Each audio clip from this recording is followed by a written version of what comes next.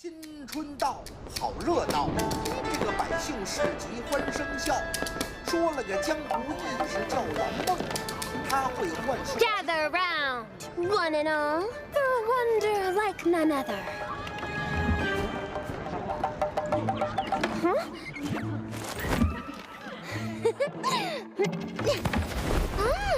We have an audience. Behold my mystical talents, passed down for millennia. Watch closely now.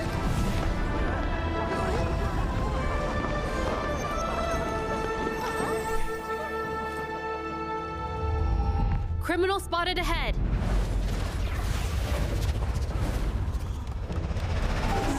Me? Apologies, that's all for today. May we meet again?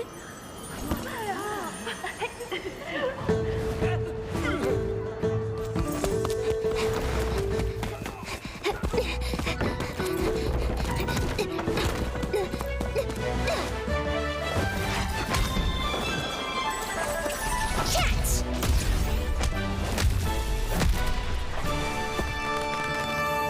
This'll be a breeze.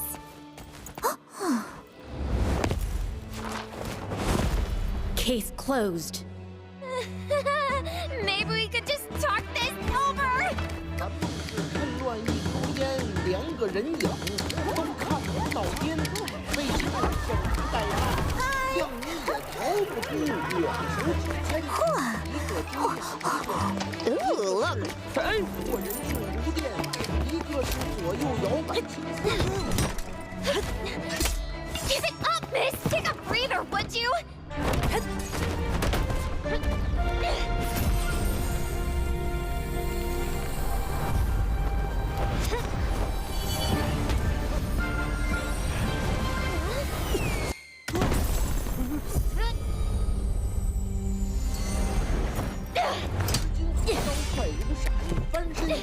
You're not paid enough for this! Just call it a day! 可这位轻敌不怕。哎，那个大活人上了哪处You ever heard of work-life balance? See ya!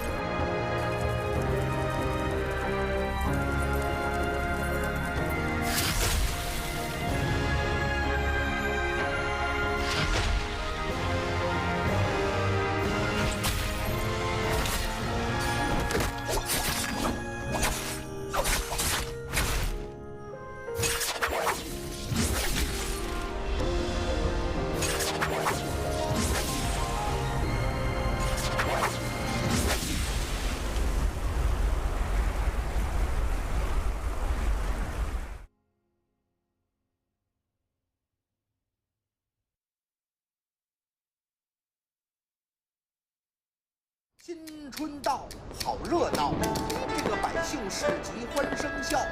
说了个江湖义士叫蓝梦，他会幻术。Gather round, one and all, for a wonder like none other.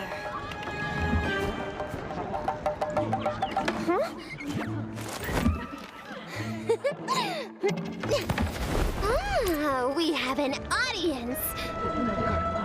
Behold my mystical talents, passed down for millennia. Watch closely now.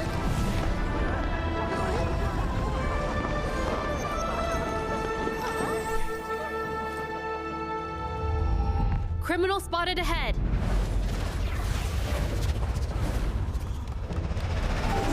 Me? Apologies, that's all for today. May we meet again?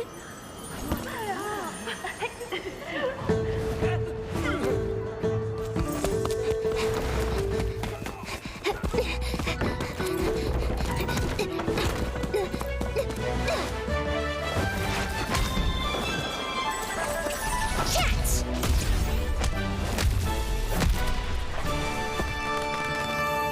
This'll be a breeze.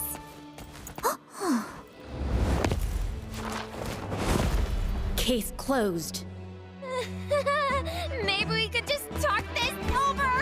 蓝梦是混乱一股烟，两个人影都看不到边，为什么守株待兔？让你也逃不住，两手指牵一个丢下，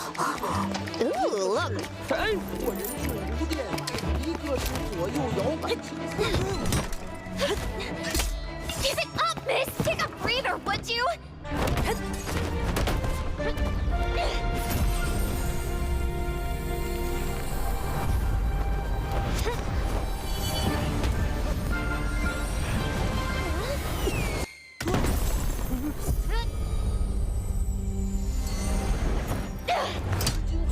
快如闪，翻身一下。 You're not paid enough for this! Just call it a day! 拿住他，我这位轻敌不怕。哎，那个大活人上了哪处？ You ever heard of work-life balance? See ya!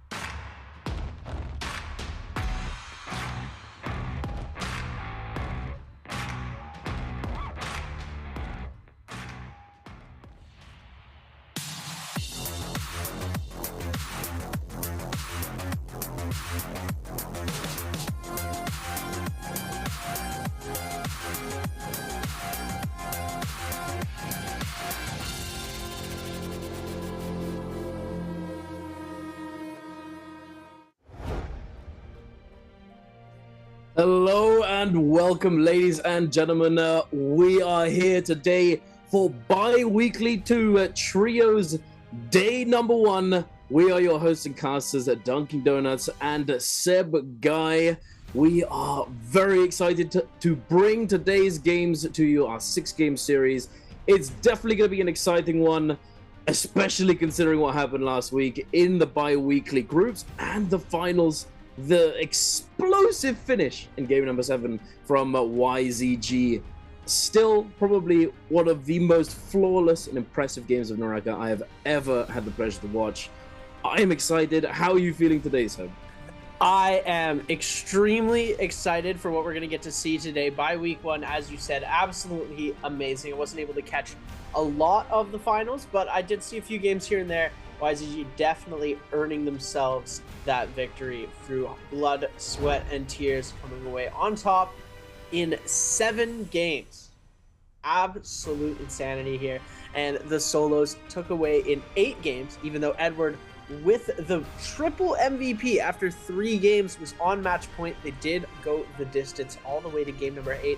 Ladies and gentlemen, do not forget, we have drops on the channel, so make sure you guys are tuning in with your NARAKA account attached to your Twitch. Link it up and get yourself some Tay, Silk, and XP bonus cards for the daily drops, and our bi-weekly finals are going to have some pretty cool stuff. Bi-weekly 2, which is this bi-weekly, is going to be that 2025 Nbpl spring badge. Everybody loves the badges. And then on the week 4, bi-weekly 4, we are going to have that eternal radiance that the people are so excited for. As we saw last bi-weekly or last Nbpl split, we had the banner that everyone was so excited and anticipating. Now we've got a new one. Extremely cool. But yeah, I'm super excited to see what Trios takes us this week. I believe we're still in the same patch as we were in the previous bye week. So the gameplay, I don't think is going to vary too much. I think the teams are going to start to sort of more solidify the comps that they are going to be running, instead of trying to play around with some of these other concept ideas that we did get to see come out here and there. I think they are going to try sort of streamline their hero picks into a set few. Yeah, I completely agree. As you said, we're not on the new patch that we are all getting to experience live in the game. Even then, not too many things have changed. Obviously, a few. We've got the Viper changes coming in. We've got a few other bits and bobs. Some the nunchucks and staff changes. The fact that now you're able to grapple combo with both of those weapons. The nunchucks, I have to say, has just gone another tier above what it was before. It is insanely good, but we're not there yet. We'll be going to that new patch in the 3rd bi-weekly. So not this bi-weekly, the following one in bi-weekly 3. But here we are taking a look at the groups for Trios for this bi-weekly 2. And today we're going to be getting to take a look at, I believe it's, what is it? It's, A and B, I believe, that we've got today. A and B, which consists of, funnily enough, I had a look through this, 5 of the 6 teams that did not qualify for the bi-weekly finals in the previous bi-weekly, which means that today, the very first day, is going to be extremely important for those 5 teams. They want to make up for it. They want to prove themselves, absolutely, but it's not going to be easy, especially considering that we have SR in here. Although they didn't perform all that well in the bi-weekly final, they were monstrous in the group stage. And then YZG in here as well. They demonstrated how impressive and how crazy they can be, and how well they can play and what they can achieve. So it's going to be an interesting day. Here we are with the days, the maps. What we got, it's nothing too crazy. I believe it's the same as the last time. But yeah, it's going to be exciting. What do you think we're going to be seeing first, Seb? Do you think it's going to be Syra again, first 4? Yeah, I mean, it's pretty hard to say for certain most times in NARAKA, but with this new meta, it is almost 100% certain that we're going to be seeing Syra first picked every single time, just because of how much of a dominant force she has become, adding to not only the solos meta, but the trios meta, and it's really a force to be reckoned with. We might be seeing some changes coming to the hero because wow, she is just a powerhouse. Any team that you slap her into, she's a flex. She doesn't only work with one hero comp specifically. She works really well with most of the different hero comps. So it is really nice to be able to see a team or a hero being able to be flex picked and moved around to all these different compositions. But yeah, she is a little bit powerful in my opinion, if you'd ask me. So, yeah, no, I'd have to agree with you there. She's certainly very powerful, and we haven't really seen the likes of Syra since Hardy. I mean, Hardy had a similar prowess and was able to do somewhat similar thing. You could put him into lots of different compositions and he would work pretty well. But Syra has definitely he's gone a step above that, because she's usable in more teams than Hardy once was. But we'll see. Perhaps that changes soon. Perhaps we'll see something come on through that just starts dominating it instead. Who knows at this point? But we probably won't see that many changes until the new patch comes through in bi-weekly number 3. But for today, yes, I agree. I think Syra is probably going to be the quadruple pick in first phase, and I think we're probably going to continue seeing a lot of the Tianhai, Kailin, and Zipping composition. I have since seeing this so often, I've actually had the chance to play this comp in ranked, and good lord, is it strong. It's extremely good. And one of the great things that I think about this comp is that it's not overly difficult to execute. It's not overly difficult to pilot this composition, because it's, Kailin, let's all be honest, it is not the most mechanically intensive of characters. It doesn't mean that he doesn't take skill and understanding to play, but there is simply less to him in terms of certain finesses and mechanics. Obviously, there's a lot to him. Turning the direction of your dashes, from where you change your camera from the start of the dash, it will take the target in a certain direction, etc., etc. Lots of nuances there, but in terms of relating it to other characters, it's not as much. And so because of this, I believe that it actually makes this comp even stronger, because I've always been an advocate for the idea that if there's less room for error, then it inherently makes whatever it is, a character, a weapon, stronger, because we're all human, we all make mistakes, we're not all perfect, and if there's less room for error, then it means we're gonna be successful more often than not. So we'll see if that continues to be a prevalent comp. I believe it likely will, and then YZG demonstrating how unbelievably good the Viper Tessa Wuchen comp can function, as they showcased it in game number 7 last week in the bi-weekly finals. We might be seeing a little bit more of that than we saw in the previous bi-weekly. But I'm excited to jump right in, Seb. Do you have any predictions for the day, perhaps? Anything off the top of your head? I think it's a little bit too early to make predictions. I think we're going to see a lot of SR and YZG coming up from this game. You did say there were 5 of the 6 teams that were not qualified, which usually means that those were the less strong teams coming into our bi-weekly one. So I think that we might get to see a little bit more from some of those teams, but it is going to be difficult with the likes of our bi-weekly one MVP, YZG in there. We've got SR, who did really well, like you said, in the group stage. And yeah, I don't know, SR performing super well in the group stage and then falling off in the bi-weekly finals. Do you think that's just the pressure, being a new team, coming into this bi-weekly finals, their first time playing under SR as this team, and they underperform compared to how they did in the regular matches? Do you think that has anything to do with the fact that they're a new team just crumbling under the pressure, or what do you think caused the fact that they didn't perform as well? Well, I think it's a combination of quite a few things. We have you definitely made the point that the pressure could have gotten to them, as they are a new team and they're not used to working together as a team. But I mean, they do have history in the past, but it's undoubtedly a factor when you go into Nbpl as under a new name, and you're trying to make a name for yourself, as well as having the pressure of having performed so unbelievably well in the group stage. that builds confidence, but it also adds on to the pressure.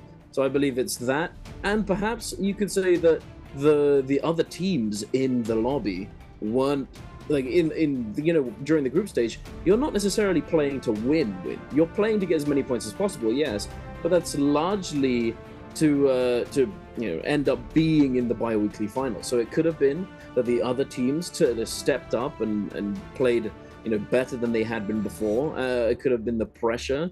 As I talk about it, mentality is so important for NARAKA, for professional play in general, especially in a team game when you have 3 players in trios.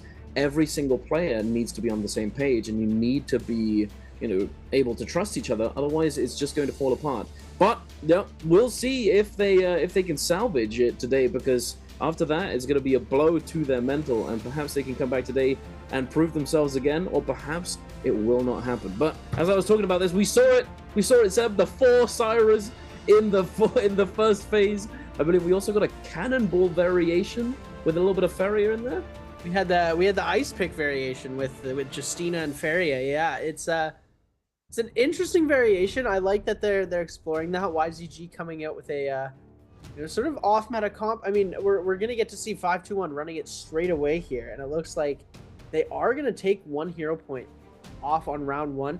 Interesting choice from them here. If they're gonna be able to capitalize and get a lot of points out of this game, that 1 hero point could be worth the risk.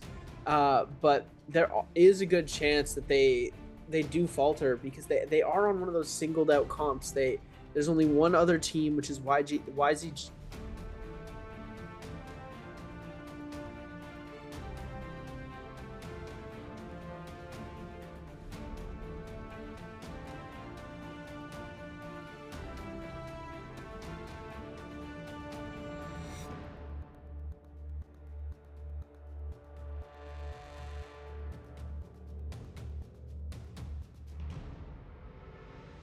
Into it here in just a second, as we're going to be seeing who is going to get which ability. We're going to be seeing which F and ultimate abilities have been selected by these players. It's going to be pretty standard across the board, I'm thinking, Duncan, just based on what we've seen from previous weeks. It's not going to be too much of a variation change.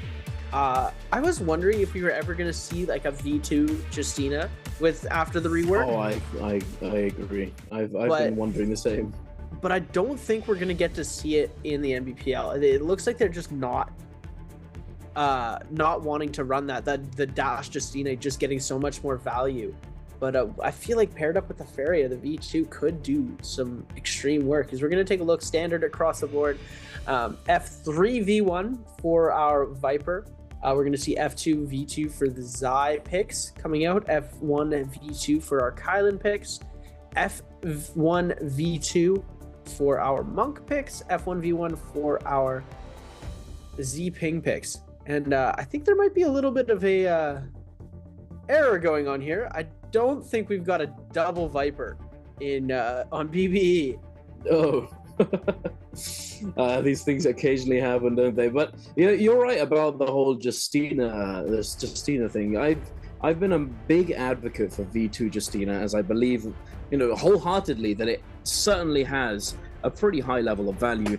But V1 can simply just be a little bit more, a little bit extra value at times, because you're able to get a lot of CC, a lot of crowd control with these dashes if you're able to execute and pilot the character extremely well. And of course, we're in the big leagues, we're in Nbpl. They're pretty versed, they're pretty experienced, they know what they're doing. So they're able to push that character to its limits, especially the very best of those Justina players. But perhaps one day we will see it, because 50% on cast is pretty good. It's pretty good. That's one of the reasons why Tessa was so popular. She had 50% on initial release, then it went to 55, and there were some changes around. Now it's all the way up to 60 because of how strong it was. And Justina is at 50% the entire time. So, perhaps there's some untapped potential there. Who knows? But I will say that this Justina composition with Syra and Feria is extremely good at taking down the Transformer compositions. It feels just unplayable as a Tianhai. You ult, you die. If you don't ult, you die. It's just, it's crazy. It's really, really impossible to do all that much. But here we are kicking it off, ladies and gentlemen. We do see a few kills going down in the kill feed. It looks as though 5-1 to manage to take down FPX. We're over here taking a look at Wolves looting up with this other team very close to them, but no action as of yet. But here we are taking a look at WBG and SR going up against each other. Yeran trying to find an opening, holding these fan R&B focus attacks. Leo has already gone down in the 1 versus 2, and unfortunately, Yeran and Jing have not been able to do the same thing to the opposing team. They're now in a 2 versus 3, making it extremely difficult to come back in this situation, but it is possible. Do you believe, Seb? I do believe, I mean, it is looking a little bit more difficult. Junks has been able to get himself an armor swap here, and now we're seeing the ultimate come out from the Zai. This could be disaster. Euron doing a really good job at kiting this out, though. Out is going to get himself tapped. Now it's just a matter of time.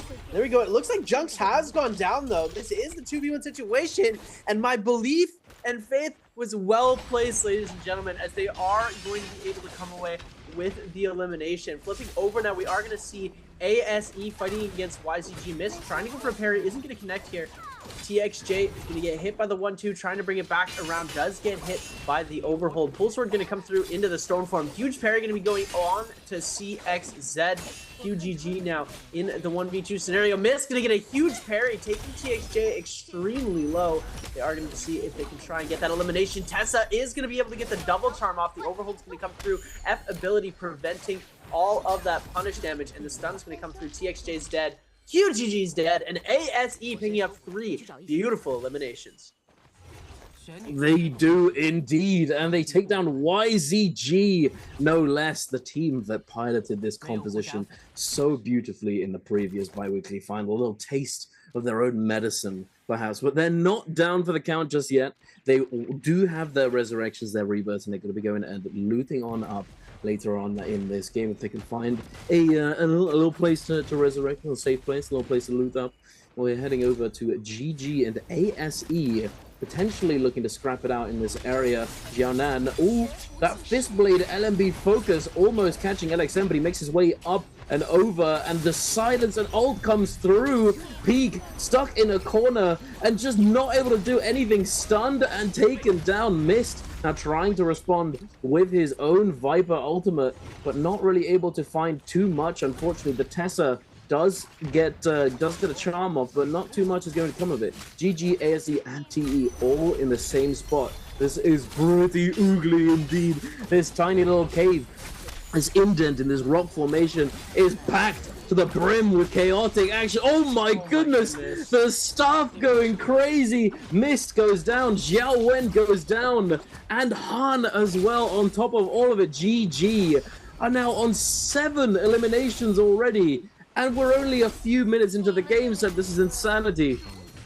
And GG showing that they are still a team to be reckoned with, as they are going to try and pick up some more eliminations here. It looks like TE's Youth is going to be able to get himself hit by the Viper stun, and Xiaonan are going to both go down. Beautiful cleanup from GG here, picking up 9 eliminations, going on to their 10th kill now. On to TE's Peak, trying to see if they can make this happen. Peak trying to get away, is able to use that F ability to create a little bit of distance, but it is not going to be enough, as Peak finishing himself off. GG's 330 with the purple greatsword is going to be able to pick up a nice little elimination, putting them on 10 kills for the team. This is absolutely insane. We're not even 5 minutes into the game yet, and GG has picked up 10 eliminations. They are pretty highly scaled as well. They've got some good loot under their belt, 2 purple armors, lots of purple weapons, and they're going to be jumping into these next couple of fights with some very, very aggressive gameplay. Oh, absolutely. And they not only do they have all of this stuff, they have a whole bunch of money.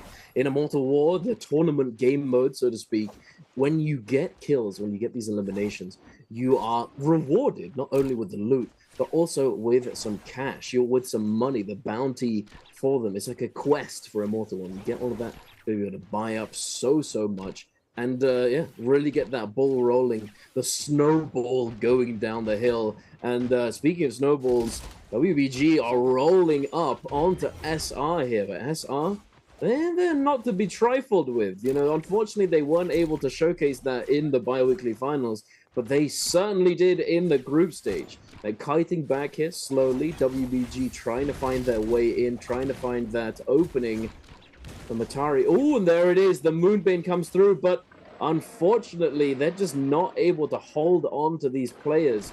Moonbane's strategy is two people try their very best to hold a player or two down in one specific spot as their third teammate puts the Moonbane down on top of them.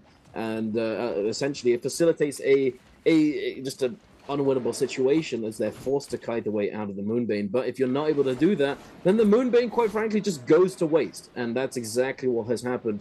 Unfortunately for WBG, they've invested their Darktide coins into buying this Moonbane, and it's gone down the drain. So, you know, that's definitely unfortunate, to say the least.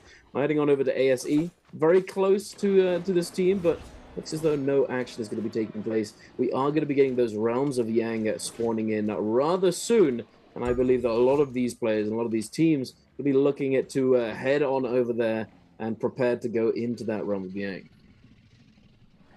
Yeah, and as we're setting up for this Realm of Yang, let's take a quick look at YZG with no eliminations on the board.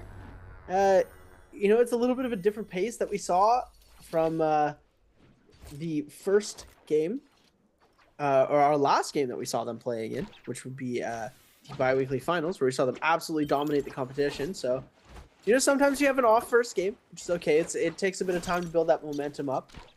They did go off on their first fight, and they ended up losing. So it would make sense that, you know, they haven't really gotten themselves into a fight post rebirth. They just need to find a good time to get themselves in. They might try and go for Realm of Yang here. If we're taking a look at the map, it looks like YZG has started to scale up closer to that Yang, but SR is going to be waiting in the wings there. We're going to be seeing SS1 going for a Realm of Yang as well, a TE jumping for that bottom one, and we're seeing FPX as well. All of these players are starting to crowd there. It looks like Wolves and ASE, as well as, I believe, GG here, going to be going for that Spirit Well instead of the Realm of Yang. It's definitely a viable option, especially when you're playing at the Viper Tessa Wuchen. You know, it's not necessarily your priority to be going into those Realms of Yang. You can look to position yourself around those portals and look to try and catch off these players trying to make their way into the Realm of Yang. But, you know, you usually don't want to be going in there. And it's not necessarily because Tessa and Viper aren't able to, but Wuchen inherently just loses a lot of value in the Realm of Yang, as there isn't really all that much room to teleport and actually make use of this ultimate, the ultimate that is definitely the best in slot for trios at the current time. Do you think we'll ever get to see Wuchen V2 used in trios? Maybe one day. Maybe one day. Could be a good Yang contender, as we are going to be taking a look at our first fight here. We're going to be seeing Alliance. Revenge going to get grabbed. SS1 Water picking up a nice grab. Trying to go for the double here. Isn't going to be able to get it. Revenge is going to get himself dropped. Trying to see if they can go for the grab again. SS1's zipping, doing a very good job at the peel, as we are going to see Shuan now in that ultimate, trying to see if they can get another grab off Water. Not going to be able to make anything happen. NY7 going to be getting peeled. Shuan taking a lot of damage, though. They are going to try and get Revenge out here.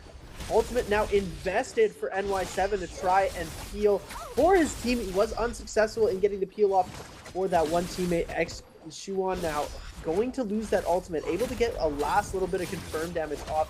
We're now going to see the F ability invested. It is a 3v2 situation with both players on Alliance extremely low. NY7 and Yuma both going to get themselves eliminated, and SS1 taking a Realm of Yang. They're showing some really good stuff this game. Oh, absolutely. SS1 definitely performed pretty well in the previous bi-weekly as well. They were one of the teams that made it into that bi-weekly final. And although they didn't come away with a win in the final, they definitely performed pretty well. And I'm sure everyone's hoping to see them continue along this path, as you know, they're not a new team, but they're not one of the big names at the moment. You know, they're not one of the big dogs like GG and JL and you know, all of these big names. they're certainly trying to prove themselves. And with this composition, they could very well do that in this game, especially off of that Yang win, managing to scale up. No, I was about to say Takeda, Tianhai and Kylin both scale extremely well with high rarity loot. So they're going to be taking advantage. Oh, there's a nice little purple armor for TE. We're also on this composition as I was talking about it. But yeah, no, absolutely. We've always talked about it. The Tianhai, when he's been a part of so many different compositions, benefits so much. His ultimate's health scaling with the armor that he has, and the damage from those slams in the ultimate also scaling with the weapon rarity. And it's interesting to see that the weapon, the golden weapon on the team composition has instead gone over to the Kylin. It looks as though they're prioritizing the Kylin's ultimate damage over the Tianhai. And it does make sense. It's not always the case that you want to give the Tianhai the golden weapon to make those slams do more damage, because a lot of the time the slam itself is not what does the most damage. It's the follow-up from the slam. But we've got a bit of a fight breaking out here, Seb, in this tiny cave. What is going on? It's a boxing match. It's getting crazy in here. Oh my goodness. Boom! Get back, son. Where you going? Oh, the poison from these mushrooms is going to be doing so much damage. Let's see who is going to have the more sustain. It looks like TE's Youth able to get the elimination onto water. And look at all of these Kylin slashes going back and forth. All of this poison getting sent around. This is not very good. It looks like SS1 is going to get themselves eliminated here. Both of these teams do have that Vermilion Bird Mite, so they are going to be able to get themselves a little bit of a resurrection. As you're going to see, they are going to intentionally set off those poison mushrooms one more time so that they can go down and take themselves to a better spot. They would be very far out of position if they tried to go for a fight right now, and it's just going to be a difficult one for them. Instead of wasting resources trying to reset their HP and go back into a fight without their ultimates, they are just going to take themselves to the soul altars for the revive. It's a smart play to do, as we are going to see now. It looks like Alliance facing off against YZG. Both of these teams on Yang depletion. It looks like, oh my goodness, what a peel from CXZ to be able to get NY7 away. It looks like it is going to be a little too late, as QGG forced to pop that Justina ultimate to try and get away here. Has one last dash, is going to be able to use all of those dashes to try and get away. TXJ trying to peel for the team, as well as XJ. We're going to see QGG now going to pop that F ability to be able to get out of there. F3 going to come in. F2, sorry, for NY7. What a play. It looks like Alliance Yuma able to come in with the elimination. I thought Wolves Night HQ stole that for a second there, but we do see them picking up this elimination. And now WBG coming in on the third party. They're also on the Yang depletion. Oh my goodness, what a melt from NY7. We're going to see the Syra coming through, just dealing so much damage. TXJ now facing off against NY7. NY7 still trying to come away with this elimination. TXJ with the jump LMVs coming through. YZG's TXJ now is going to end up getting stunned out. And Giron going to assist in the elimination, helping Alliance out a little bit there, but it looks like Alliance were still able to get the bloom and get themselves cured of that Yang depletion, as SS1 coming in on the third party. Indeed, what a bit of an upset to say the least. YZG having performed so well in the bi-weekly final, you're thinking, well, what's going on? Did they fall off? Are they washed after a week? No, I think it's pretty safe to say that they're certainly not washed. I'll touch back on that subject in a moment, but we're taking a look at BBE up against GG, and they've already managed to take down a player, but at the cost of a significant amount of their effective health here, and the Tessa ultimate. Oh my goodness, how the turns have tabled for poor BBE. They had it in the bag there for a second, but they just It cost them too much health, and they weren't able to come out on top. GG able to turn it on its head and clutch up in the end. We're about to take a look, jumping straight back into the action with SS1 and 5-1 in the realm of Yang. SS1 certainly looking to replicate their performance in the first realm of Yang. A huge amount of damage coming through onto Pampy. Oh my goodness, forced to dash away. The Farrier mech was dropped down on top of him in case he needed it, but he wasn't able to get in. The communication was not there. Now Water taking a little bit of damage from Ivan. The tech chase from the Pulse Sword is coming through. The RMB focus double charge coming through from Water. He's trying to chase him down, but not able to. And now going to be going up into that Vajra state in the Monk ultimate. But I don't think he's going to be able to slam here. Unfortunately, the Farrier mech is just too disruptive. They do find the kill onto Yin regardless, though. 5-1 now down a member. SS1 in the driver's seat on the front foot. Water still throwing out these grabs. Does manage to find one, forced to slam as his ultimate is about to expire. There it is, coming out of that ultimate. He still has so much of his armor to play with. It is looking pretty cooked for 5-1, unfortunately. And SS1 able to get their second Realm of Yang win, further accelerating their game plan for game number 1. But speaking of game number 1, I just wanted to quickly touch back on this as I was talking about it. YZG, I think the game 1s, they're a bit of a throwaway. I'm not gonna lie. In the bi-weekly final, they died with Draco Storm in endgame. How?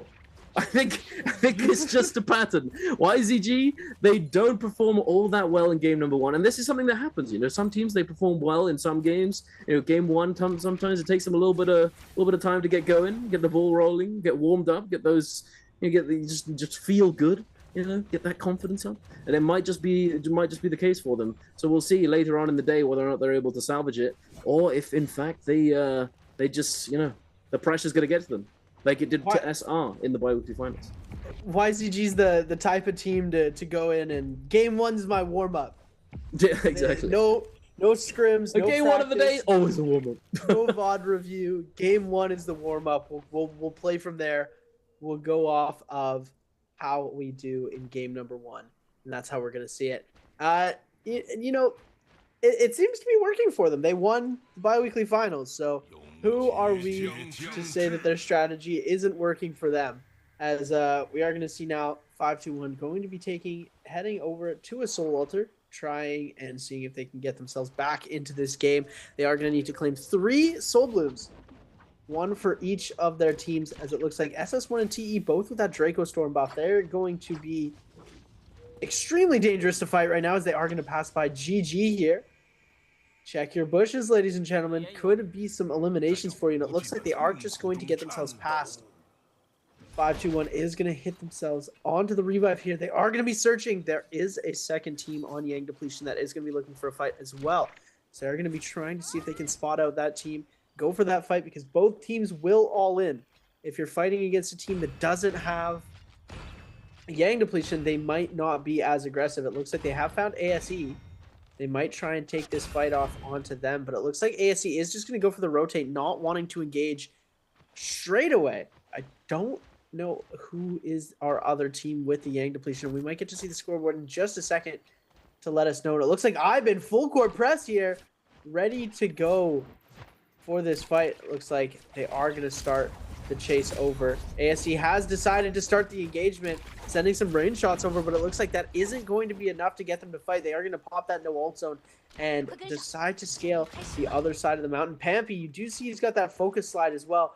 Could be a crazy play coming out with that pole sword if they're going to be able to catch up to them in time. And it looks like they are getting the grapples off on them. They are keeping pretty far behind, not wanting to engage too closely with this team.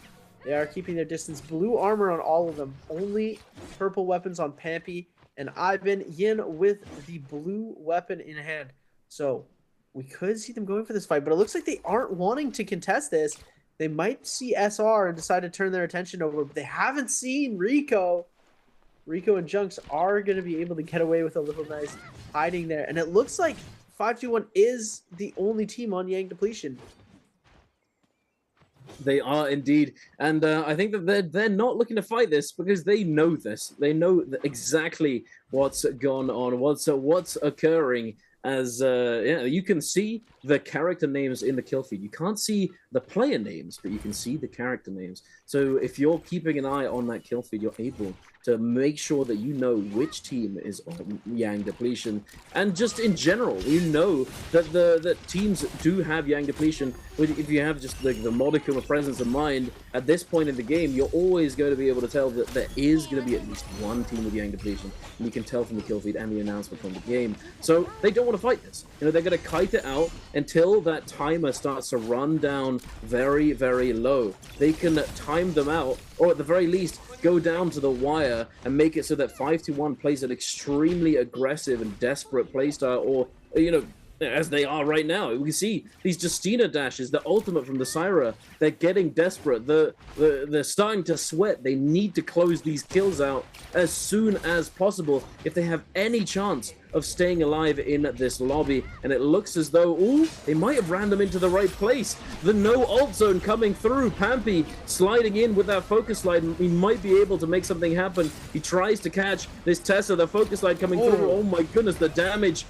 Oh my, ooh, that's the kind of heavy sword gaming I like to see. The dodge on the Tessa ult as well. Xiao Wen, 1 HP. He's in a nightmare right now. Pampy just destroying him. Absolutely cooked. But unfortunately, the Soul Bloom gets taken away from him. 5-1 made such a huge and valiant effort to salvage this horrendous situation, but they're just not going to be able to do it. They're not going to be able to cleanse that Yang depletion. They did manage to fully grief ASE, however. You know, you don't want to fight? All right, you're going down with us, boys. You're going down either way.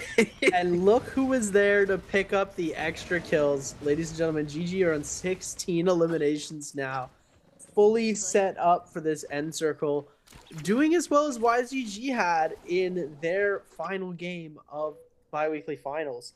And wow, it looks like SS1, the lone player of SS1, just going for the hold on this Spirit Well, holding it for as long as humanly possible to be able to give these players chance and position to ult. And it looks like Juwon going to be the only one on the team to hold this. So we're going to see Water. Oh, Water has expended that ultimate, so we are going to see now coming through here all of these good weaponry for the team. They do have that Draco Storm buff now, and I'm surprised nobody else went for this. This is an interesting play, we are going to see now fully healed back into this game with the Kylan ultimate to try and see if they can make something happen. It looks like they aren't going to be able to get very much value out of that first ultimate, but we are going to be able to see them try and make something happen. They do still have their ultimates up and available. And that Draco Storm just going to heal so much. Oh my goodness. Right back up to full HP. Took away all the zone damage, all the Kylan ult damage, and now forcing the play over. They are going to try and focus themselves onto SR. Zhao going to be the target of this. We are going to see the Matari ultimate invested now for them. And this could be the calling factor for GG to back off, but they could try the full court press here, as they know one ultimate has been burned. GG wanting to get, or SS1 wanting to get a piece of action as well. Looks like they have found Alliance. NY7 going to use that F to try and back off here, as that 80% Moonbane has started to drop in. We are going to see the Moonbane entering into play. Last time we casted together, we saw about 4 or 5 eliminations from that Moonbane. You think we're going to see something like that happen again? It's certainly possible, Seb, as the 80% Moonbane covering 80% of this safe zone is extremely spooky. But we'll see. You know, perhaps these teams have learned their lesson. You know, don't mess with the big purple snake in the sky, because he will obliterate you. So we'll see. So far, no one's gone down to the Moonbane. No one's dared get a little bit too comfortable in that area. But we do see a few teams wandering through, at least for the moment. But you know, moving forwards, let's see how things go. Yumar taking a lot of damage right there from that range weaponry. Oh my goodness. TE just absolutely peppering him with bow shots. Oh my goodness, the scatter shot doing work. Yuma now having to hide in this bush, and his teammates forced to cover for him with those dual halberds RMBs to try and make sure that he doesn't continue taking fire from the firing squad down below. We've got this team looking to try and secure this spirit well with the White Tiger's prowess buff in play. It's definitely not as good as it used to be, but it certainly has a significant amount of value, as you're going to be able to reset those ultimates. We might see the Kylan pop ult and then capture this, and then immediately after his ult ends, pop another one and just continue slashing and dashing his way through the enemy players. And it is one of these plays that we do get to see happen pretty often when a Kylan is going to be able to hit that ult, get the reset, and come through. It is just incredible how fast they're able to get their ult back with that ult charge from the White Tiger's prowess buff. We're going to see now SS1's Shuan trying to make the play happen. Does have those Kylan slashes still left remaining, and another ult in the back pocket if need be. They are going to see if they can try and get some damage. It looks like they are going to be targeting out these players of Alliance Revenge. Forced to pop that ultimate. Shuan not going to pop that second ultimate here. They are just going to wait for these other players to start backing off and getting into this other area. Nobody getting extremely low, and it looks like NY7 able to get a nice F ability off, and FPX taking a whole lot of damage from that Syra. Kiki gonna drop that ultimate as well. They have the Kurumi ultimate up. We're gonna see SS1 Water now trying to go for the grab. It looks like they're able to get the grab off of on LXM, and this is horrible for GG. We are gonna see the Wu Chen port. Oh, I thought we saw the Wu Chen animation coming out, but it looks like we don't get to see it now. GG down a member. This is really unfortunate for their team here, as they were doing a very good job. 16 eliminations on the board. SS1 was able to do a great job with the follow-up here. And it looks like LXM is going to be eliminated off of that. SR Junks now seems to have become the target. Now SR Rico doing a really good job at peeling, getting and knocking these players of SS1 away. Junks now taking a lot of damage. Shuan with that Kylan ultimate trying to make something happen onto Junks. Junks looks like he has been able to get away though. Shuan still trying to see if he can follow around, and it looks like they are going to focus onto the members of GG. GG crumbling in this fight here, as it looks like Shuan able to pick up another elimination, and the White Tiger's prowess coming into play here. Definitely, like you said, not as powerful as before, but still an extremely powerful resource for these players to be able to use. Wolves now on the other side getting hit by cannon fire from FPX. We're gonna see the Flamebringer coming out, and it looks like SS1's Water taking a lot of damage. Doesn't have its ultimate back up yet, and they're just gonna try and wait on that timer. Water trying to peel, but it looks like he's noticed all of these other players jumping into the mix. Doesn't want to mess with any of that, and it looks like LJX now is gonna get the grab off the TE's Peak here, trying to go for the double onto the members of FPX. Isn't gonna connect, sending Peak into the zone here. We're going to see him try and get that grab as well on the TE's Youth in that Kylan ultimate. Is going to get himself grabbed here, trying to go for the double. Isn't going to connect on the double. Youth going to get himself slammed out and Peak. Now, trying to come away with the grab is LJX and Showdown. All three members of TE had been grabbed by Wolves LJX. And now FPX Kiki in the sky grabs TE's Peak. All of these members of TE just trying to avoid these grabs and getting grabbed over and over and over again. The Monks coming out to play. SR Zhao, the double slam coming through. F going to get invested though, so they can get back and avoid the re-grab here. And it looks like WBG King has gotten eliminated. The double grab, double slam. TE Xiaonan, another re-grab gonna come through.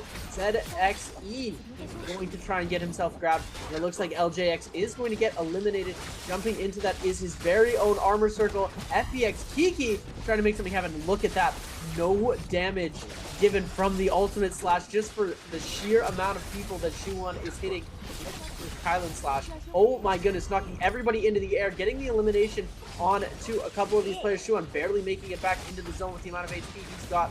We are going to see getting a bit of healing now. SS1 Water going to try and do some healing, has his ultimate back up again, and it's FPX versus SS1 with SR and TE still alive into the zone. I don't know where they are. Water going down, is going to get himself eliminated here. FPX Kiki trying to hold the zone as best as possible. Wolf ZK going to get himself grabbed and sent into the zone. SR Rico in the skies. SS1 Zuon going to get himself grabbed as well. WBG is going to get eliminated. TE's Youth picking up a kill. SR Rico picking up a kill. Youth trying to be the last man standing, and it looks like he is. TE going to be the last player standing. Absolutely massive. What an end game for game number 1, ladies and gentlemen.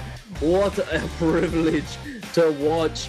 How many monks was that? I will say I noticed that there were far more Kylin Tianhai zipping compositions in that end circle than there were Syras. There were only a couple of Syra compositions still left alive. Perhaps, hey, I mean, perhaps Syra's not the play right now. Perhaps, perhaps Kylin Tianhai zipping is the play. It certainly looks as though it's doing extremely well, but perhaps, that's just it's a coincidence, perhaps that's not really too much to read into, as we've been able to see how powerful Syra is across the board so far in the previous bi-weekly. So we'll see moving forward, but a stellar performance from these players. An excellent game to kick off our first game of the day for bi-weekly 2 Trios day number 1.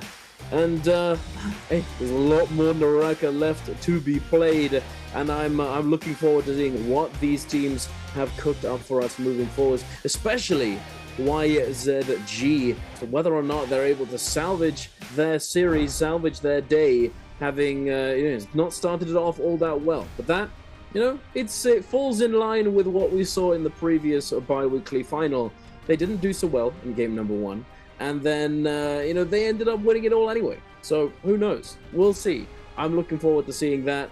But for the moment, we've definitely been able to see some very nice NARAKA TE coming away with that MVP. I'm not sure how close it is, but we'll find out soon enough. For the moment, you know the drill, ladies and gentlemen. Answer 4 treasures. If you want to have a chance of getting your hands on a Spring Split random gift box, make sure to get your answer to this question in the chat. And the question is, how many players chose Syra in game number 1? Was it A2?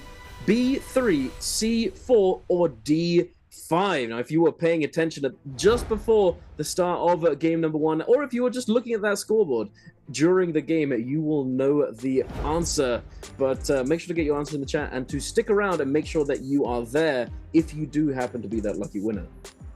Taking a look at our scoreboard, ladies and gentlemen, it is going to be TE with 11 kills, 4 ranking points, with the multiplier, getting themselves 13.2 kill points is the total game score of 17.2, beating GG out, who went out very early in that game by only 0.2 points. SS1 going to be picking up 3rd with 14.5, Wolves taking 4th place with 11.5, FPX with 8.5, Alliance with 7.5, and our MVP team, 8 eliminations for Youth on the Kylan, 27,000 damage, 30,000 healing for Peak, the zipping MVP of the game, 30k healing, absolutely insane. And Xiaonan, just the amount of times that TE got grabbed and slammed in that final circle and Peak was able to heal them, and then Xiaonan comes back being the last monk standing in that lobby. Youth able to pick up so many eliminations when it came to that final circle. We are going to get to see some more of these eliminations brought to you by China Unicom. These are your game 1 highlights, taking a look at early stages of this fight. We saw 5-1 actually picking up the early eliminations onto FPX. And then we're going to get to see, this is where GG's rampage started. They already picked up 4 eliminations. They get the double stun off onto Xiaowen and missed, absolutely melting them. And then Han trying to come in with a scale rush to heal all of that damage, was unable to. We get to see GG taking out BBE as in the 2v3 situation as well. They were able to get this elimination off right at the buzzer, and they're able to Wu Chen teleport out here, as we are going to see double grab, double slam from Kiki, double grab, double slam from Xiaonan. And then we see the follow-ups happen, and Xiaonan just doing an amazing job getting another double grab and slam, getting the re-grab off on to Wolves LJX, and he gets the elimination there. We see them come down, and look at this play from Youth. Youth isn't losing damage. You're supposed to lose health every single time you do a Kylan slash, and the amount of people that he was hitting, he was not losing any HP, was able to come through that immortality proc save till the very, very end. And Youth is going to be our game 1 MVP from TE. I mean, no surprises there. 8 eliminations and almost 30,000 damage. He was certainly popping off during that game, and as we can see, jabbing was well, actually he has 2. He has 2 jabbings. A little bit overkill, but it still counts as attack damage. Nonetheless, having his hands on Sap, Focus Slide, and the fire arrows target lock. We could see a little bit of bow shots coming through in that end zone. I believe it was Youth that we were looking at who was just peppering down that Syra team as we were in the lead up to that end zone. Focus line, we've seen it time and time again. It is so unbelievably good. 27,000 damage, 9.6 thousand of that damage coming straight from his skills and ultimate, so it's certainly very impactful ultimate. As we've all felt the end of, we're on the other end of those Kylan ults in our games. We know how it feels. It is extremely good, and although, you know, it may be to a lot of players' dismay that he is coming back into the meta, it is nice to see him rearing his head in trios. Just, you know, he's not too strong. You know, that title still kind of goes to Syra. But, you know, it's nice to see that he's relevant again. Hardy, you know, he had his time in the spotlight. He's gone for now. But perhaps he'll be making his way back into the meta sooner rather than later. Who knows, considering, you know, he's gone from every game to 0 games. He's just not there anymore. It's as if they removed him from the game. But who knows if we'll see him again. But we're going to be going into our game number 2 very shortly. And hey, I'm excited. What do you think we're going to be seeing in game number 2, sir? I think we're going to see Sand Siphon start to come out. We're moving over to Holloroth. So I think that we're going to be seeing a little bit less Monk, just due to terrain.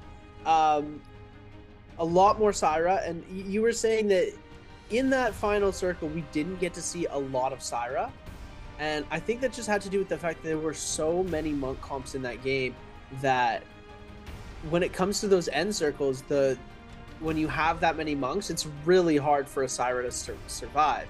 When you have a lobby that is a majority Syras and you have your Sand Siphon teams, I think that's where Syra really does shine through, and the Kylan comp is sort of made to try and combat against Syra mainly and Zai. So I think that's why we saw the insurgence of Monks in that final round with that many Monk ults coming through in that final circle.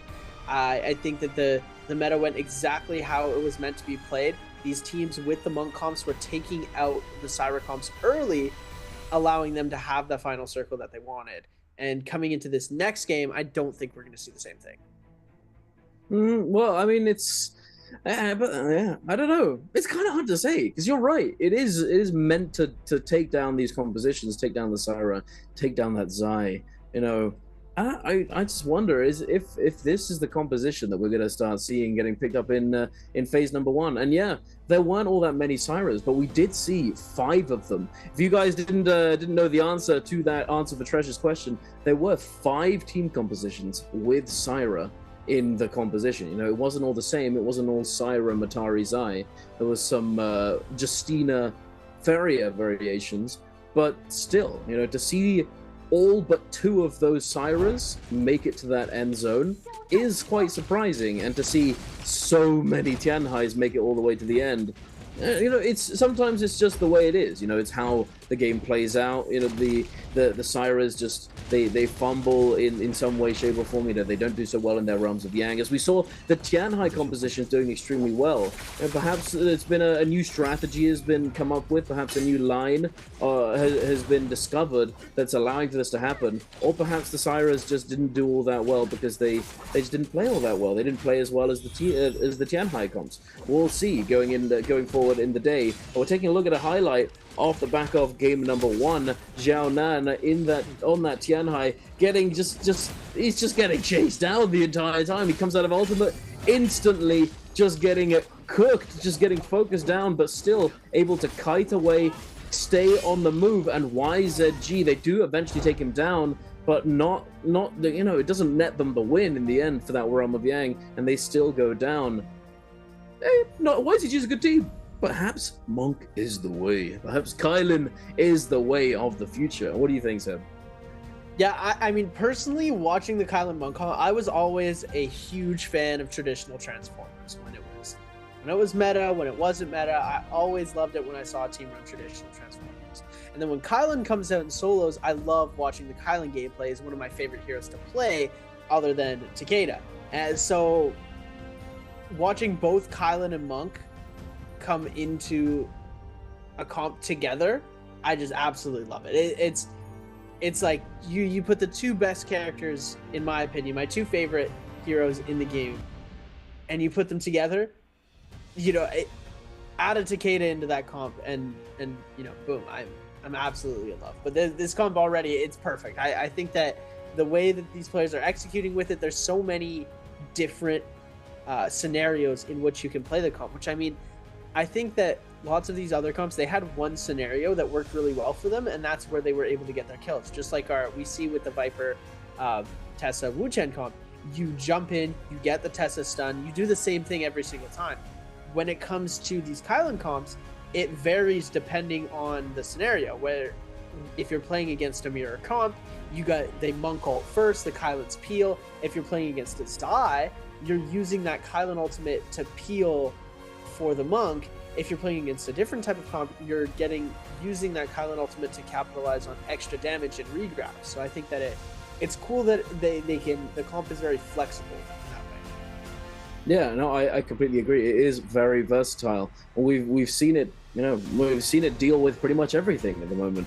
And but I will say, the Justina Feria, Justina Feria Syra comp does deal with it pretty well. I'm surprised that we didn't see the Tianhai, the Kylan, the zipping compositions go down to that Justina comp, because Justina, she flash freezes those monks.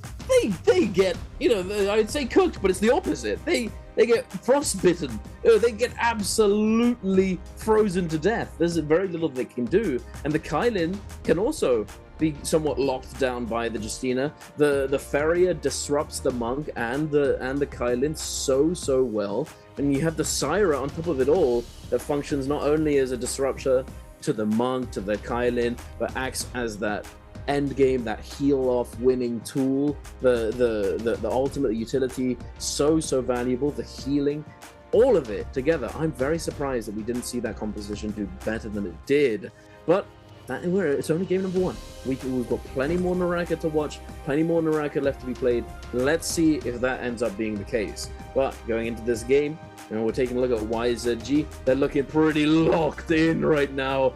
Ooh, TXJ, he's a little oogly right now. Look at that scowl on his face. He's ready to get in there and just absolutely obliterate. He's stretching, adjusting his headset. Look at him. He's locking in, guys. He's locking in.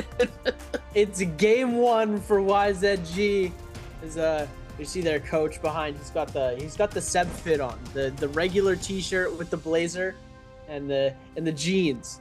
Yeah, that's the signature casting outfit for me. So I respect the drip.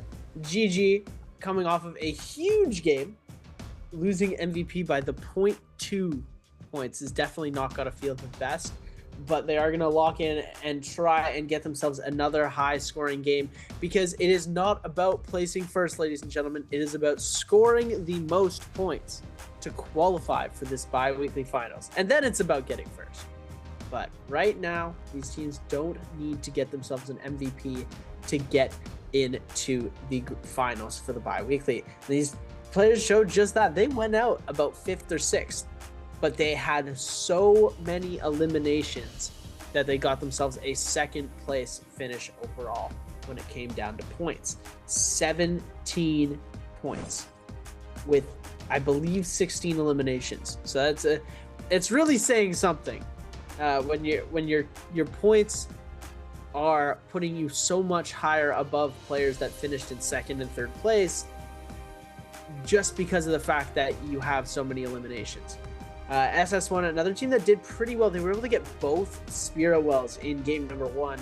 Both of those late game Spirit Wells they were able to capture, but they weren't able to capitalize too many eliminations. They facilitated kills for other teams, as they were able to get players really, really low, but weren't able to finish off on most of those eliminations. And then TE was able to pick up on that and capitalize, and third party so many kills away from SS1.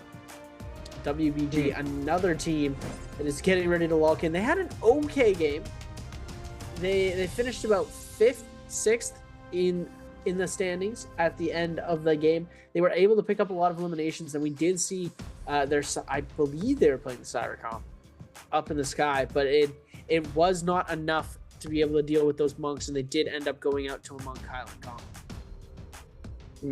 Yeah, absolutely. It's still pretty. It's still extremely competitive. I wanted to talk about how, you know, I mentioned it earlier that 5 out of the 6 teams that did not qualify for the previous bi-weekly final are playing today. That being Wolves, Alliance, FPX, 521, and BBE. And you know, they need to prove themselves. 521 played pretty well. They met their demise, unfortunately, in a Yang depletion situation, chasing down ASE, trying their very best to catch them, but unable to do so. They did grief them. They did take them down with them. They went down swinging, but unfortunately, they weren't able to stay alive. BBE, they took down a member of GG in that skirmish, but they had it turned on them. They were a bit loot diffed, if we're being honest, but they still, I mean, GG, absolute monsters of the scene. Unfortunately, they weren't able to clutch it up. So, you know, I'm hoping to see more come out from 521, BBE, as well as FPX Alliance and Wolves. They all played extremely well in the previous bi-weekly, and let's see if they can step it up in this week. You know, Wolves, Alliance, FPX, and 521 all were around the 70 to 80 point mark, but they just couldn't make it. So it looks as though minimum 80 points is going to be the requirement to qualify to that bi-weekly finals. But taking a look here, we've got the first phase down and out. Syra, Zai, and Matari have all had their points increased by 1. It looks as though in that phase number 2, we're seeing GG pick up that Kylin Monk composition.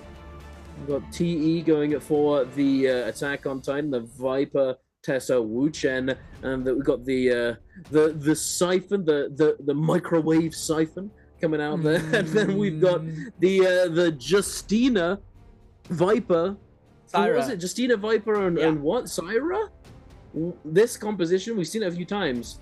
It's pretty spicy, I have to say. And you know, I expected to see a lot more Siphon, but the fact that Kylan wasn't hero pointed out, it allowed the Kylan Monk comp to be played by so many teams yet again. I think we see GG and maybe 3-4 other teams rocking the Kylan Monk comp again, which is, before, when it was still traditional Transformers that was control of the meta, when we had Holoroth, these players were traditional Transformers on Morris. Holoroth would be the Siphon comp just because of how difficult it was to get those grabs off, but it looks like they have found their ways around it. As you know, in a game like NARAKA BLADEPOINT, the skill ceiling is always going to be getting higher and higher. So these players have obviously been able to find themselves a good workaround when it comes to not playing Monk comp. We are going to see one Siphon comp though. SS1 is going to be running Siphon with Syra. Interestingly enough, we aren't going to be seeing our traditional Siphon comp. This is going to be our Syra Siphon with that Justina Syra Viper comp. That is going to be a very interesting one to see. Oh yeah, we've seen it a few times now, and it is interesting because it disrupts that whole the pairing of characters that we've seen time and time again, and has just sort of stood as a precedent for the longest time that when creating team compositions within NARAKA, you know, you go for 2 characters together and then you add an extra one on usually. So there's usually been Viper Wuchen, Tianhai Karumi, you know, Zai Matari. These pairings have become so prevalent in the team composition creation, this sort of meta, so to speak, that it's interesting to see that Viper is not being paired off with the Wu-Chen, and instead is being put into this slightly odd Justina Syra variation.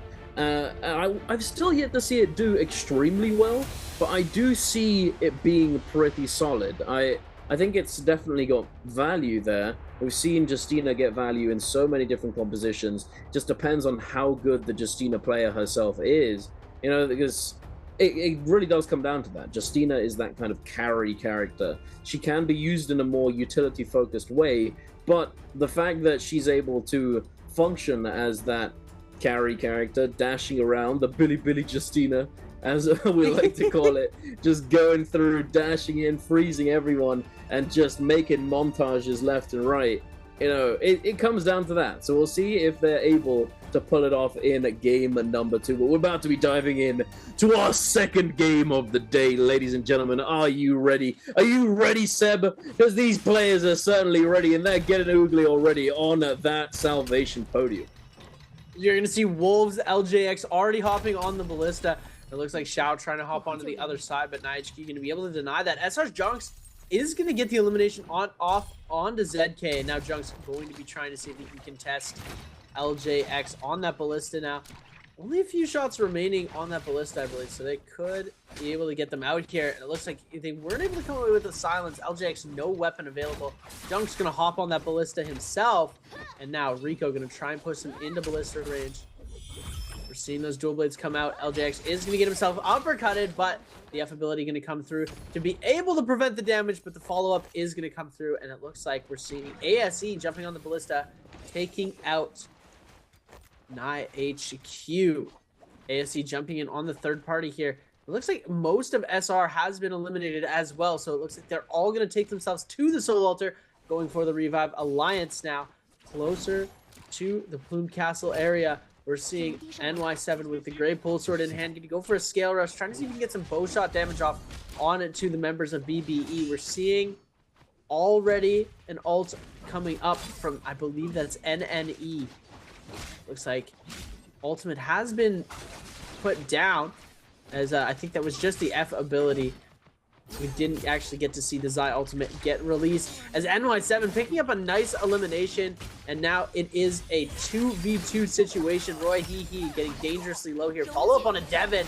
Absolutely crazy. But now we're going to see the ultimate coming out. This fight could turn around pretty quickly. We are going to see the Monk ult coming out, though. This could be it for BBE. If they do get themselves grabbed, it could be the end of them. Roy Hee doing a really good job of dodging out, though. Revenge trying to just back off and get the heals going, as ultimate is going to go down soon, though, for that. Oh my goodness, for Roy Hee. He is going to be extremely low. Devin's going to get himself grabbed. Oh my goodness. Roy Hee still trying to kite this out. 2v2 situation. Monk ult is going to go down here. They are on the back foot. Very low in HP. Devin's going to go down, and now it's a 2v1 situation. We've seen Roy Hee clutch up 3v1s in the past, but it looks like that's not going to be the case today, as Roy Hee is going to go down. NY7 picking, a Revenge picking up the elimination. NY7 doing a very good job with the Pole Sword follow-ups. Very nice indeed. That grab, Roy Hee dodging out of the way.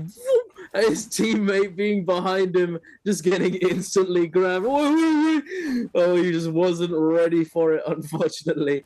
It spelled their demise. They did a very good job of stalling it out and fighting back here, but unfortunately the Tianhai, the zipping combined with all of that healing, the health bar reset from the Tianhai was just too much of a wall to climb, too tall to scale, unfortunately. But still, a valiant effort nonetheless. It's a good showing as well, considering that BB unfortunately did not do very well in the previous bi-weekly, and perhaps they've turned up this week to prove a point. But so far, it's not been going so well. But there is time left today. Still time left to prove themselves.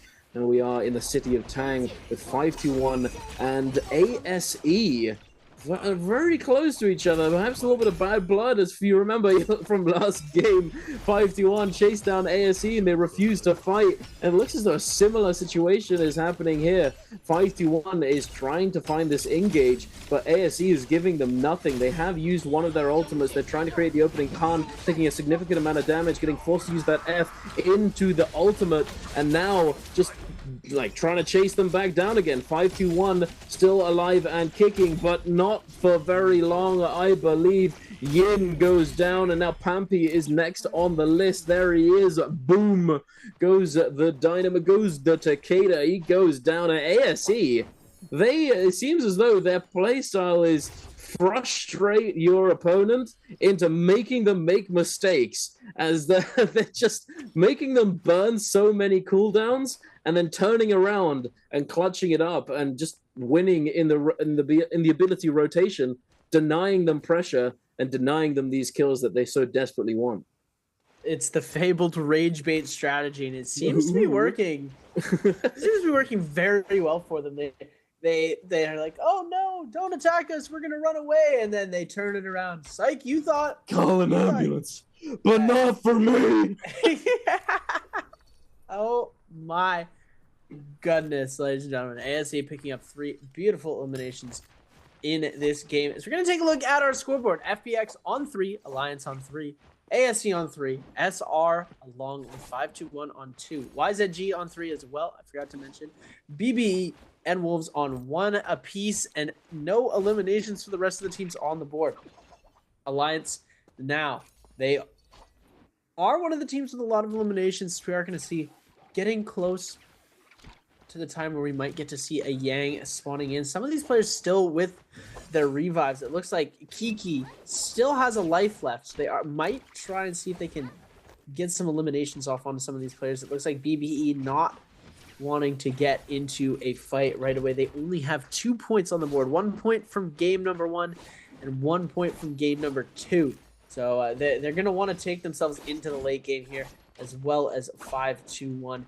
No one really getting too aggressive. YZG with 3 eliminations still has the potential to get into a fight right now, but they have gotten themselves pretty scaled. Once you get to a certain level of loot, you don't want to lose it necessarily taking a less than optimal fight.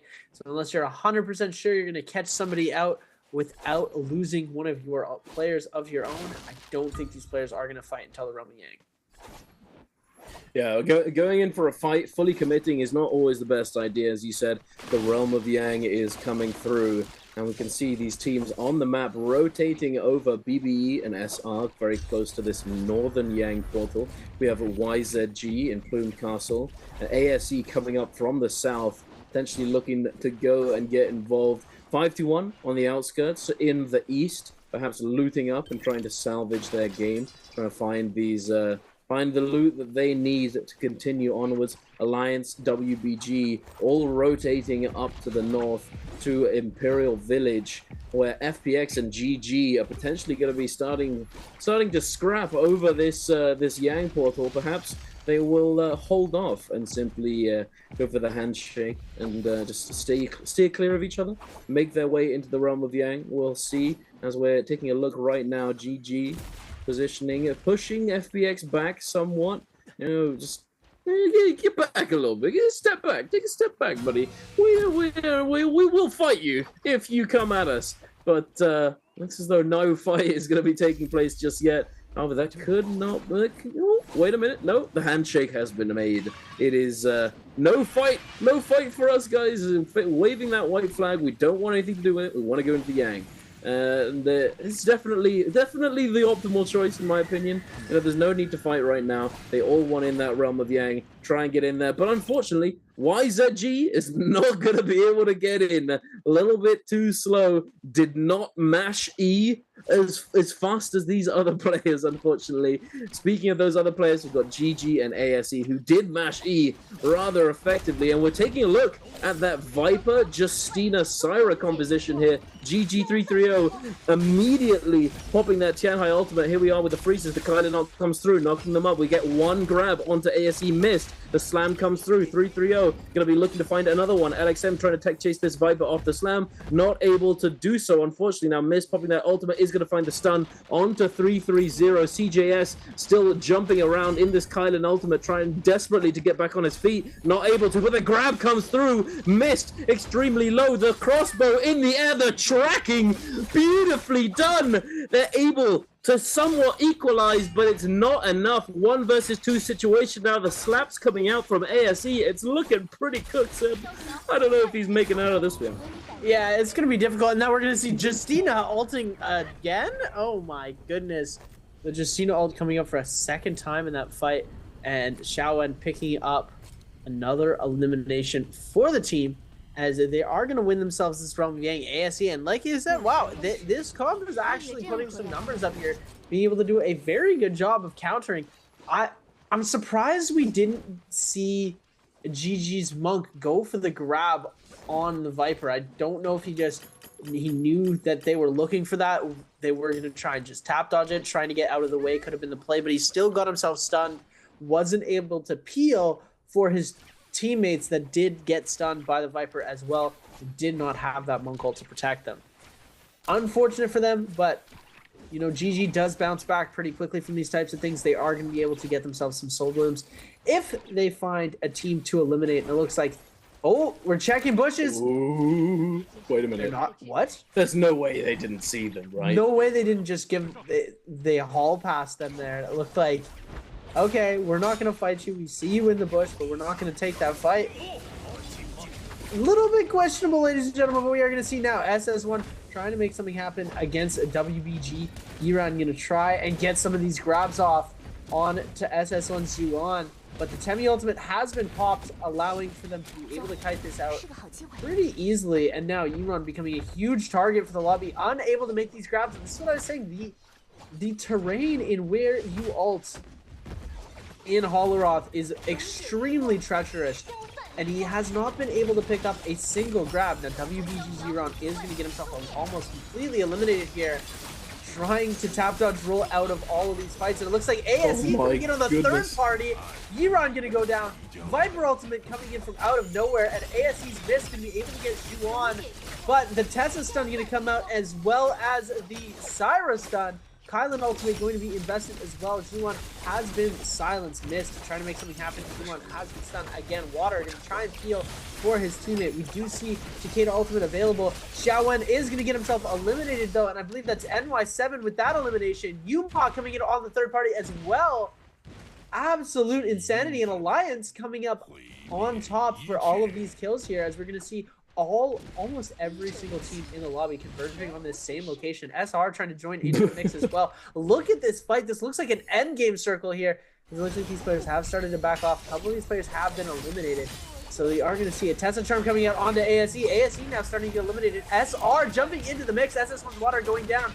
Alliance going to get hit with that Viper ultimate from Junks. Junks going to try and send some stuff out, but they are going to just hit the Wuchen port to get out of there. Port over to safety, as all these teams starting to back off of each other. It looks like GG was able to cure one Yang depletion, and now only one Yang depletion remains for the members of Alliance, and that is going to be on to Revenge. GG trying to make something happen to cure their Yang depletion, trying to get the fight off onto BBE, and it looks like Alliance is just going to back off here. Wolfsnite HQ able to get himself the elimination onto Revenge. It looks like there is the Ballista play coming in from up top, and Devin getting hit by a huge ballista on CJS now as well. Going to get hit. The F from the Z-Ping going to come in and save so much of that HP, but two Syras now full force attacking onto CJS. Look at that health bar just getting absolutely decimated. Let me move, to get a dash out.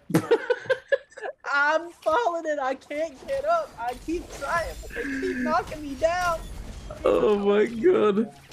Oh, poor guy. That did not look fun. He got absolutely melted by those beams, the pulse shots as well.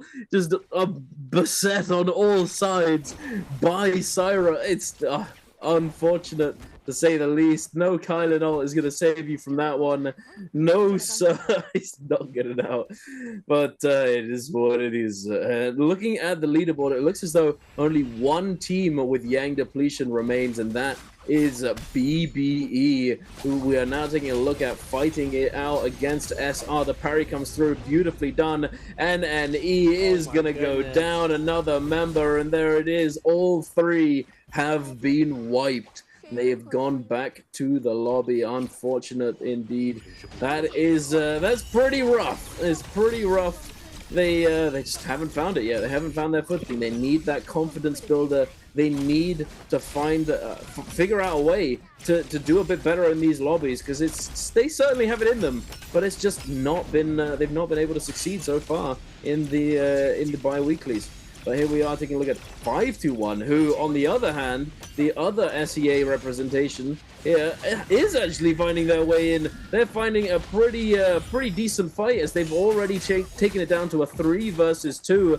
Fuan, now no armor remaining, is going to be the focus alongside his teammate Kiki, who's still in ultimate, but it's not going to do anything in that numbers disadvantage. Ivan with a beautiful parry just to finish it off. Just the last nail in the coffin. He goes down. Now heading over into the realm of Yang, we have ASE and YZG.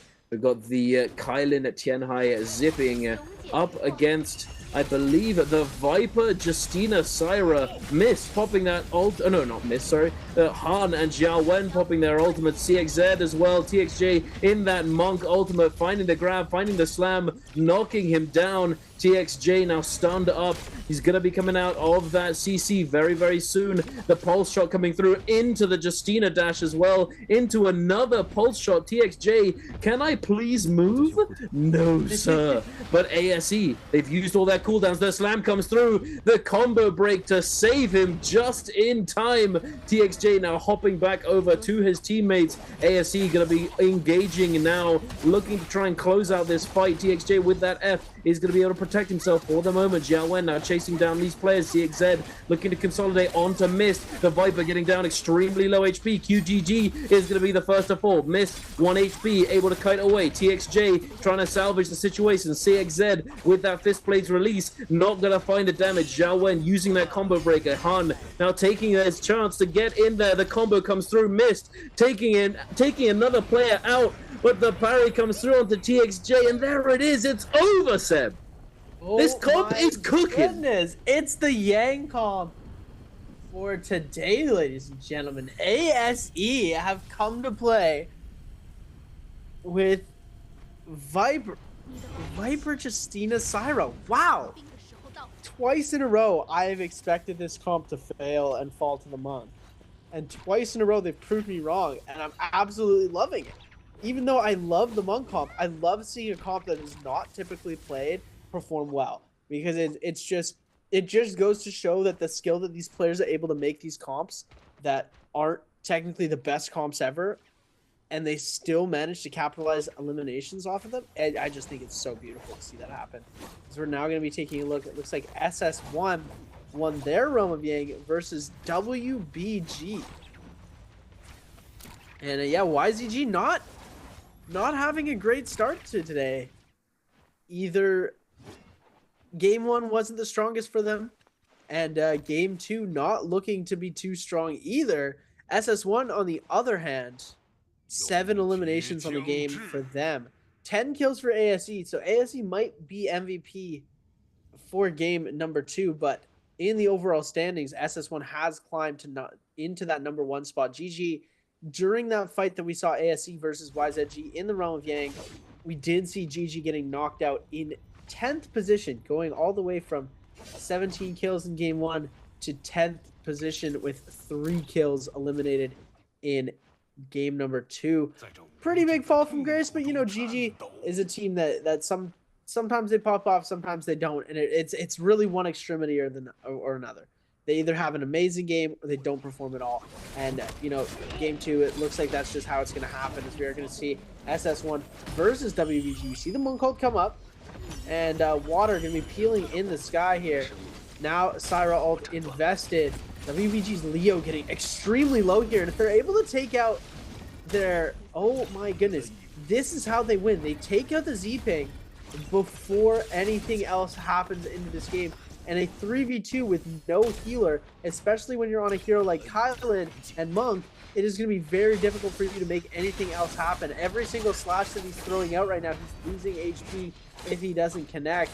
As we bring it back, Xing taking a lot of damage, and Yiran is just going to get focused out in the 3v1 situation. They flip things back on over to Xing. Xing is going to go down, and the final cannon shot picking up the last elimination onto Yiran. Yiran not able to get that heal off, and they're now on that Yang depletion. It's not looking good. Yang depletion.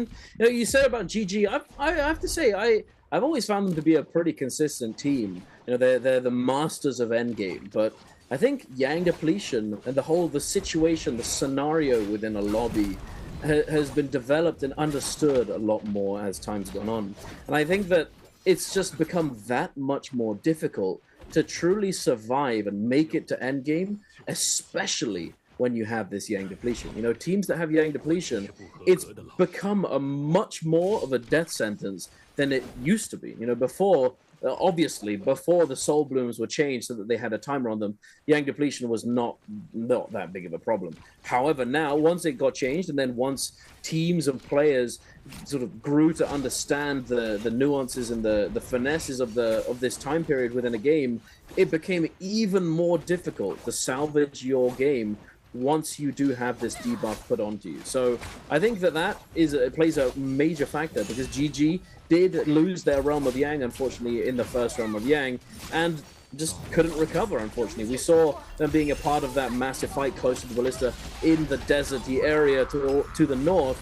But yeah, in that kind of chaos, it's very hard to actually find those kills and those soul blooms. You know, you can occasionally snipe them away from other players and vice versa, but it's just not always to be. Sometimes it just cannot be done. But you know what, the WBG is looking to change that. They're trying to find these soul blooms, they're trying to find these kills, but 521's not making it easy for them, and neither is YZG and SR, who have all piled in. And this is exactly what I'm talking about. When I talk about this Yang depletion situation, I talk about this developed understanding of this situation. It's that these teams, they were waiting. They were waiting to try and find these fights that were bound to take place, considering that Yang depletion was afflicting at least a team in the lobby. So they knew this fight was going to take place. They just needed to lie in wait and find where the fight was going to go down. And here it is, SR being able to take full advantage of the situation with this massive third party coming through. No Yang depletion, no problem. They're playing the Viper comp, the Tessa, Wu Chen, the assassination, and they're able to take full advantage of that. CXZ now desperately trying to claw his way out of this spot, trying to survive. His teammate is alive for the moment, but I'm not sure if there's much he can do to help him, as the quick bow shot takes him down, and YZG is left with one member left standing. From downtown with the bow shot. What a play from SR. And now QGG, we did see the rebirth charm coming out from them. They might be able to get that player up, but with the Tessa charm coming through, oh, good dodge from the F ability there, as it looks like we are going to see the silence isn't going to come out, but to no avail is the Assassin's Lunge and SR's Xiao with the gold dual halberds, and he's got that will form hook Soul Jade in addition to the golden rarity halberds. He is going to be a force to be reckoned with. In SS1, they have been the predominantly spirit well capturing team. They've been able to capture most of these spirit wells when it comes to this final circle and these last two spirit wells. They got both in the last game. We're able to put up a decent amount of numbers because of it, and we'll see if they're going to be able to do the same thing here. They are going to get one guaranteed. Nobody contesting them for this spirit well, and you know, it's interesting. We've seen 2 games without any spirit well contest fights, where we usually see everybody piling on top of each other for the spirit well. We've seen people piling on top of each other for eliminations after Yang depletion, but not the players going for this spirit well fight. It looks like these players have sort of realized that they can't afford to go down to that Spirit Well fight. Otherwise, they're going to be in a very, very tough position when it comes to finishing off the rest of the game.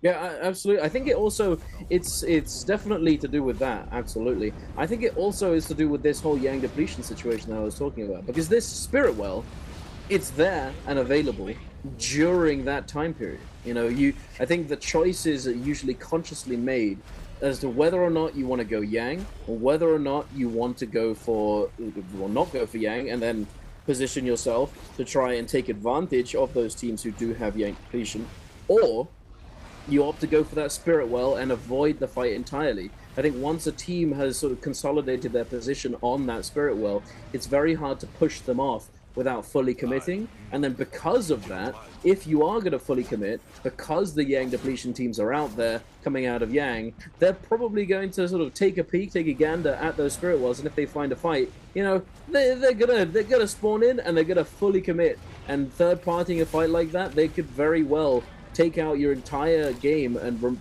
just nullify your chance of continuing on. But we're going to move on into this final phase of the game as it starts to progress. The 5-minute mark is about to be reached. SS1 with this Draco Storm looking to dictate the pace of the lobby and position themselves on this last Spirit Well that is going to be spawning in now. Unfortunately, it is going to be a Mystic Might buff, so they're not going to get as much value as they possibly could have if it had been Draco Storm or White Tiger's Prowess. However, they're certainly going to be trying their best to get their hands on it, as they do have this Draco Storm, and it's going to be extremely hard for any of these teams to be able to contest them. The silence comes through onto Juan, but what are they going to do with it? Look at him. He's just vibing. You know, come at me, bro. Come at me. You think you can win this fight? Nah, we got Draco Storm, buddy. We got Storm Stride on steroids. What are you going to do about it? The crouch cancel hold over and over again as well with the fan is just the most terrifying thing. The most terrifying mechanic in the entire game. It's like, am I going to throw the blue? Oh, no, I'm going to crouch. But I can just immediately go back to holding blue. No, I'm going to crouch again. Immediately goes back to holding blue. That the mind games that come with holding a fan, it's very difficult. So you got to know exactly when to be able to parry that. And, you know, on low ping, I bet these players are able to reaction parry that. But timing the parry is going to be very difficult, especially when Shuan... These players are such masters of the mind game and the timing, and it looks like SS1 is going to be able to capture this here. As a nobody going for more of a contest than the little amount that they had before.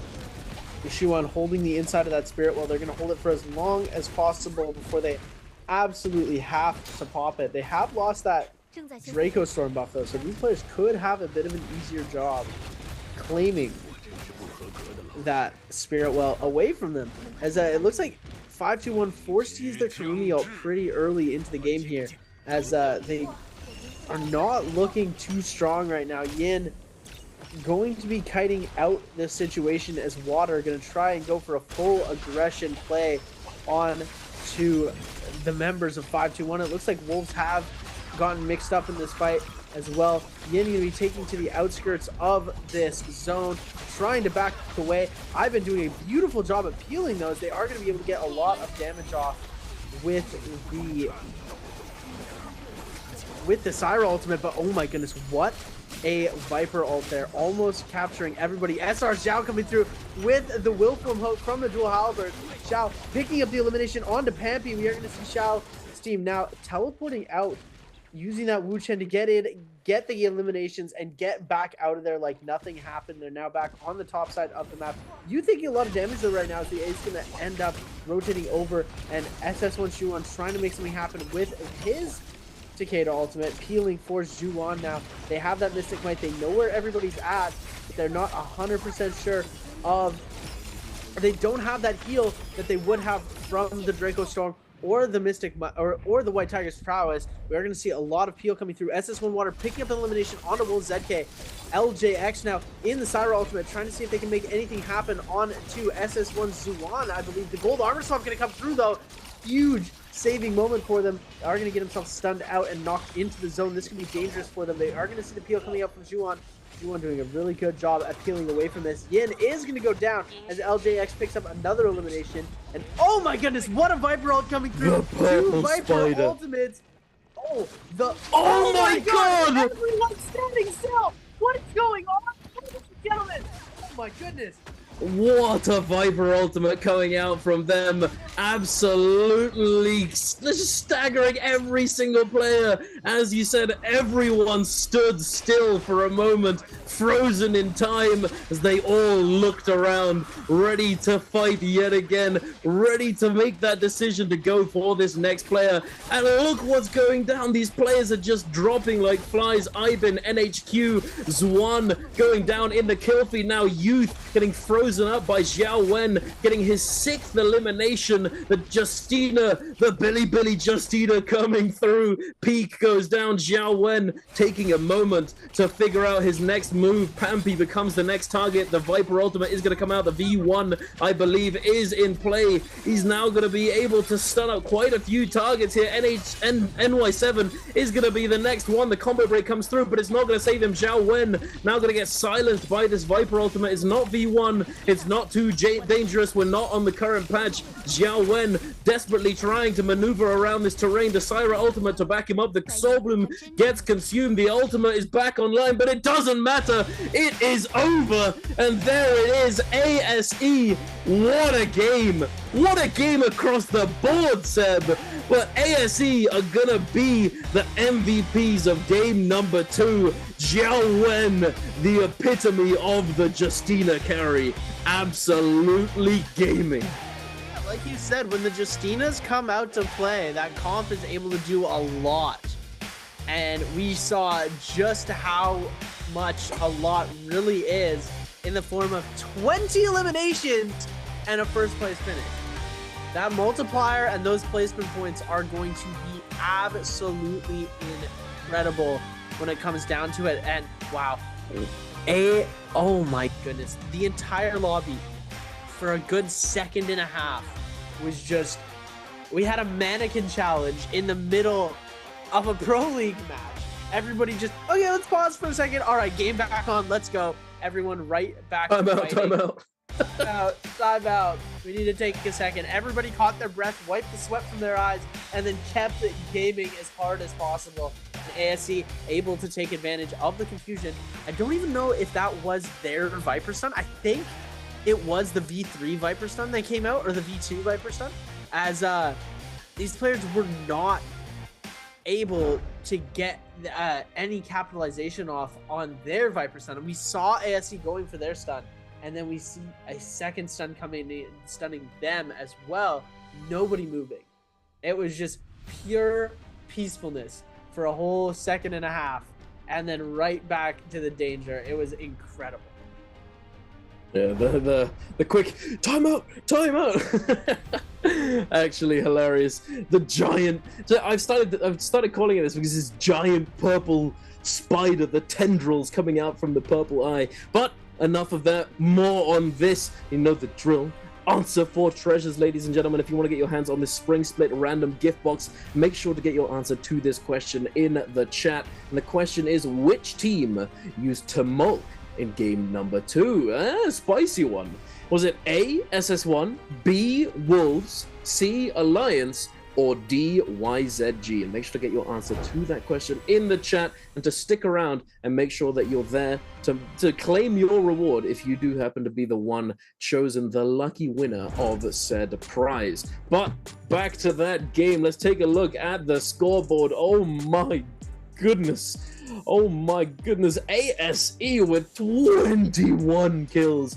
First place finish, getting that kill multiplier, taking this game score up to 29.2. Massive. SR in second place with 16, SS1 10.5, Wolves with 8, Alliance with 7.5, 521 with 7, YZG and WBG with 5.5. Hey, that's pretty substantial. That's a big game. That's a lot of damage coming out from ASE. But funnily enough, there's not actually that much damage. It's just well-placed, optimal damage execution. Able to come away with only 20,000, but 9 eliminations, along with 7 assists for Xiao Wen. Missed 12 assists with 6 kills, 13,000 damage. And then Syra Han with 6 kills and 11 assists, fully facilitating their Justina, their Xiao Wen absolutely popping off in game number 2. Yeah, it was an incredible game. I doubted this comp, like wholeheartedly. I had no faith in this comp working, and they popped off, and it absolutely incredible. I'm so happy that they proved me wrong, because you know, you just love to see when a comp like that starts to work. Usually we see it like we saw the ice pick variations coming out last game. Oh my goodness, 29.2 points for a total score of 33.7. GG was on top. We thought they had a monster game at 17 eliminations or 17 points, and now they're only at 20.5. Not 2 games, not even reaching the amount of points that ASE had in game number 2, which is a monster game, by the way. If they're able to keep that up, they are going to be well on their way to this bi-weekly finals. SS1 having another consistent game, and look at how consistent they've been, 10 points plus each game. And now, ladies and gentlemen, for our highlights, brought to you by China. Indeed, we're taking a look at FPX fighting it out at the beginning of that game up against WBG, having it somewhat turned on them, but able to salvage it seemingly. And here, a fight that we were able to witness, SR against BBE. BBE with Yang Depletion desperately trying to salvage their game. The parry coming through from Zhao, absolutely destroying them. The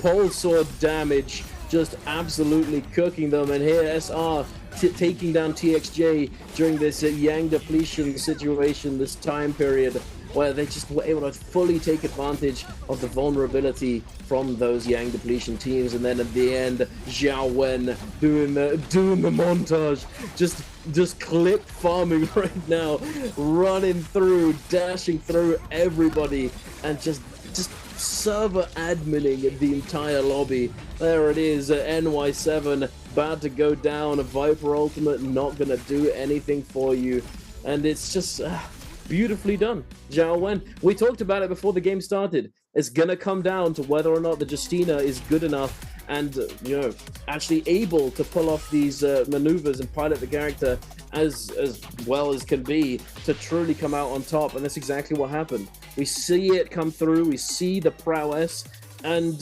hey, it's just yeah, you win, buddy, and you get yourself an MVP on top of that, and you also happen to have group heal. It's quite funny to think, really, but if you think about it, there isn't really a support in this composition. Who really takes group heal? I guess it's Justina. Justina with the group heal being able to dash away, maybe? I think it makes sense. But yeah, it was a pretty insane setup from ASC, coming up with some very, very beautiful eliminations. I gotta say, SR had a really good game. I think the downfall that we saw SR, I don't like that the V3 ultimate choice over the full stun. I think that it just, you don't get as much value out of it. I see what they were trying to do. They're able to capitalize on, they get the Tessa stun, and they're using the Tessa stun to capitalize on eliminations. I love the V1 on Viper though, just a whole lot more. And I think if they have V1 in that situation, they're able to counter a few plays that happen with that big stun. I believe it was their Viper stun that had everybody standing still for just a second. So if they had the V1, they could have had everyone standing still for a whole lot longer, and they would have been able to maybe get a couple of eliminations off of that. Yeah, well, that's game number 2, Seb. That was game number 2. It's getting crazy. But we're gonna be continuing on the day very soon, but not until we've had our quick short break. So don't go anywhere, ladies and gentlemen. We'll be back very soon for game number 3.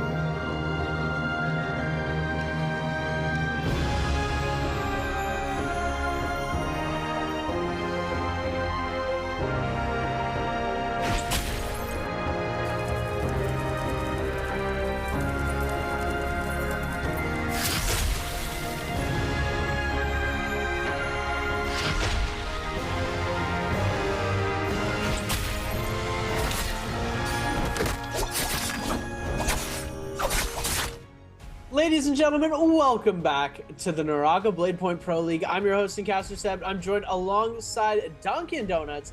We're about to be heading into Game 3 of Trio's Day 1 of Biweekly number 2. I know I'm throwing a lot of numbers at you guys, but it'll make sense in just a second. We are coming in off of a huge game from a comp that hasn't been tested too much, but has just proven that it's viable in these situations. If you have a Justina player on your team who's very good at Justina, you're going to be able to come through and do a lot with this comp. We saw both wins back-to-back in the realm of Yang by ASE, and they came out with a whopping 20 eliminations and a first-place finish, putting them at around 29 points in one singular game. It was absolutely insane. Duncan, do you think we're going to see that comp starting to come out a lot more now that ASE has shown how strong it truly can be? I mean, I don't see why not, but I will say it's not super likely. You know, it's certainly possible that we might see some teams reconsider their choices, because it's not just about just simply playing the composition. As you know, you have to choose wisely as to whether or not you want to use your hero points for this composition. You know, you'd potentially be sacrificing your Viper, Tessa, Wuchen, your Syra, Zai, Matari comps and those games to be able to play this composition. So I believe it's likely only going to be a comp that we see from a few select teams, as these other compositions have already been practiced, but a lot of work has been put into perfecting them and figuring out the strategies and the protocols for said comps.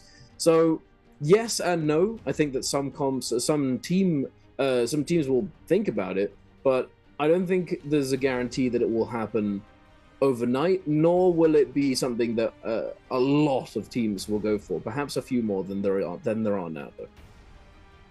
I see. Yeah, I mean, definitely something that was interesting, because when comps like that come around, they usually don't perform very well. So, you know, it was nice to see that. It is unfortunate that we aren't going to get to see too much of that coming back into these next couple of games, but you know, it was definitely a treat for those who were able to witness that alongside us here in the chats. Everybody, thank you so much for coming and supporting the stream. We are here jumping into game number 3.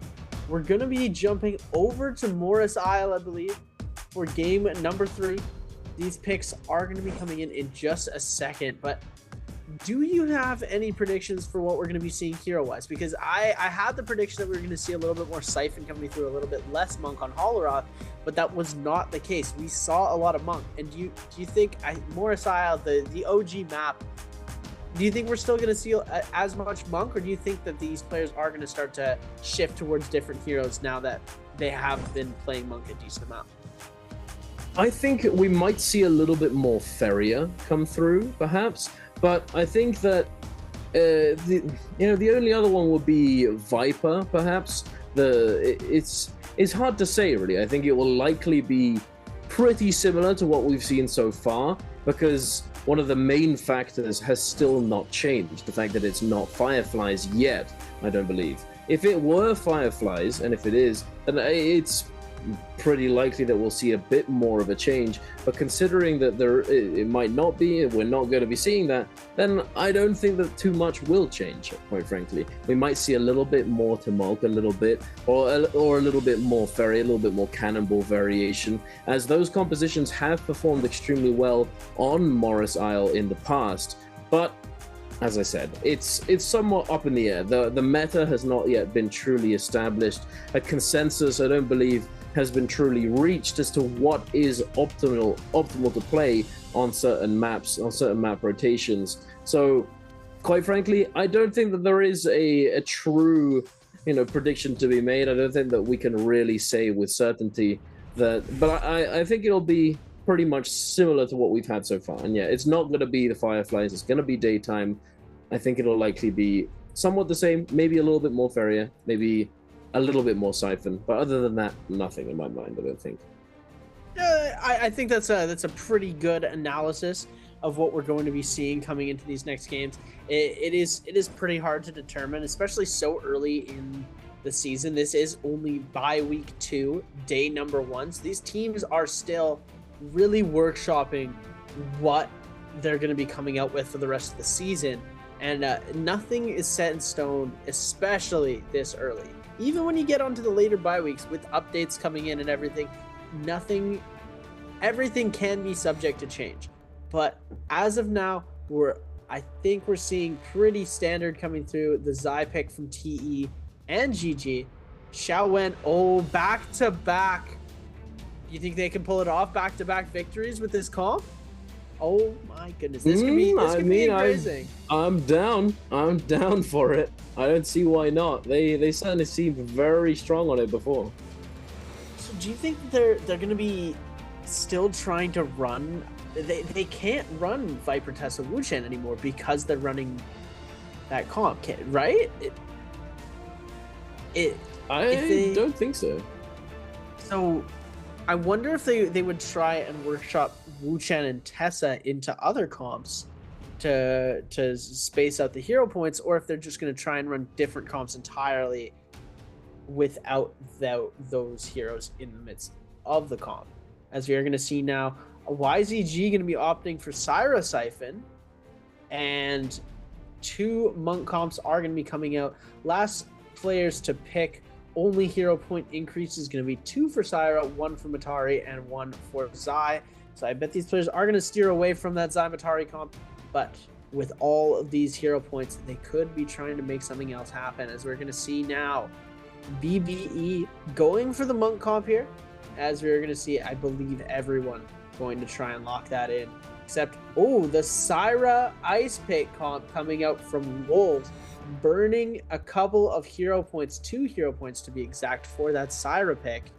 With 7 left on the board, we do have 3 games left to play, so these players do have to be careful, as we did see ASE has burned a lot of their points. They only have 4 left, so they could be in a bit of trouble if they get to the areas where they are very, very limited in what they play.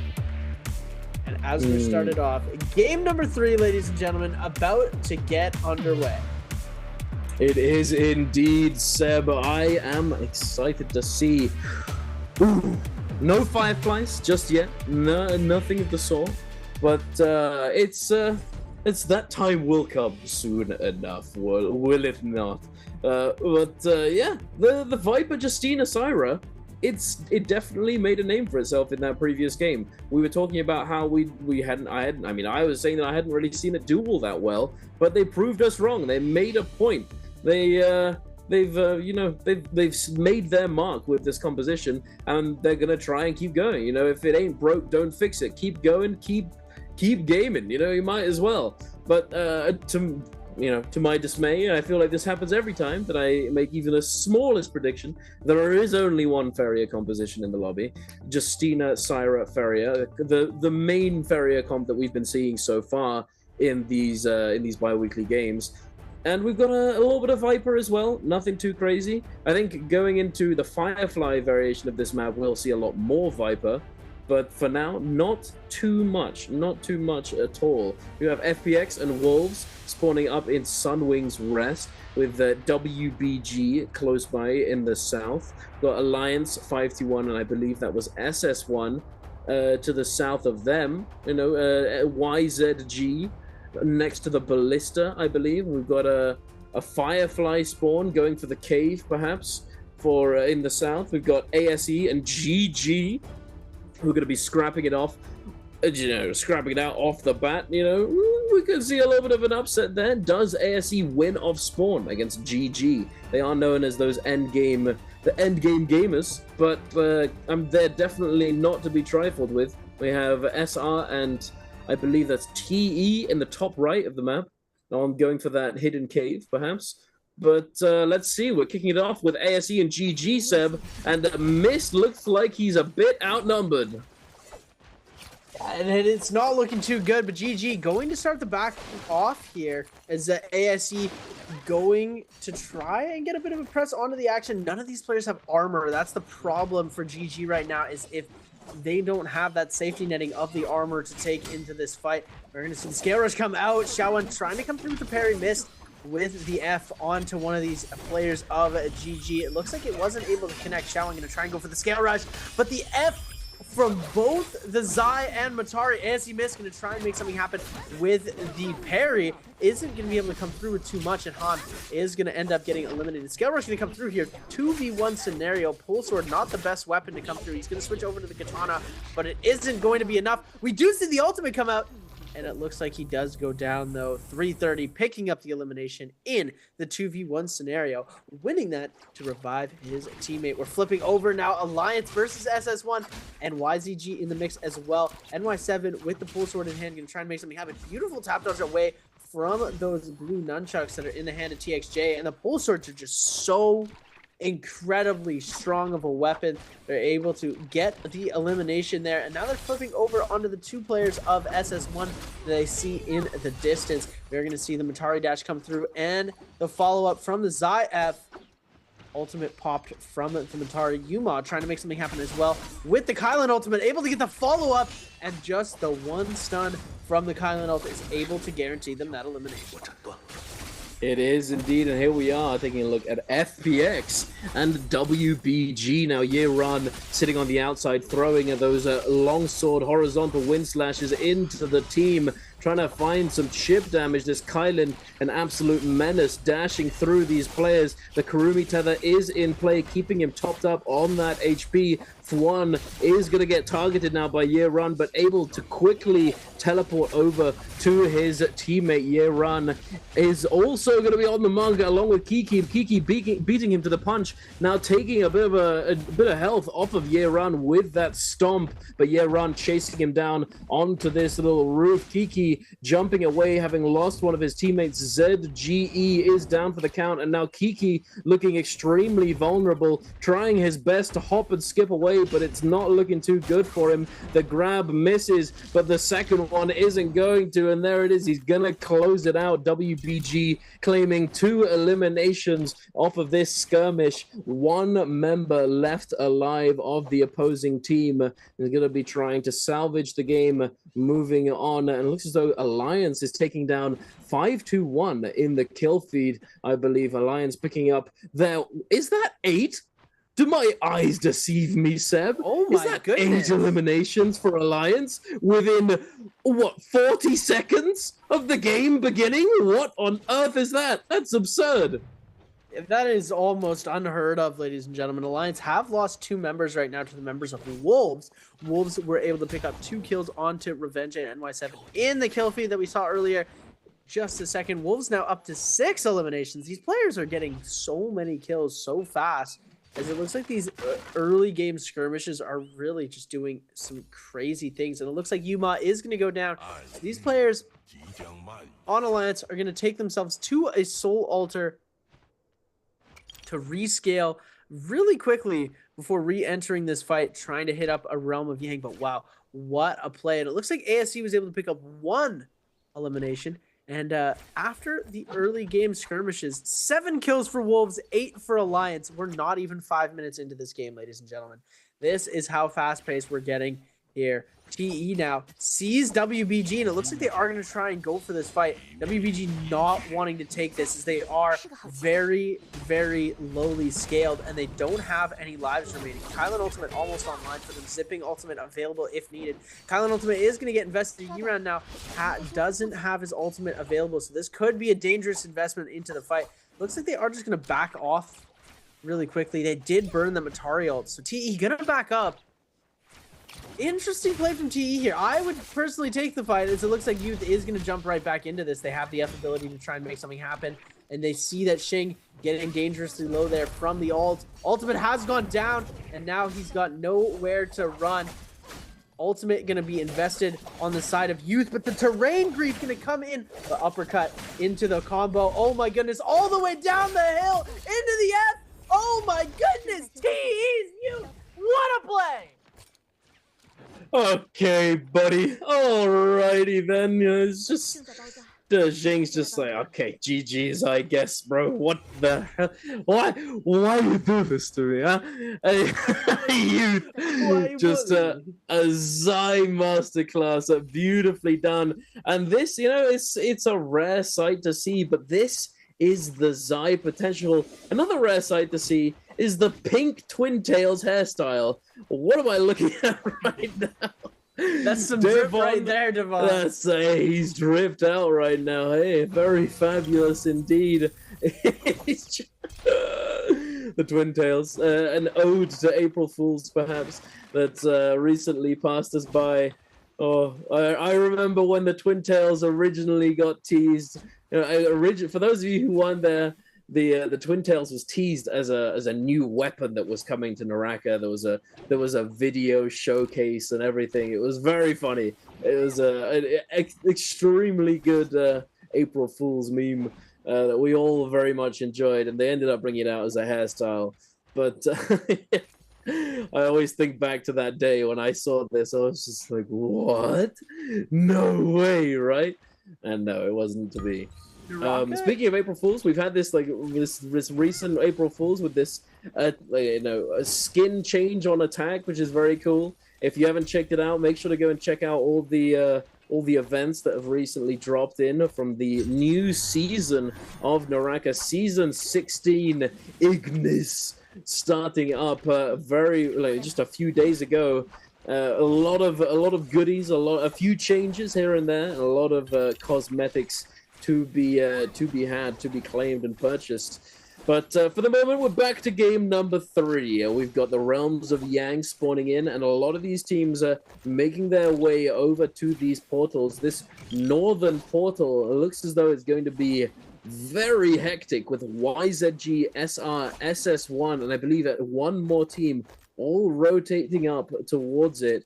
Who is going to be getting into that Realm of Yang? We'll have to see in a few moments. But SR, being on this Viper composition, might not be looking to actually go in, but instead to attempt the grief on these players who are indeed trying to go in. Or instead, perhaps they're going to try and get their hands on this stash, on this cave, the treasure cave instead. And it looks like they are going to be going for the cave here, holding out for that, as we do see some pretty good cave fights happen. And we are going to see the portal getting dropped. Alliance looks to drop onto this location, as well as all of these players are starting to contest over here. We're going to see these players starting to enter the Realm of Yang, as we see Yang has definitely already filled up. We're seeing ASC is going to be able to make it in there, so we are going to get to see them take on 5-2-1, as we are also going to see our fight here. CXZ from YZG fighting onto Roy. He is going to get himself parried in the air. Devon is going to get thrown down by the F from the Takeda. Now we're seeing Devon ultimate ready to go. We're going to see Roy. He has been brought dangerously low. YZG trying to make something happen with the Siphon. And it looks like the Takeda ultimate wasn't able to do too much for them there, as all 3 players of BBE still alive, able to get back up to full health. And now BBE on the offensive, QGG taking so much damage. They're going to be able to get the grab off onto him.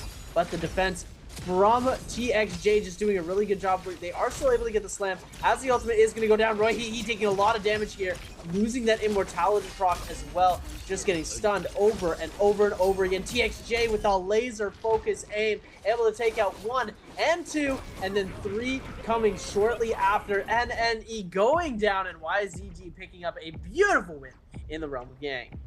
ASE still on their fight in the Realm of Yang. It looks like Shawan has just taken out Pampy, so it could be a 2v1 scenario. We don't know exactly who has won that Realm of Yang fight just yet. We're going to see it in just a second here, as I believe 5-2-1 has lost. Yes, they have. SR now. Junks getting caught out. It looks like he is away from his team. These players jumping in. We're seeing the F from the Matari coming through, comboed with the F from the Zai, as we like to see the players jump in, get the stun from the Matari F thrust, and then we see the Meteor Rocket coming through from the Zai F, launching these players, dealing that extra damage with the burn, getting extra amount of CC onto that player, and confirming a lot more kills. I love that they use that in sequence with each other. The both Fs, one after another. It just I can't move, I can't do anything, and it's just textbook. Yeah, you're absolutely right. It's the you can see the evolution of these compositions and of these strategies. You know, it's gotten to a point now that the Zai's F, it's just as soon it's the Zai's job to try and get this F off, get this knock up onto a player, and his teammates' job to just prevent them from being able to do anything about it.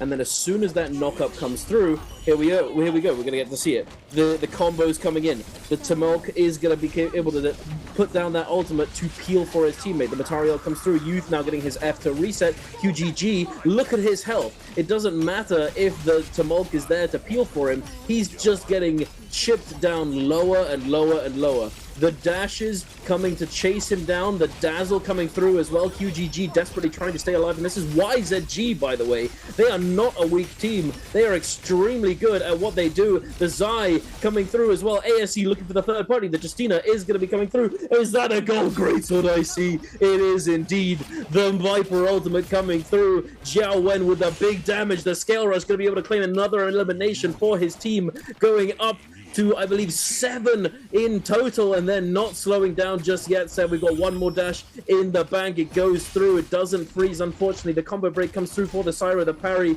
but the F from Xiao Wen is going to negate that damage, and they're going to take him down regardless. TXJ going down in the kill feed along with Xiao Nan, and now moving on over to BBE, who are trying to take advantage of this weakened YZG, as they have 2 members down in form with only 1 left alive. Oh no, wait, and there it is. The last one goes down, and they're all in soul form. Having had that Vermilion Bird's Might, they aren't down completely just yet. GG now getting into the mix along with 521 and BBE. Pampy looking for those grabs, not able to find it, but they have managed to cleanse 2 of those Yang depletions from their loss in the Realm of Yang. Han now going to go down. The Soul Bloom is available, but Pampy, he's still in that Vajra state. He's not going to be able to pick it up just yet, and he may end up going down. Unfortunately, they do have money if they do choose to go for that res angle with the Rebirth Charm. However, he needs to stay alive for that to happen, as he has the majority of that cash. Now moving over to the BBE, who also have Yang depletion. They are in a bit of a desperate situation, as they only have 50 seconds and counting to cleanse this Yang depletion with those Soul Bloom pickups. And we are going to see them get a nice grab onto LXM, but LXM with that Matari ultimate going to be getting a lot of HP back. It looks like he's able to dash away. Devon's ult going to go down here as Roy Hehe, 1 HP in a dream right now, trying to escape the situation. It looks like LXM going to be able to pick up that elimination. GE's Peak trying to see if he can get some pistol shots off onto Devon. Devon getting extremely low here as YZG looks to be able to try and clean up that elimination. BBE getting eliminated 12 out of 12. I believe that's 3 games in a row now. They've been first team to go out. 5-2-1 finally. They have been having some pretty good games, but right now they are going to get themselves eliminated in 11th place here, and SR going out slightly after them in 10th. 3 teams eliminated in under 2 minutes here, as we see these teams starting to crumble under the pressure. I believe that's all the Yang depletion teams. No one has depletion or a buff anymore. Everyone has either been cured or eliminated. I believe BBE and 521 and SR all had that Yang depletion, so I think that was all 3 of the teams that lost have been eliminated. WBG has lost 1 of their team members. ASE was doing a good job at cleaning that up. Now taking a look at our kill score, a couple of these teams have caught up. GG at 6, ASE at 8, Wolves still at 8 elimination, Alliances jumped to 10, TE's on 5, SS1 on 2, WBG on 2, as well as Fun plus Phoenix. And wow, what a game so far. Wolves looking to go into the Realm of Yang here. They don't want to be first in, going to let the time run down a little bit, trying to min-max this as much as possible, ladies and gentlemen. If you don't know, the buffs that you win from, the buffs that you earn from winning in the Realm of Yang have a certain amount of time on them. Being able to take those buffs later and later into the game is extremely valuable. So these players will go in at the very last second and take the fights as long as possible so that they can have the buffs for the longest period of time going into the game when the timer is at its lowest. As we're going to see ASE jumping into the Realm of Yang again. They are they're 3 for 3 on this comp in the Realm of Yang. So we're going to see if they can go 4 for 4. They're fighting against the fabled YZG, the winners of Biweek 1. So this could be a bit more of a difficult game for them. It looks like we are going to see the ultimates come out right away from YZG. They're incredibly aggressive. Temi ultimate going to be unleashed, and ASE's Han going to get singled out here. Already out of the ultimate. Han is going to go down. This is not looking too good for them. Not exactly the execution they wanted, but YZG's TXJ just doing a beautiful job right now. They need to see that Viper ultimate come out. We're going to see the freeze coming through. Mist now, 1 HP in a dream. Going to try and see if he can make something happen with this Viper stun. Isn't going to be able to get too much value from it. Is going to go down, and now the 2v1 situation against the Justina. We do see one elimination for them. ZXZ is extremely low. We could see the elimination off onto them, but the uppercut into the 2-1-1 from the staff, into the follow-up from the fan. And there we go. 3 for 4. Still not bad for those Realms of Yangs, and YZG starting to pick up the pace again, as we're now going to be flipping over NiHQ versus TE's Peak. The 2v1 situation, I believe there's a bit of hope for him here, as LJX is extremely low. If he's able to get a nice little combo off, getting some prio here onto NiHQ, has to avoid this silence though, and there we go. LJX with the musket shot from downtown, going to finish up that elimination. Beautifully done by both of these teams. I'm very impressed by YZG able to take down this comp. The Syra Tumulk Takeda is the comp that takes down the Viper Justina Syra. Very interesting to see. We saw the prowess of that composition, but against this, it seems as though it didn't really have a chance. It could just come down to execution and how well YZG played the fight. They popped that Syra ultimate early, able to make full use of it along with that Tumulk ultimate, locking down a singular player and making it that 3 versus 2 that they wanted, that they desired. But here we are taking a look at FPX and SS1, scrapping it out next to this Ballista Tower. The Kylin resetting those grabs for his teammate. Kiki able to re-grab multiple times, but unfortunately it's not enough damage, as he doesn't, he has only a rare weapon, a blue weapon, a blue hang sword, and now is left to the Wolves. The GG crew rolling up and absolutely eviscerating him, leaving no option for him to disengage and survive this situation. Now YZG rolling up. It looks as though Zwan is the next on the chopping block, and SS1 are looking, is not looking too good for them. I believe they've only lost the 1 member, but it's in a pretty dangerous position to try and go for this res. Zwan now going deeper into the storm. YZG trying to chase him down, but not looking to waste their time and risk this chase with the storm creeping in and going further and further away from them as they chase onward. So it's not really worthwhile, I don't believe. Yeah, the initial chase without that much storm damage going to be taking in, plus the Draco Storm buff is going to be a bit of an advantage to them. But they can go and find more people in the circle, just like this player from FPX here. I believe that's the last remaining FPX player, ZGE. Going to be trying to kite around the tower, but taking storm damage as he goes around. Needs to get away from this area. We're going to see the Assault Smolder from the Nunchucks going to be doing a lot of burn damage, and this is going to be it for Fun Plus Phoenix in game number 3, as ZGE going to get themselves eliminated. And YZG finally picking up the pace here in game number 3. It looks like they needed a second game to warm up here. And oh my goodness, Xiaowen could be getting a huge freeze off here. And it looks like they are going to be able to get the kill onto Yuma. What a play.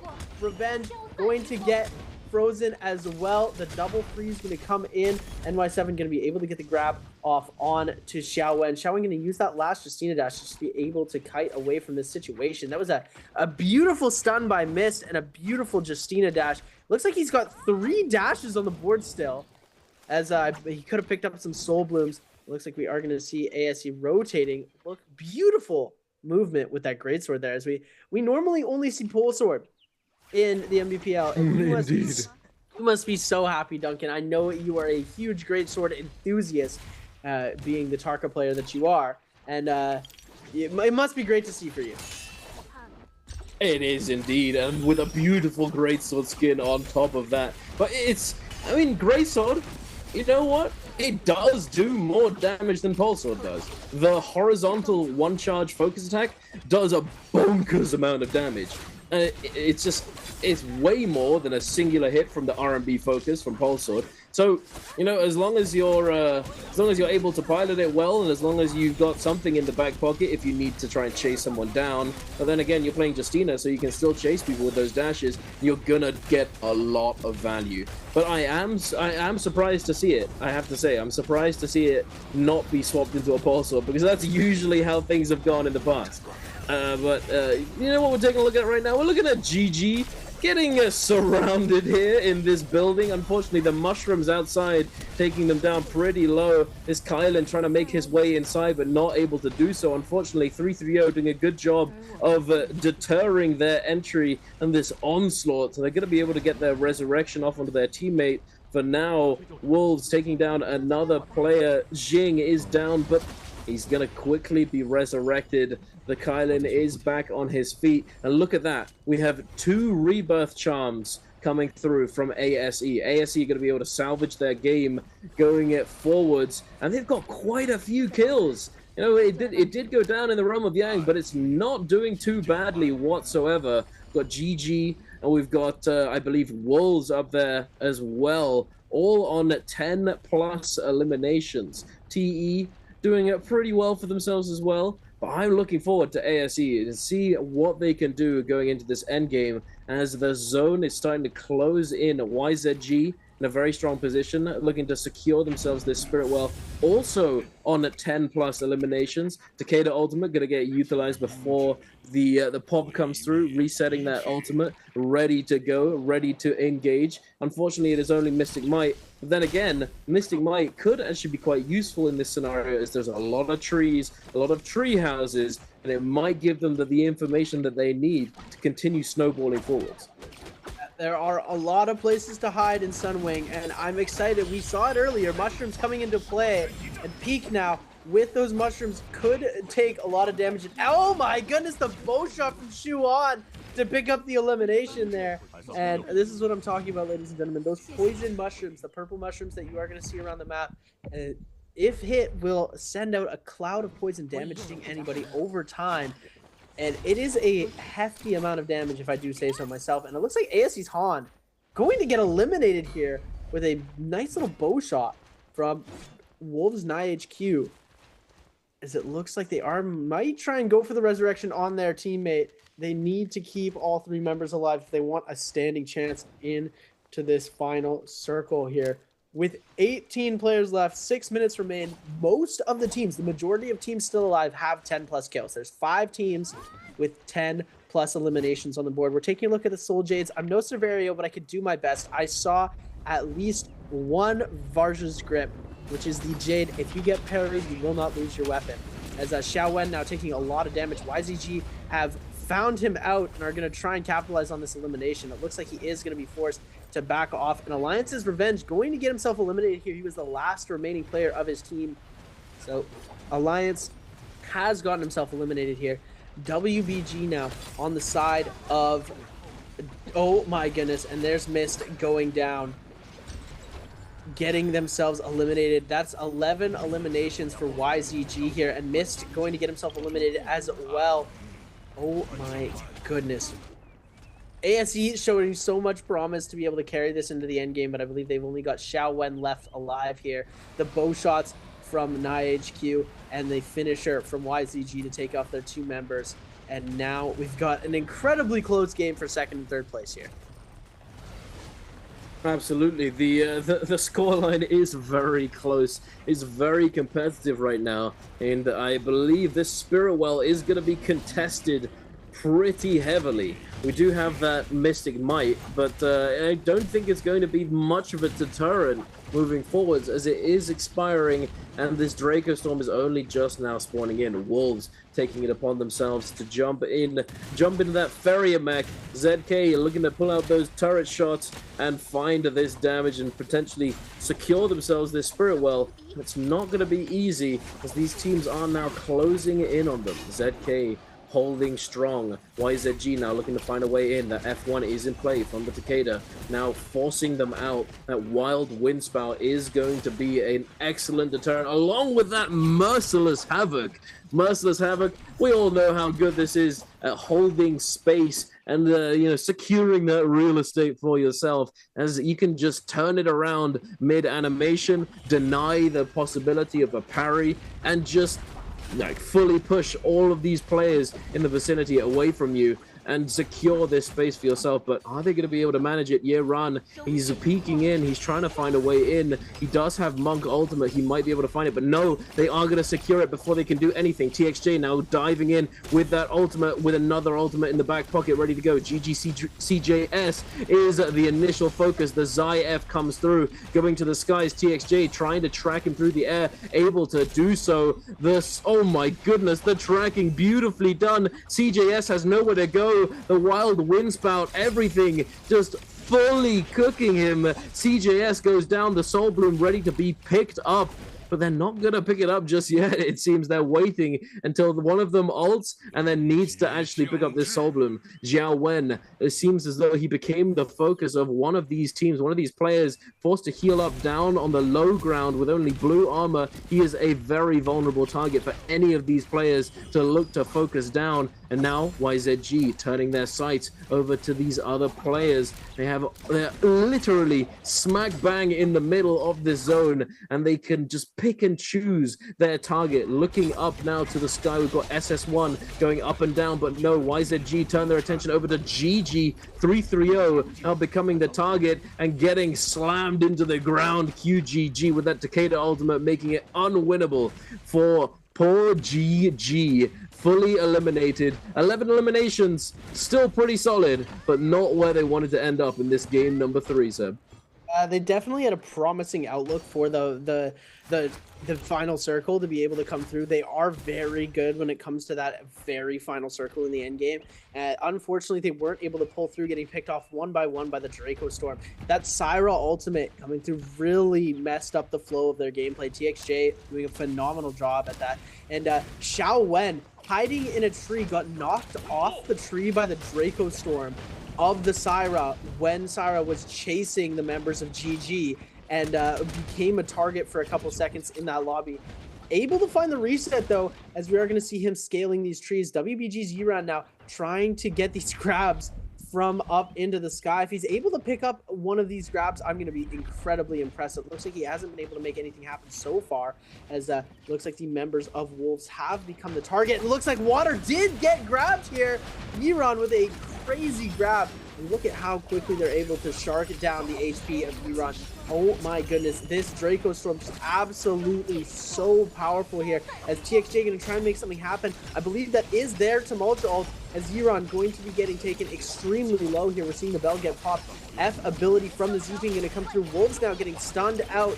TXJ trying to force them into the zone. The Takeda ultimate going to come through, doing so much. ZK trying to make something happen with the Justina is going to be unable to. We're seeing the pillar come out, but not enough, as they almost had that ultimate coming through from the Feria. And now one more Furen shove from QGG going to send these players out into the zone. LJX, their next target, they're able to take him out. They're knocking these players down one by one. ASE still kiting this out here. Xiao Wen doing a very good job of being able to hold away from all these other players. And WBG still with all three of their members remaining. YZG as well.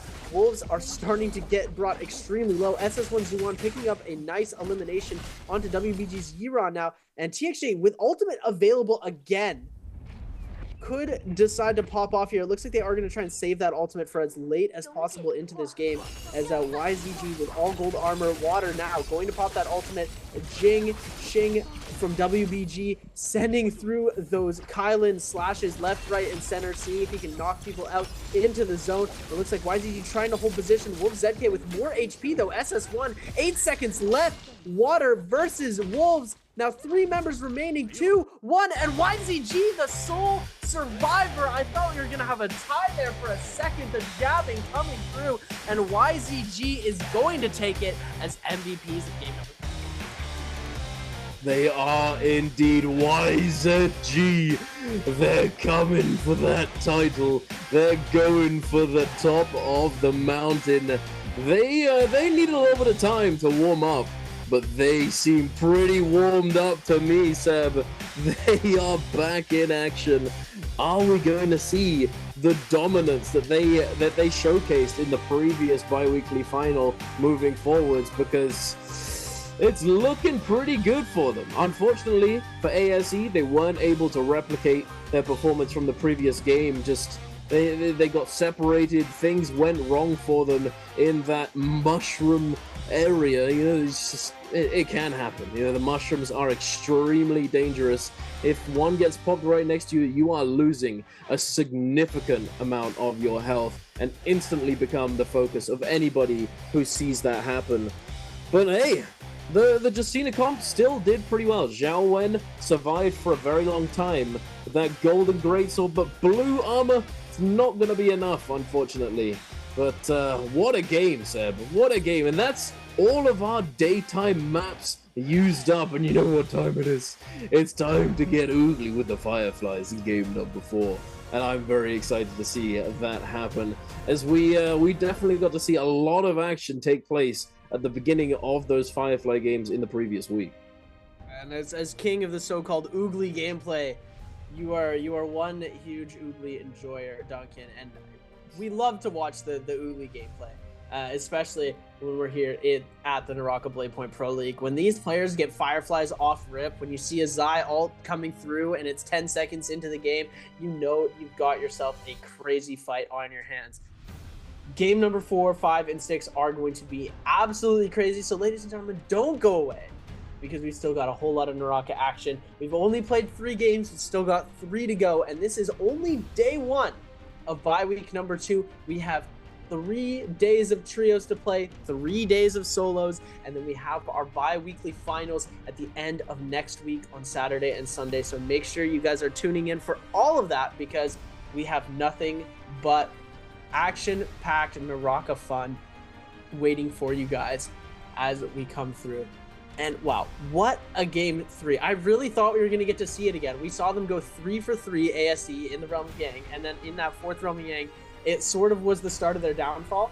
They got themselves eliminated after that, trying to get Soul Blooms in that big skirmish close to the money area, where we saw just by the money area close to Celestra, we saw all of those players fighting in the canal.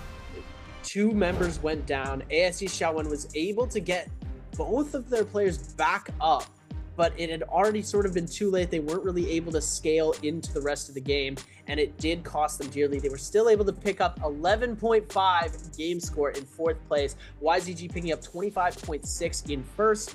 Wolves with a 19 in 2nd. GG still with a great game. They did get eliminated pretty early into that final fight, as YZG was doing a beautiful job at tracking them down and hunting them out, with 12 points in 3rd, 11.5 tied for 4th is SS1 and ASE, 11 for Alliance, 8.5 for TE, 4.5 for 521. WBG is going to come in with the 4.5 as well.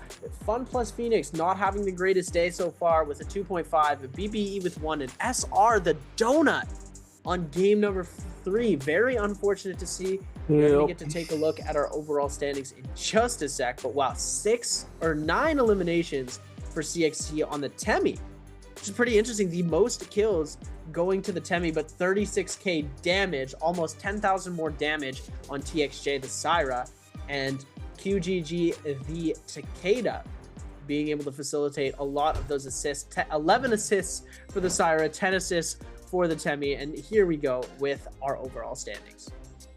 We are indeed, and oh my goodness, it's not looking good for BBE. They are not having a good time today. Only 1 point in each game. 3 points in total is not what you want to see. But still 3 more games. It is possible. You know, we see, right there, ASE 29.2. If BBE somehow managed to get an enormous game, they could still be in contention for bi-weekly final qualification, but it's not going to be easy. with these titans in the lobby, it's not going to be easy at all. With YZG in 5th place, ASE in 1st, Wolves in 2nd, SS1 in 3rd, GG in 4th, TE in 6th, 45.2 sitting atop the leaderboard. You know, they didn't win that game. But they still did pretty well. 45.2, 11.5 in that lobby, 19 for Wolves, 25.6 for YZG. That's a big one. That's almost the 29-point game that we saw before. But we're going to take a look at some highlights off the back of that game. MVP'd by YZG, brought to you by China Unicom, the comms as well.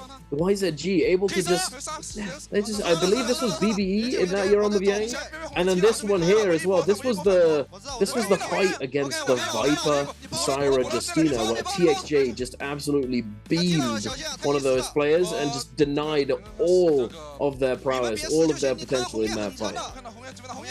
It was a really good denying of this comp. They did a really good job of creating peel, and then even in the 2v1 situation, they didn't lose their heads, they kept their cool, and they played it phenomenally to be able to come away with the finish.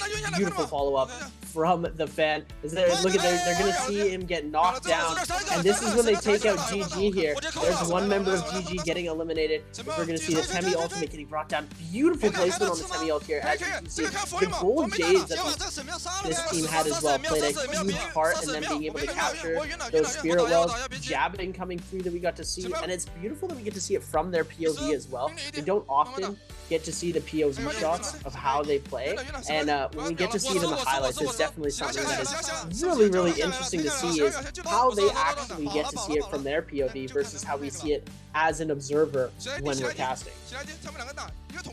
Yeah, absolutely. The first person perspective is certainly very nice. You learn a lot of things from watching that first person POV. It can be very educational because you see everything from a sort of third person bird's eye view during these games, but you don't always pick up on everything, as not everything can be caught. You know, you can't always see everything because the fact that you can't see every comp at the same time, every team.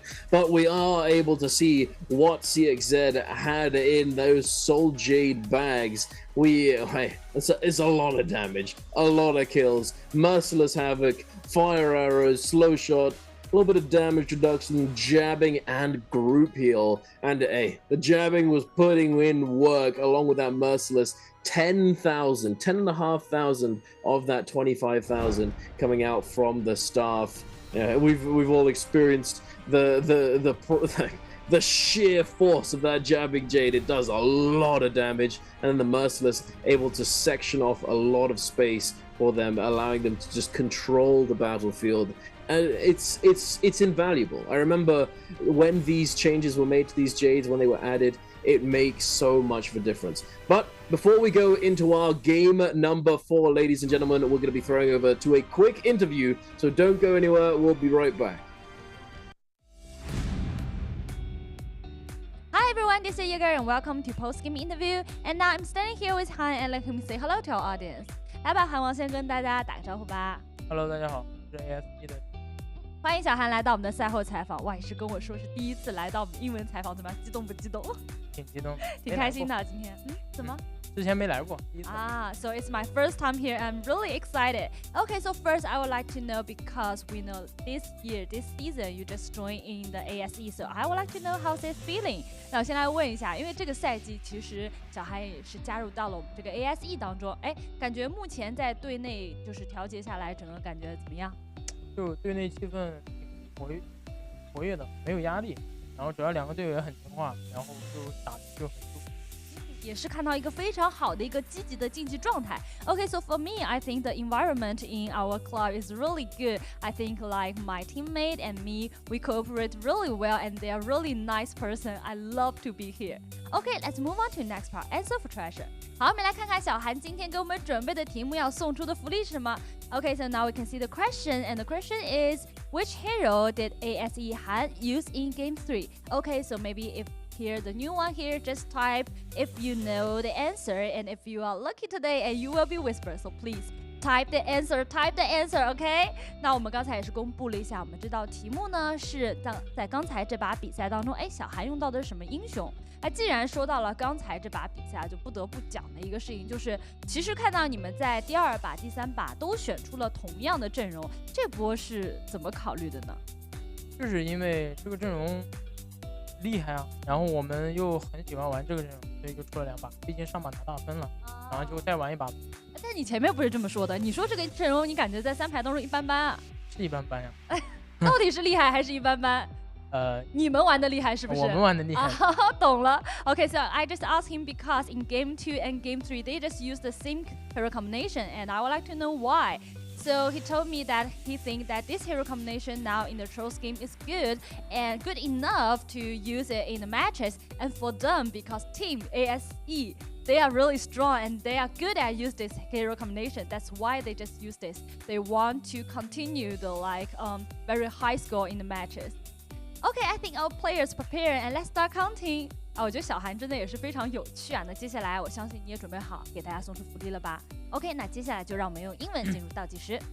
3, 2, 1. Screenshot. Okay, lucky guy will be whispered, so please pay attention. And okay, let's find out the correct answer. 也有请小韩给我们公布一下，那这道题的正确答案到底应该是什么呢 B. Yeah, the correct answer is B. Okay, because before the post-game interview, we just talked about in the game 2, they just beat down our last championship of the Trolls game in the biweekly final, which is YZG. And I would like to know how you guys just comment on this team. 那我们刚才其实我们也是在采访前聊到了关于我们上一个周冠 YZG。哇，今天也是在第2把当中回阳镜啊，因为我们看到其实 YZG 在回阳镜当中的胜率还是非常高的一个队伍。哎，小韩怎么评价一下这个队伍目前的表现？他们队伍挺厉害的，但是被我们克制，他们打不过我们，然后就这样，就虽然他们回阳胜率很高，但是我们打他们的胜率也挺高。那一波自己是怎么去做的一个指挥，可以稳稳的拿下了那一波回阳呢？第2把的那一波。第2把我们不是你们赢了？我们输了，没打过。Okay, so I think this is a really good and strong team now in the Nbpl. But for me, I think maybe our team, because we are counter YZG, that's why we can win a lot in the realm of beyond. But it's pity because we lost in the game 2 with the fight with the YZG. And it's okay, I think, because now we still have a long chance. And I would like to know, so from the last bi-weekly finals till now, so far, how you just adjust? 那我们也可以看到，其实上周到这周 ASE 经过了一些调整之后，今天状态非常好。那在休息的时间做了哪些调整呢？休息的时候就大家一起找问题，然后劳逸结合。玩的时候就好好玩，然后训练的时候就认真训练。哎，我觉得你这心态真的非常好，就是休息好好休息，玩的时候我们也认真训练，对不对 ？Okay, so for the rest of time we can we rest a lot. We also figure out the problem in the matches together. But for me, I think the rest day, so we need to rest. We can play and play enough, and then we can have a good status now in the matches. 再次感谢小韩来到我们赛后采访，我真的太喜欢你的性格了，一定要打得好，多多来采访，好不好？ Okay. 再次感谢 Thank you for today's interview, and we will take a break and be right back later.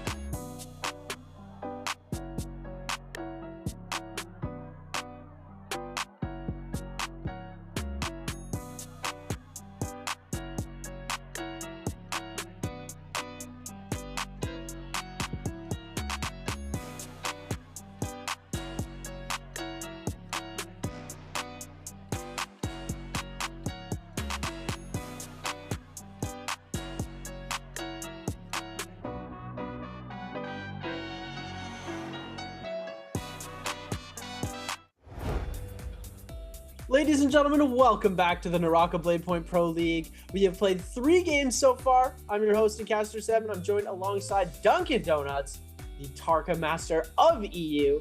We are going to be jumping into game number 4 in just a second, but wow, we've seen some crazy comps coming out from some of these teams. AIC putting in absolute work with the Syra, Justina, and Viper composition. That is it's been a pretty interesting one. I'd love to see the gameplay from them so far.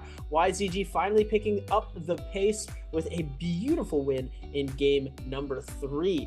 Now we've got 3 games left to play, and this is going to set the tone for the entire second bi-weekly. We still have a group that hasn't had the opportunity to put any points on the board. Group number C, or Group C, it has not put any points on the board. They're not playing today, so we will have another day for these players to be able to do so. But going into game number 4, we're going to be starting with the Fireflies. So Duncan, how are you feeling about these games so far? Well, they've definitely been very exciting. We've got to see a lot of action coming through, especially in those end games. A lot of stuff happening all across the board. You know, the early game fights, not too much in the early game, but that is soon to change, as the early game is where it's at on these Firefly games, as you well know. As we all know, picking up those Fireflies at the very beginning, especially for certain characters, can be so impactful. For example, with Tessa, you can grab yourself a Firefly and essentially have ult just off of 1. Usually you need 2 to fully get your ultimate online, but having just 1 does bring Tessa online, as her ultimate only costs 60% of that total charge. Then you've got characters like Zai, who, even if you don't have a weapon, you can still make full use of your ultimate. It might not do as much damage if you had a blue, purple, gold weapon, but you're still going to be doing a significant amount, especially if you didn't have a weapon to begin with. It gives you that chain scythe as soon as you pop your ultimate. So it's extremely impactful early on, and I'm looking forward to see what these players are going to be choosing, what they're going to be prioritizing when going into this hero selection, these phasings. We've not seen Syra do as well as it was before. You know, it's still extremely impactful, but we've seen a lot of Kylan Monk. We've seen the Vipers do pretty well, and although the Viper, Justina, Syra does include Syra, I feel like the all-star in that composition was more so the Justina. So we'll see moving forwards what these players are choosing. However, I believe that we're likely going to see a lot of Zai, a lot of Kylan on this upcoming map, because I believe we're going over to Perdoria yet again, or perhaps we're going back to Holoroth. I sometimes get confused between the solo and the trios map orientation. Do you remember whether or not it's Perdoria I know or Holoroth? Solos goes Perdoria, Holoroth, Morris, Perdoria, Holoroth, Morris. It does. I think it might be Holoroth. Hits us with the switch up, but we go Holoroth, Morris, Perdoria, or Holoroth, Perdoria, Morris. I definitely, we're playing Holoroth for game number 4. Game number 5 and 6, it's still anyone's game. We'll figure that one out for you later, chat. Yes, but yeah, we will indeed. We're gonna be seeing Holoroth in game number 4, so I'm expecting to see a bit more Siphon come out this time. We've seen 1 to 2 Siphon teams per game so far. We didn't see any in game number 1. We saw 2 in game number 2, and then 2 in game number 3. And Takeda's still a powerhouse of a hero. It's just the amount of counters that they have, and the amount of, like, I guess Kylan doing a really good job at staggering over Takeda when it comes to the Monk comp. He has that damage output as well that can be turned around, and instead of just staggering, he has that extra damage output. And then we see Syra as well as really good CC when it comes to those scenarios as well. So it seems like Takeda's sort of starting to fall out of the meta, which is it's a little sad to see, but he's still a very strong hero. I don't think that that's going to change anytime soon, but we are starting to see a lot less of him, given the fact that Syra has just become so much of a dominant force. But like you said, these players are seeming to be able to counter the Syra plays a little bit more. They've seen how brutal a Syra can be in day number 1 or in bye week number 1, and now bye week 2, they've decided to switch things up because they've seen how incredibly crazy that Syra play can be. So these players are looking out for that. They're trying to counter it more. Yeah, absolutely. I mean, you talking about Takeda, bringing him into the conversation. Absolutely, he's not the powerhouse that he once was.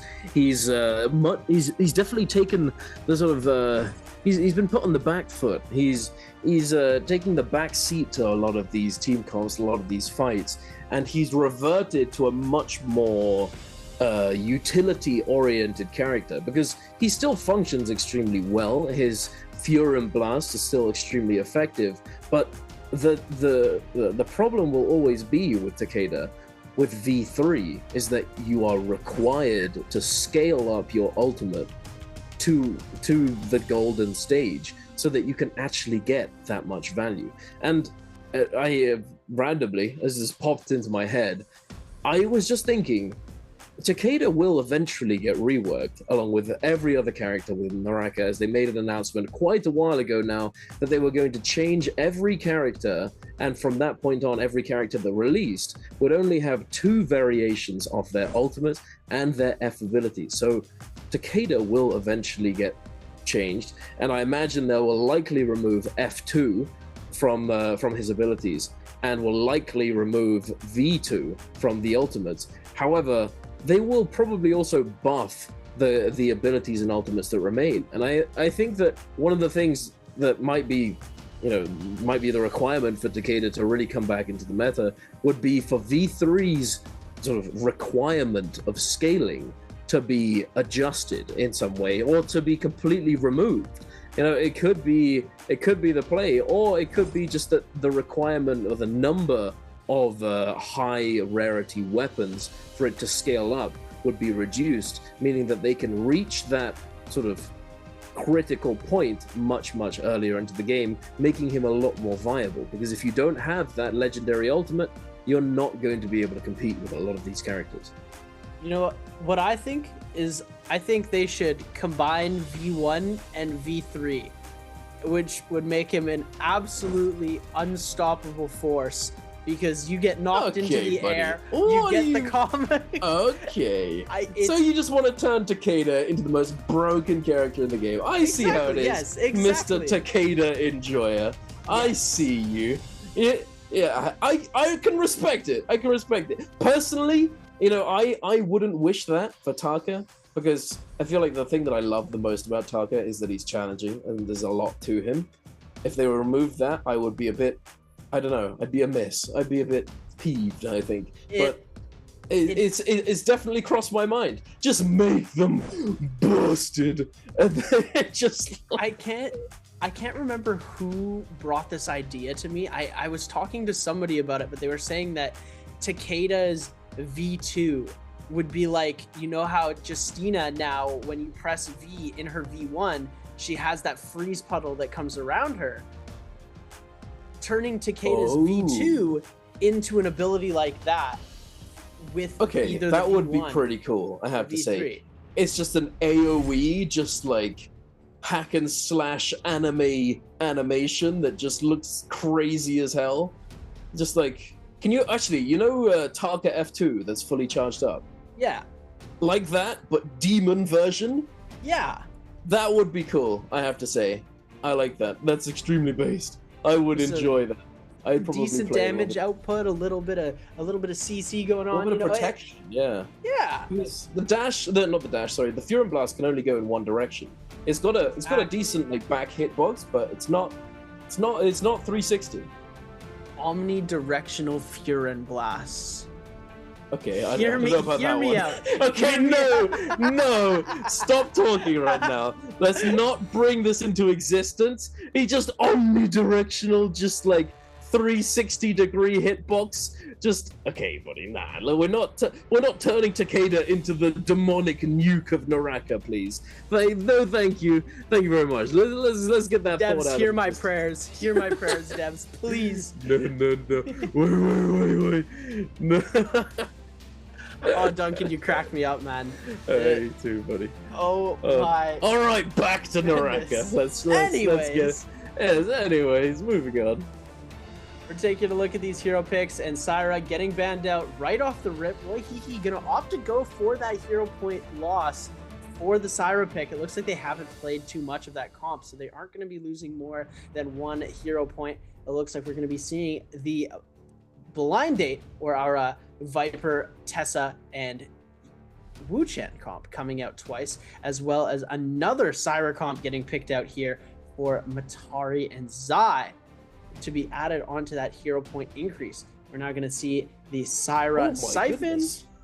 And now our Monk comps getting released. Xiaowen, Mist, and Han going to be going for that Monk, Kylan, Zping, as well as SS1. And that is going to be our teams, ladies and gentlemen. They're picking these pretty quickly now, and it's been pretty standard for what we've been seeing across the board. Is going to be a little bit less Monk, a little bit more Viper coming into this game here, as a lot of these players did burn their Monk plays very, very early.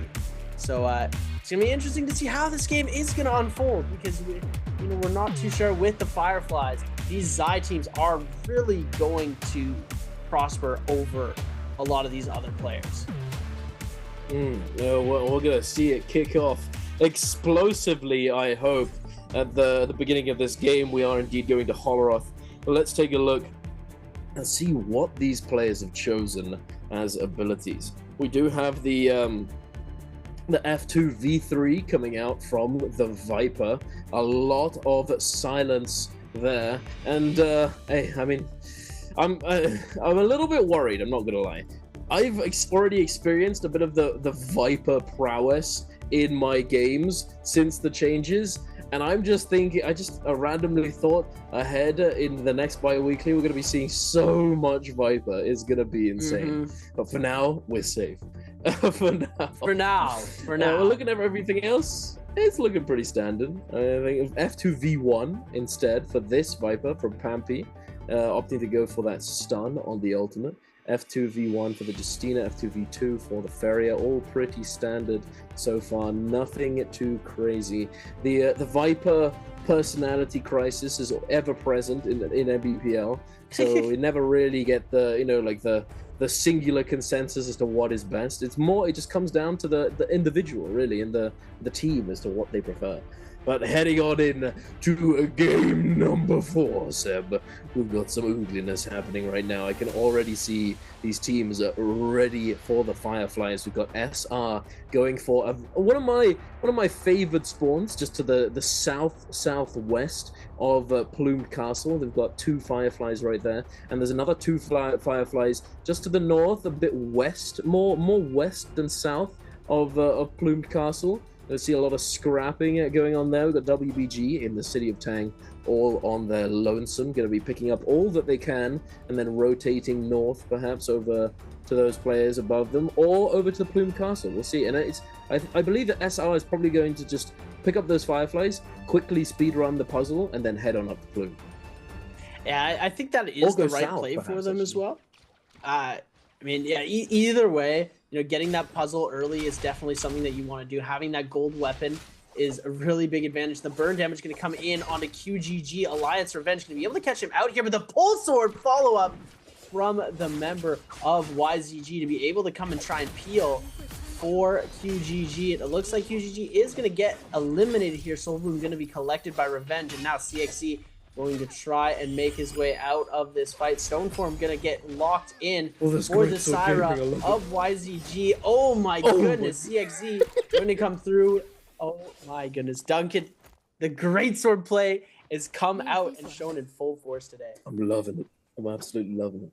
It's always fun to see. Sadly, they usually get turned into pulse swords. But here we are with 521 and SS1 down in the south in this area, which, if you don't know, chat, is extremely useful for recovery and also a pretty solid starting position, as there's a significant amount of money to be found here. There's a little basement that you have to break some boxes to get into.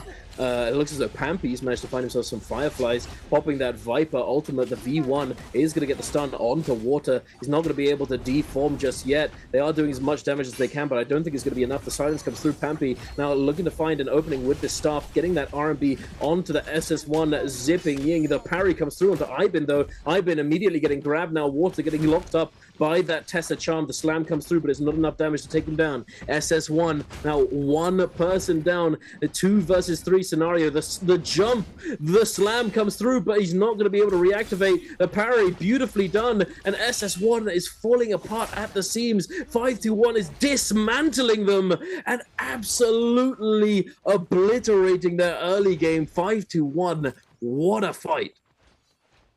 I'm loving the improvement that 521 has Absolutely. shown. They have been a team that is usually getting eliminated first. I mean, BBE last season showed a little bit of promise, and 521 was just not able to keep up with any of these players. And I'm loving the fact that 521 has been able to take the off season to just improve, get back to where they need to be mentally as a team. And now they're showing that they're able to compete on the big stage with these players and not just get eliminated off rip and then second life taken away before first Yang even drops. I remember seeing them get double eliminated right off the bat of games last season, and now they're really showing up to play. You know what's funny about that? Is that the BBE members, Ibin and Fat Milk, both went to 521. Yeah. And now the members of BBE just not able to do as much as they would like, as we're going to see the huge regrab coming through onto NNE. 2 slashes from the Kylan, knocking him up into the air. They're not able to get the final grab. This could be detrimental to that. They are still able to pick up the elimination, though. What a beautiful play. Devon going to get smacked into the air. The follow-up coming through onto him. The regrab, the double grab. Oh, no, he doesn't get the slam. Oh, my goodness. Xiaonan with the blunder, but they're going to be able to try and clean this up really quickly here. 3v2 scenario. Big parry from both Xiaonan and Youth. Roy He, the last remaining player. We've seen him 3v1 once before, but it was on Monk, and I don't know if he's got it in him today. Roy He not going to be able to come away with a 3v1 play there. And TE picking up 3 eliminations. What a beautiful play by them to be able to come away with that. Going to be flipping over. It looks like ZK from Wolves jumping into this fight here. We're going to see the F ability come out from him quickly. TE Speed going to be the one to get the silence off. Big parry coming through. Youth going to get himself eliminated. Now flipping over onto Xiaonan. Xiaonan, the last remaining player. They are going to get the Tessa stun before he's able to ult off. NY7 from Alliance dropping the Bane now coming through. ZK going to get himself eliminated. They are going to be able to re-transport out of there, though. The Revenge now going to flip over, finding a purple armor. Not fully replenished, though, so he's just going to jump into this with no armor. His team is going to try and go for the chase onto Wolves. It looks like ZK is going to have to take himself to a soul altar, and LJX has been caught out in this situation. 1 member alive remaining from Alliance, but they have the revive, so they're going to take themselves to a soul altar to rescale their fight. Indeed, that's pretty rough, I have to say. But 521 showcasing it. These Viper comps. This is why it's called the Attack on Titan. That's why it was originally called this, because it just obliterates those Transformer compositions. This Kylin Tianhai comp is essentially just Transformers, but in a different form, and they just absolutely cook them. Extremely good. But the thing is, it's not easy. You have to execute it very well. You have to have your protocols down pat. You need to know who to target, when to use these abilities, and like actually landing them. It's just, it's beautiful play. I will say that the Viper composition, although it seems very easy on the face of it, you just ult them, you silence them, and then you win. Nah, it's a lot more than that. It's not as easy as it looks. The amount of time and effort invested into truly figuring this out is significant, to say the least. But here we are. Let's take a look at GG, who, unfortunate for BBE, Devon is being chased down in the 1 versus 3. His teammates are alive, but they're nowhere near him, unable to aid in his escape, and it's fully taken advantage of. It is what it is. BBE, thankfully, it's probably for the best. left as a sacrifice, so to speak, just so that you cut off the arm so that that body may survive. And BBE still has 2 members left alive, and they will attempt to salvage this game moving forwards. But as expected, you know, and as we usually see, the early games of these Firefly games are very active, very oogly, so to speak. But as soon as that initial phase of the game is over, we see a lull in the fighting, a lull in the combat, as all of the teams, they have to be careful, because any team that they run into, because the Fireflies are in play, could very well have ultimate. They might be pretty scaled up. They may have picked up a few kills. You can get a decent picture, a decent idea of how much by paying attention to the kill feed, but you can never be sure. And you also have to prioritize making sure that if you get jumped by one of these teams, that you're not going to just go down instantaneously. Speaking of, it looks as though BBE Roy Hee has been spotted out. GG has made it their mission to slowly but surely assassinate every single member of this team. Yeah, and GG doing a really good job of just following up and staying persistent. They're in the zone. They're going for the kill, not wanting to let any opportunity pass them by. And it looks like there are still 2 players left in BBE, as they're just going to head into the zone here. And I think they might just take their lives, as GG has spotted out Devon. And this is not good for BBE. They are going to be going out pretty early again here. This is really unfortunate to see this happen. They are in the zone, so the Storm is going to be doing a lot of damage. No Vitalia left for them. They could try and make it out, but I doubt that they're going to be able to in time. So this is just a really unfortunate circumstance for them. As this Realm of Yang is about to drop, it looks like we're going to see YZG heading in there, and the Realm of Yang closes before GG's even able to make it anywhere near the portal. You're going to see Bit of a blunder from them, I feel like. Yeah, I mean, they were going for the chase on the elimination, so I do understand where they're coming from. Oh no, they died to the zone. BB is going to get completely eliminated here, not able to make it back into the zone. That's going to be their game number 4, and I don't even think there's a single point on the board for them. You're going to see YZG versus Alliance right now. Mech already up for YZG CXZ. You see 2GG just trying to scale around with the Pulse Sword, getting hit with a lot of damage now. The Syra ultimate going to be doing so much. Trying to tap dodge away here, going to be forced to pop that ultimate. Does end up getting a freeze off on the NIHQ, or NY7 actually, as a Yuma trying to make something happen as well. We're going to see the F-dash coming in from the Zai. But oh my goodness, the cannon fire from the Mech mixed with the suppress from the Syra just coming through. Absolute insanity right now. YZG gets the double freeze off, gets it a second time here, and this is that Justino. When the Justinos come to play, they're absolutely lethal. CXZ gonna try and make something happen. The uppercut gonna come through into the F, and this is gonna be it. Oh, Peel coming through. NY7 gonna be down, losing ultimate here. Jumping element gonna come through, but the F2 from Yuma going to be able to seal the deal on that elimination, and TXJ goes out next.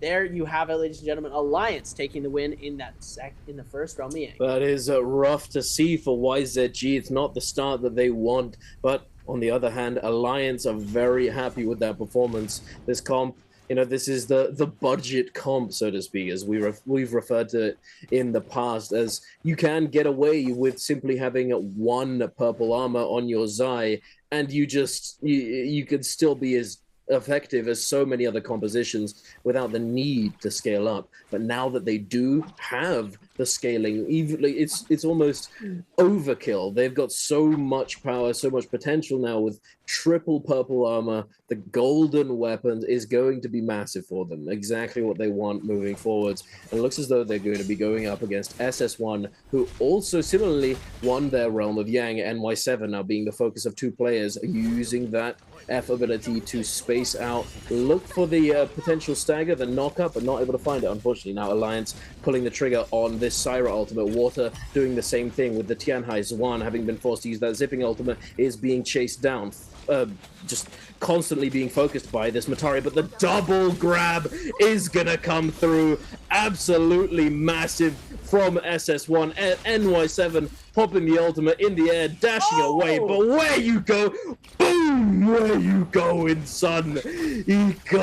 Come back here, buddy. But oh goodness me, it's getting turned on its head. TE has arrived. They've rolled up and they're going to be picking apart SS1 in this weakened state, having no cooldowns available. They're going to be chasing them down and potentially cleansing this Yang depletion that they need to do if they have any chance of survival. Yeah, and Youth able to pick up a Soul Bloom. It looks like showdown the only player left with that Yang depletion. If you get the majority of your players off of the depletion, it's not as difficult for you to try and come back into this game. You can always buy your teammate back who dies to the depletion. It looks like they are going to try and go for this elimination here. Yuma becoming the target on that Matari. Very, very low in HP right now. Going to try and scale away, and it looks like he was able to avoid some of this damage.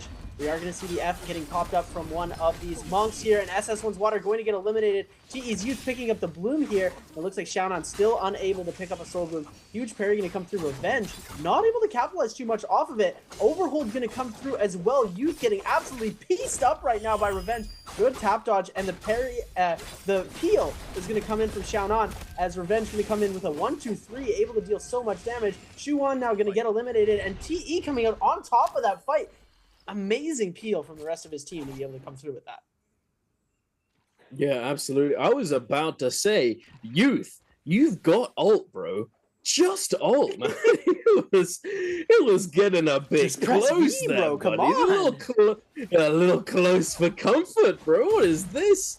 You go down, it's not looking good, but hey, they salvage it regardless. The Syra put up an excellent fight, making it very, very close. But they didn't need it. It's all planned, calculated, easy clap. No problem. But moving on, heading over to YZG. They're looking for these Soul Blooms right now. WBG seems to be their target. Leo turning this focus back around. TXJ preemptively popping that ultimate, armoring through that damage. Now throwing down these orbs, trying to keep his teammates alive. Run also in that Syra ultimate, trying to make use of this beam, the microwave coming through, the CXZ getting knocked around. The Ferrier in that F2 tries to go to the sky, tries to use that silence. Still very low HP. YZG TXJ gets pulled out of that ultimate. A little bit of chip damage coming through. Jing now the focus of these players. CXZ gets locked up in that Sand Wisp. It's not going to be enough though to take him down just yet. Run 1 HP in a dream does get eliminated. The cleanse comes through for TXJ, and there it is. It all just happens in an instant, in a blink of an eye. You blink and you miss it. They all go down, and YZG able to clutch up in those final seconds of that Yang depletion. 10 seconds later, and they were dead for good.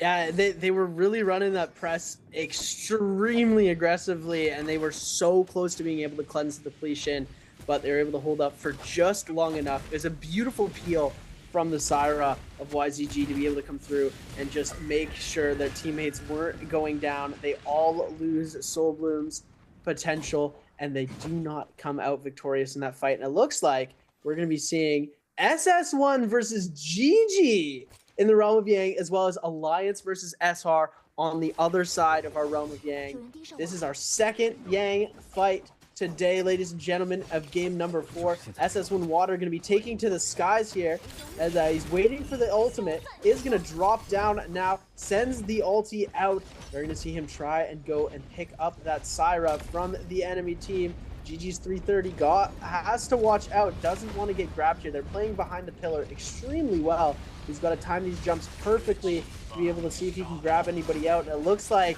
his teammates getting absolutely decimated here. Juan not able to hold up his end of the team, not able to make anything happen. It looks like Water as well is just absolutely whiffing on all of these grabs. Now forced to back off. We are seeing the Kylan dashes come into play here, but GG's CJS doing a really good job at blocking off most of their damage opportunities with those Furin blasts. We're going to see it happen again. Furin shove coming out, and CJS is going to get eliminated though. XS1 turning this fight around. Now 2v2 situation.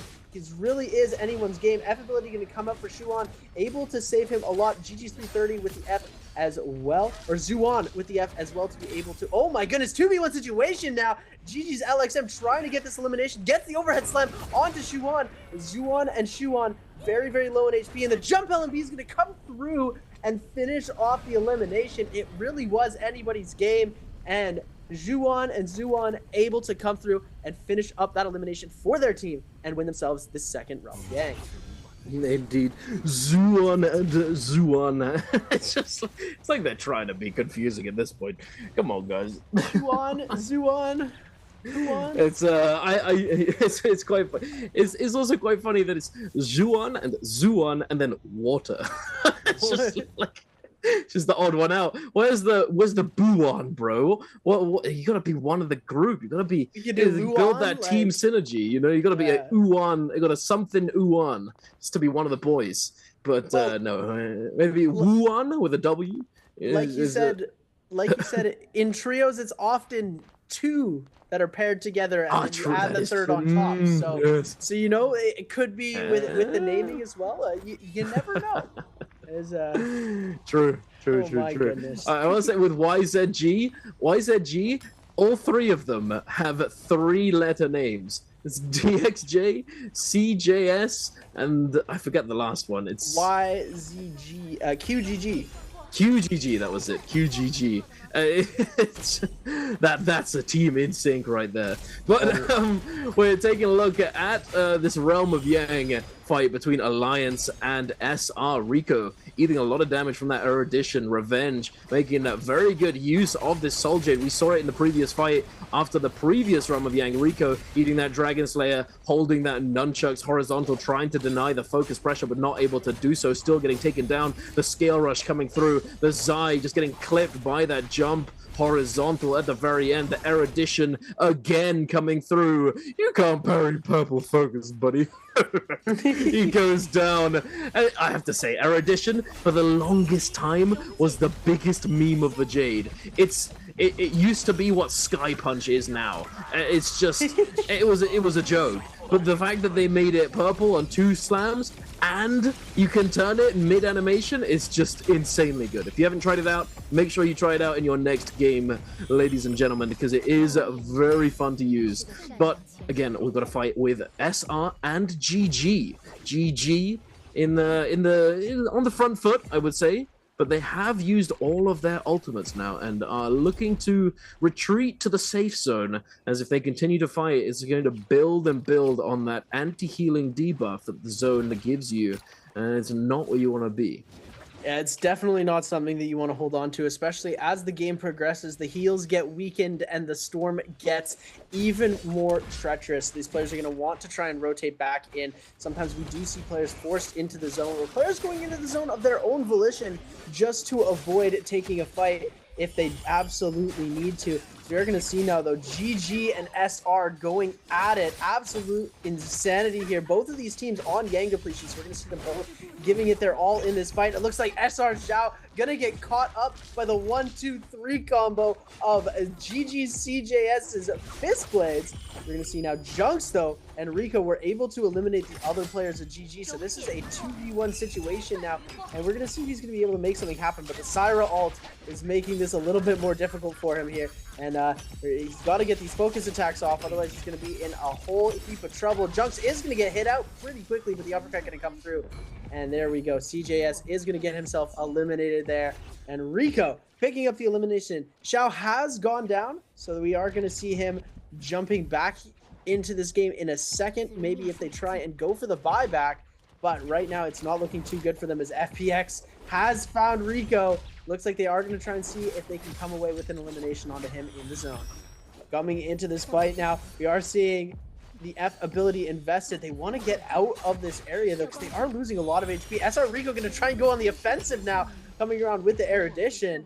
And we are going to see buddy. now The bow shot. Bow shot to finish it off.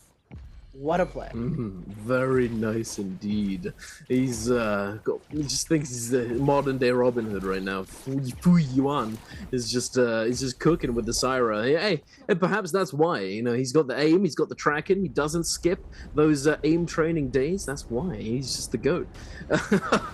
But moving over to Plume Castle, we have Alliance, Wolves, and I believe one more team as well in the vicinity, 521, and and SS1 and YZG. We've got a lot of teams packed in to this Spirit Well area, and it's to be expected, considering that this Spirit Well is going to reward those who capture it with Draco Storm. We see the Zai F2 flying in there. Speaking of F2, ZK finding that silence but not able to follow up, immediately getting peeled off by Revenge with that Erudition. Yet again, the V3 having been popped, the stagger comes through, but it's not enough to secure them this positioning. Unfortunately, Alliance looks as though they're going to be able to consolidate and fully control this space, at least for the moment. 521 very close by. Ibin chilling in the corner. Revenge not really all that interested. Ibin sending out that Tessa ultimate through the wall, but not able to find all that much. YZG getting into the mix, but immediately getting forced back out again, having all of their armor shredded down. As you can see, CXZ going down in the kill feed. That was not the plan. That was not how they wanted things to turn out. Not at all the result that they were hoping for. And now they're going to be tasked with getting this resurrection, and they might indeed be able to do so, considering that all of these other players are focused on trying to secure this Spirit Well. I believe that was BBE or Wolves jumping in, trying to steal the armor from the body, and actually managed to do so. That's honestly insane. The tactical revive was incredibly impressive, the way they used the Syra ult to push everybody else away. Pampy here gonna try and go for a huge stun. It looks like they're gonna be able to pick up Yuma, and oh, whoa. What just happened? what did the ultimate get canceled? Huh? I am incredibly confused here. Maybe he went out of range? It seems a bit odd. I'd be surprised if he went out of range. That's kind of crazy. But 521, that's pretty unlucky. Where did his health go? I think Pampy picked up the armor, and it was empty, and then just died. Because there's no way he got an entire purple armor shredded within a millisecond. Yeah, it was an interesting play. It looks like we are going to see Fat Milk getting himself eliminated here as SS1. Continuing their onslaught, they've been really good at capturing these Spirit Wells in the late game. They've gotten a whole bunch of them as the games have progressed. They haven't been able to do too much with them, but they have been staying consistently at the top of the leaderboard. So let's see if they're able to get some eliminations off, and it looks like we do see the Kylan ultimate coming out for them, trying to get this elimination onto NY7, and it looks like they are going to be able to get this pick off with the last hit coming through with that purple fan from Zuon. Wild Windsprout, Golden Soul Jade can be doing a lot for them here, and it looks like they are going to see the other players of Alliance are waiting in the wings to try and revive their teammates if they can, but it looks a little bit too late to buy people back. I'm not sure if there's a soul altar in the zone anymore, as YZG, I believe they're down. Oh no, they still got 3 members left alive. SS1 very, very high up on the board right now, doing an incredible job with the amount of kills. Look at all of the gold soul jades they've got under their belt. I see alchemy on 2 of their players, level 0, and other jades I am trying to translate. It is a little bit difficult. I think that's Phantom Step at the top. Phantom Step. For water. Yes, I believe it is Phantom Step. We got to get Severio in here to give us our good jade translation. The jades used to say which weapon it would go for, so I was able to memorize all of the weapon characters. So I would be, oh, that's the gold jade for the longsword. That has to be Phoenix Blast. But ever since they took that away from the UI, it has been over for me here. And look at that, SS1 just with all the gold jades able to block this path for anyone trying to capture the Spirit Well. This is gonna be tough. Having Draco Storm already, they are going to be uncontestable, I believe. I don't think anybody can go down there and actually stand up to them. It's just not gonna happen. Now with 4 seconds left, the buff now expiring, they're gonna be able to immediately pick up that next buff as soon as they choose to do so. Zwan ready to pop that ultimate and then immediately capture the Spirit Well. It's gonna get spicy very quickly. And speaking of spicy, this very small area at the edge of the zone is looking pretty packed to the brim with all of these players. TE, YZG, Wolves desperately trying to hold on to the inside of the house. Alliance on the staircase trying to hold on to that spot. Or are they behind? Actually, no, they're not on the staircase. They're in the room behind it, and they've managed to find themselves a pocket of safe zone in that room. They are going to have to rotate relatively soon, I believe, especially if they get spotted out by some cannon or whatever that hits them through the wall, making them immediately targetable.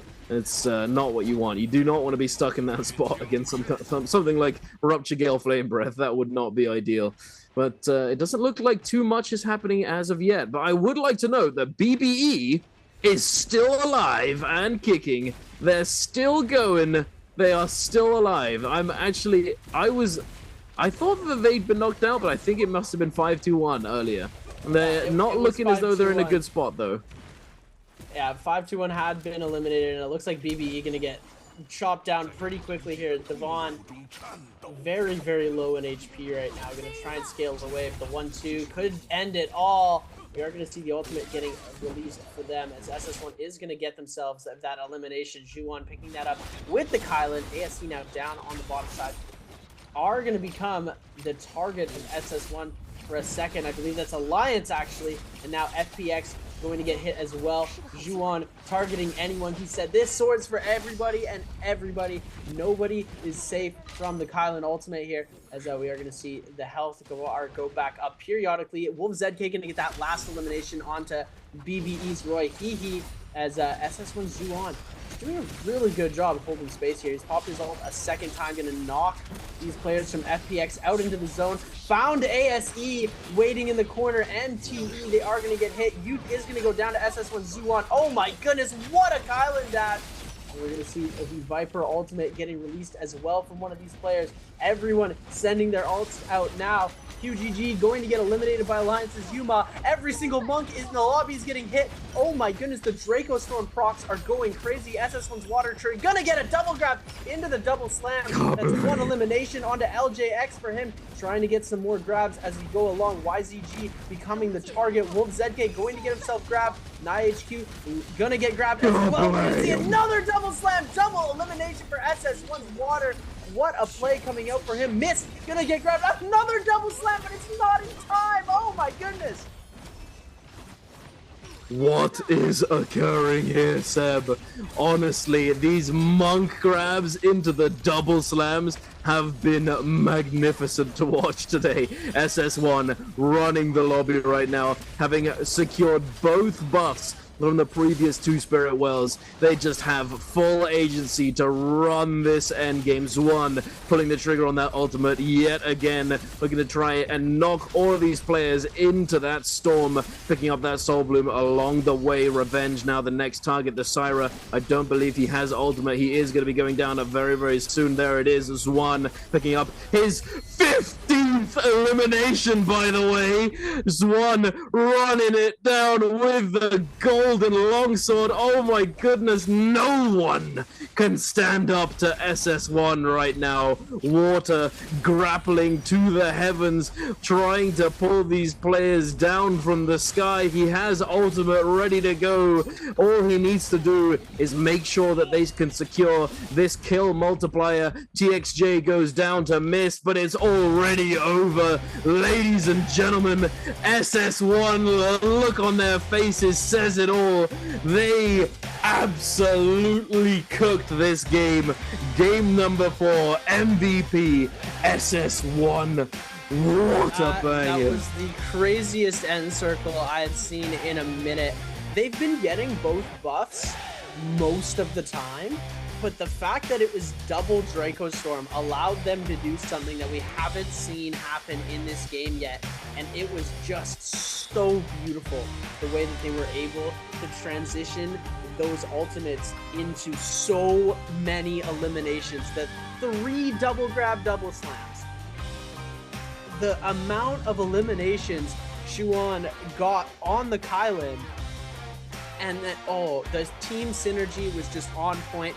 SS1, a team that is relatively consistent, just not a name, like you said earlier, that's been talked about as much as some of these other powerhouse teams. They are a relatively new team compared to teams who have been in the league for a very long time, like GG. They're not new players. We've seen these players come through time and time again, but together on SS1, they just played a masterclass Monk Zip Kylan composition. It was phenomenal to watch, absolutely crazy to see how many eliminations, because usually in those final circles, it's a frenzy for kills. Not just one team is picking up every single elimination possible. And that is the difference between SS1 and the other teams right now, is they were able to pick up every single kill. I believe they finished with either 21 or 23 eliminations coming off of the back of that game. And with the first place finish and the placement points, they're going to have an even bigger game than the game that we saw earlier from ASE, where we thought, wow, what a monster game at 29 points. They're going to have in the 30s. That's going to be absolutely insane.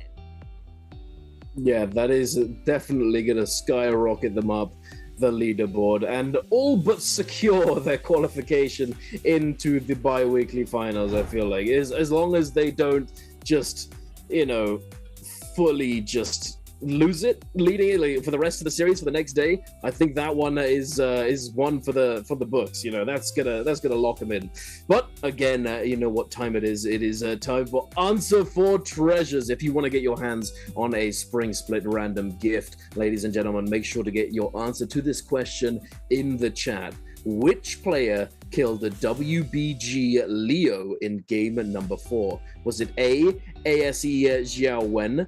Was it B, YZG-TXJ? Was it C, YZG-QGG? Or was it D, YZG-CXZ? Make sure to get your answer in the chat if you want a chance at winning this Spring Split random gift box, and to stick around so that if you are the lucky winner, that you don't miss out on claiming your prize. That's a skill testing question, as we are going to take a look here really quickly.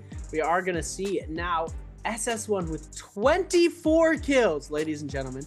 24 eliminations with a 28.8 kill points because of the first place multiplier, 4 ranking points with a game score of 32.8. What an insane game score. I don't think we've seen a game score that high all split yet. And this is only bi-weekly number 2, so there is still potential for a higher kill game. But wow, what an incredible feat to pull off in game number 4 of Trios Day 1.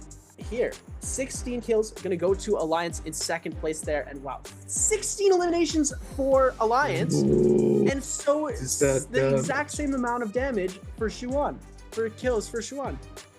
Isn't that insane? 43,000 damage. That's a lot of damage. That is bot mode easy numbers. Okay.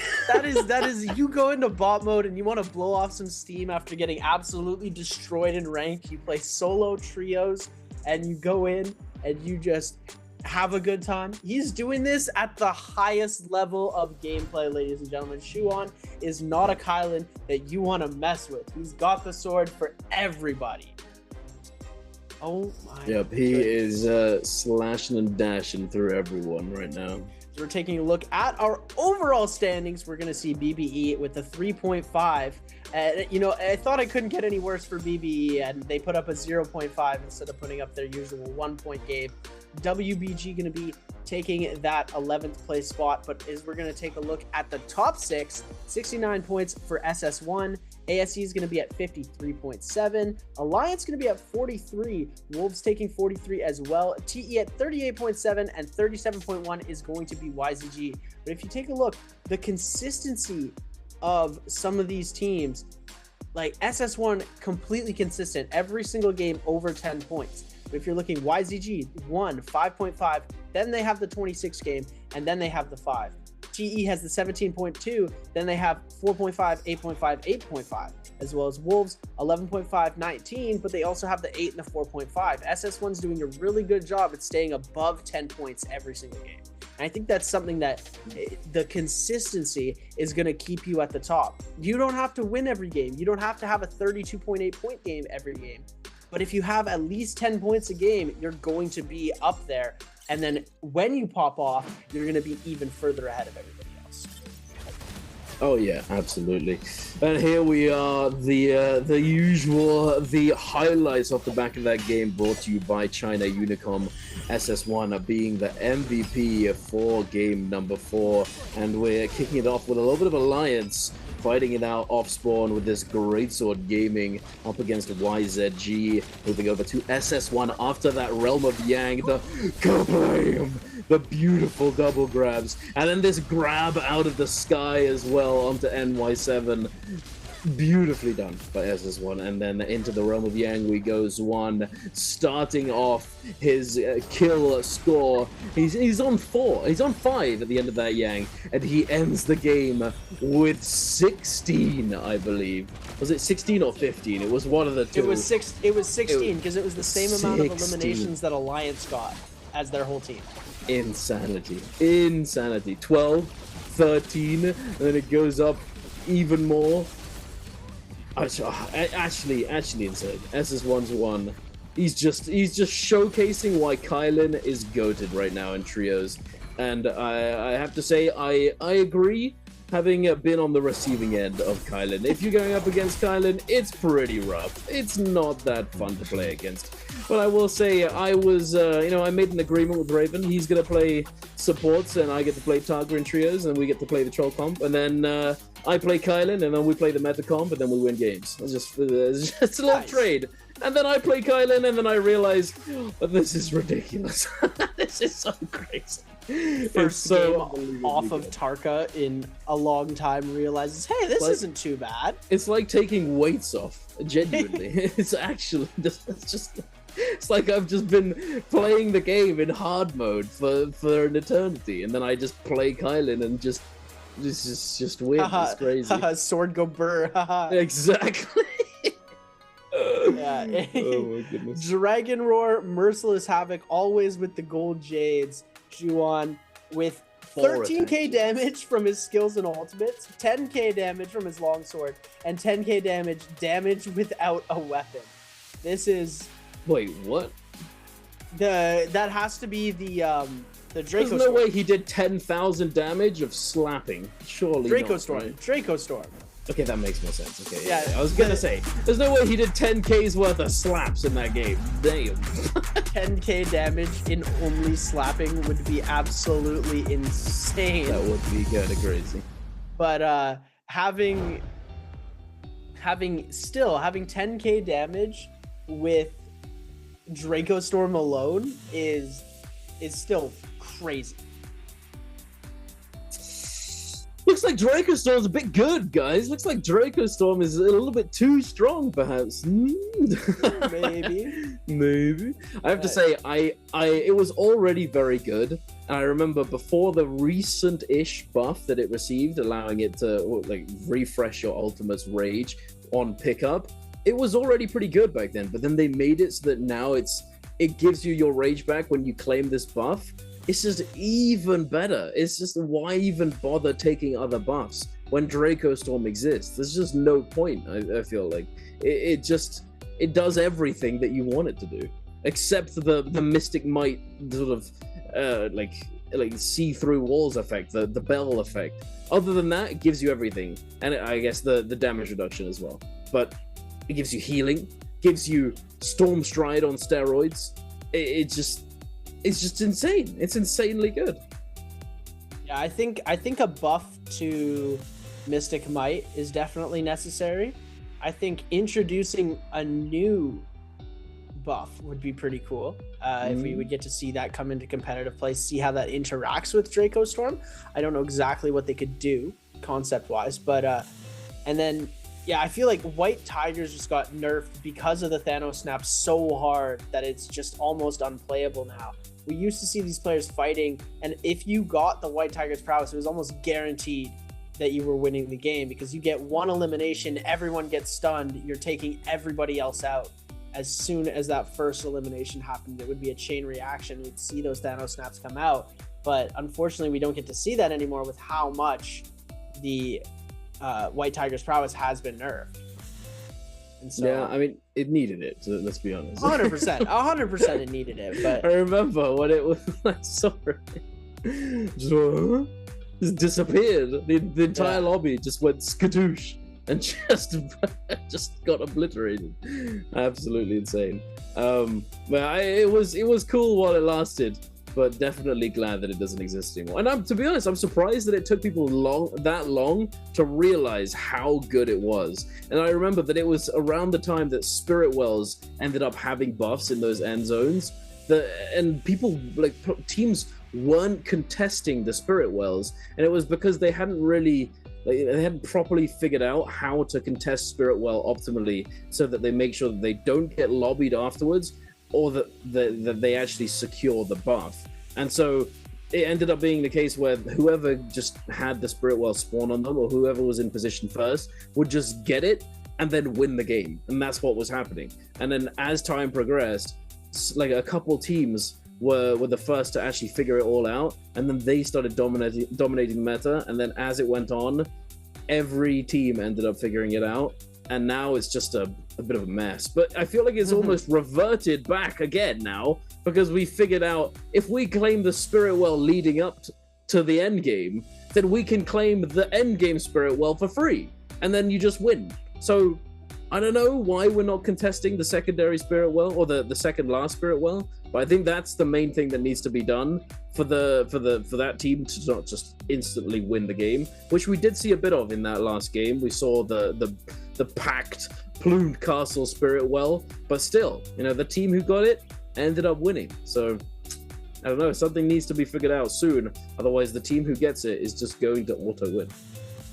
Yeah, and I think it would have to do with contesting that second Spirit Well a little bit more, because we've seen, or the second to last Spirit Well, we haven't seen that Spirit Well get much contest. It's usually only the last one that gets a little bit of contesting. We saw last bye week, we saw a lot more contest, and right now it seems SS1 has just ran the Spirit Wells.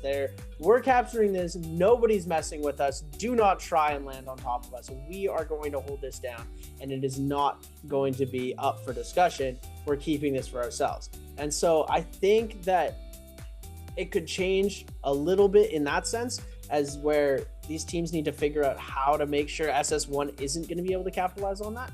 But you're right, it really does have to do with the second Spirit Well, the second to last Spirit Well being captured. They get that Draco Storm buff going into the next one, and it's just impossible to defend against.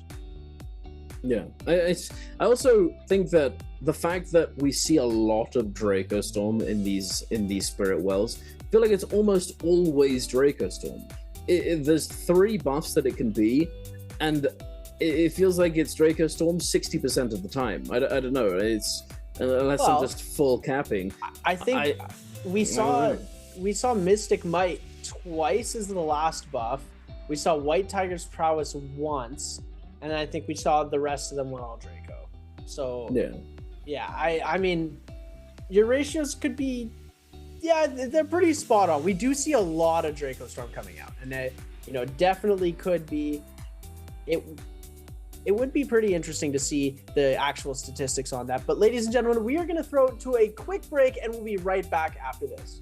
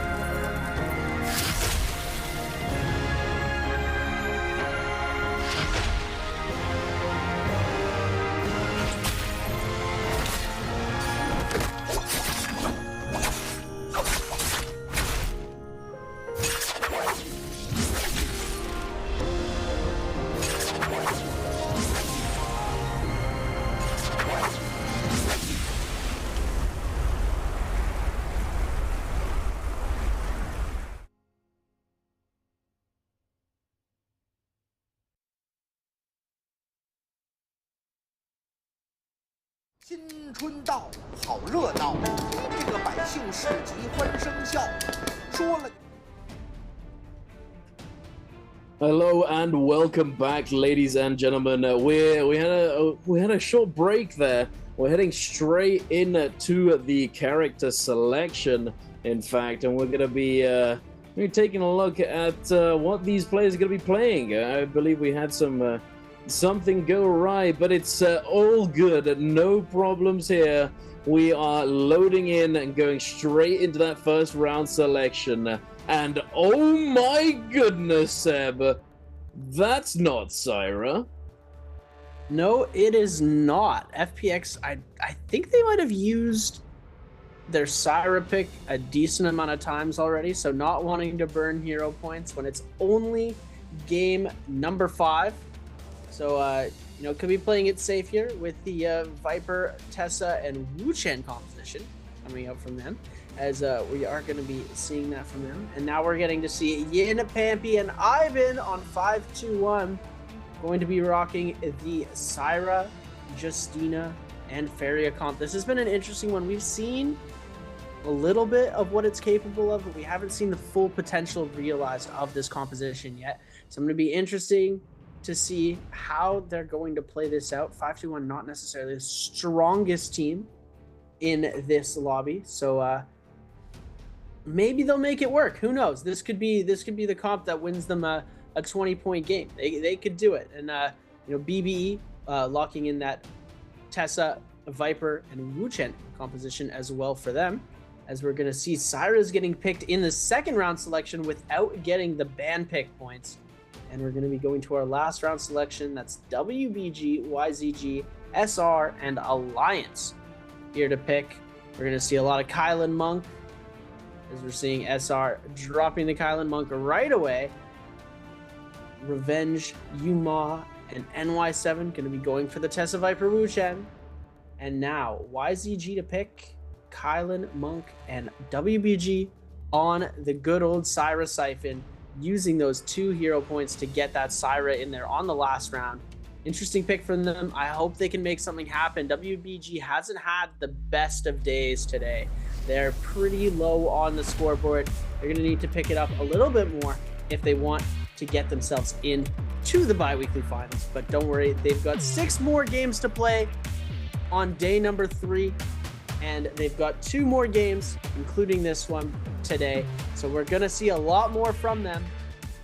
Don't you worry, ladies and gentlemen. As these players are starting to lock in, we're going to take a look really quickly at what their selections of abilities and ultimates they have picked. We do have different variations of ultimates in this game, if you do not know, ladies and gentlemen. And it's looking pretty standard across the board. The only ones that switch up a decent amount are our Viper picks. These players really go off of personal feel for that one. So it seems to be F2V3 for ZGE on Fun Plus Phoenix and F3V1 for NY7 on Alliance. F3V3 for Royhihi. So all 3 of the Vipers in the lobby running different setups, which is everybody else running the same stuff.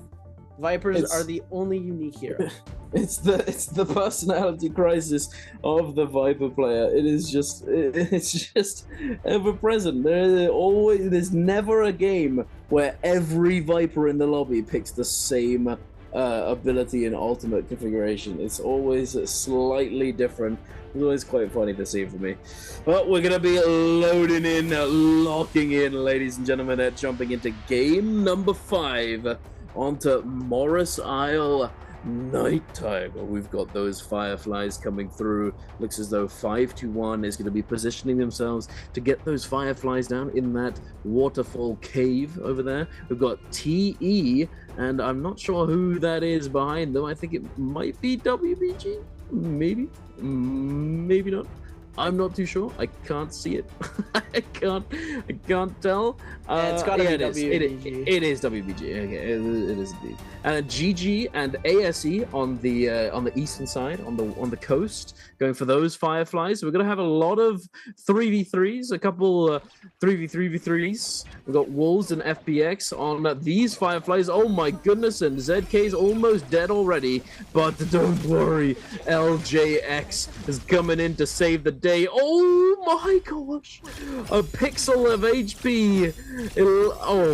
That's actually insane. It looked as though his health bar was completely depleted, but no, he does survive with that pixel of health. And now moving over to Alliance and SS1 Water. What is it about? I don't know. Everyone seems to find great swords at the very beginning of the game. It's kind of insane to me. I never find them. Or I mean, I find them, but sometimes you just don't. I always find pole swords. But these guys, they're finding all the great swords. I'm jealous. Alliance going to be able to pick up these 3 eliminations off the rip, going up to 3. TE on 2, Alliance on 3, as I'm repeating myself for the 3rd time. 5-1 on 3, FBX and BBE on 1, and ASE also on 1.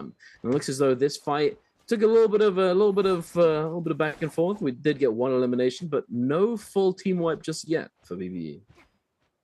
And BBE being able to hold their own, picking up 1 kill. Very nice to see that they're starting the game off right, getting themselves an elimination under their belt. They've already got that 1 point secured. So they're doing better than last game, which is all we can ask is you improve.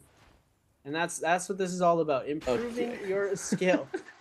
Sorry, ladies and gentlemen. As we're going to be seeing, they are maybe spawning out GG here, as it looks like they are going to find CJS. And this could be another secured elimination for them. What a play. Nice F3 to finish that off there, being able to come in and secure the elimination onto GG's CJS. As SS1 as well, fully eliminated right now, going to be taking their lives to the Soul Altar to bring themselves back into this game, trying to rescale their loot for that first Realm of Yang. As it looks like Wolves as well on the outside. No eliminations on the board for Wolves so far. And it seems to be a little bit of a calmer game, as usually we've been seeing fights going on consistently from right now into the next little bit of the game. But right now it looks like a lot of teams have already been wiped out, lost their lives, and now they're taking a little bit of a breath to reset here. So we're going to be taking a look at our kill leaders. I believe this is for how many kills they've received in one game. NiHQ with 19 is in first place. Baby U and TXJ tied for 18, and then Shuan and Tutik from JDG tied for 16 eliminations in a singular game.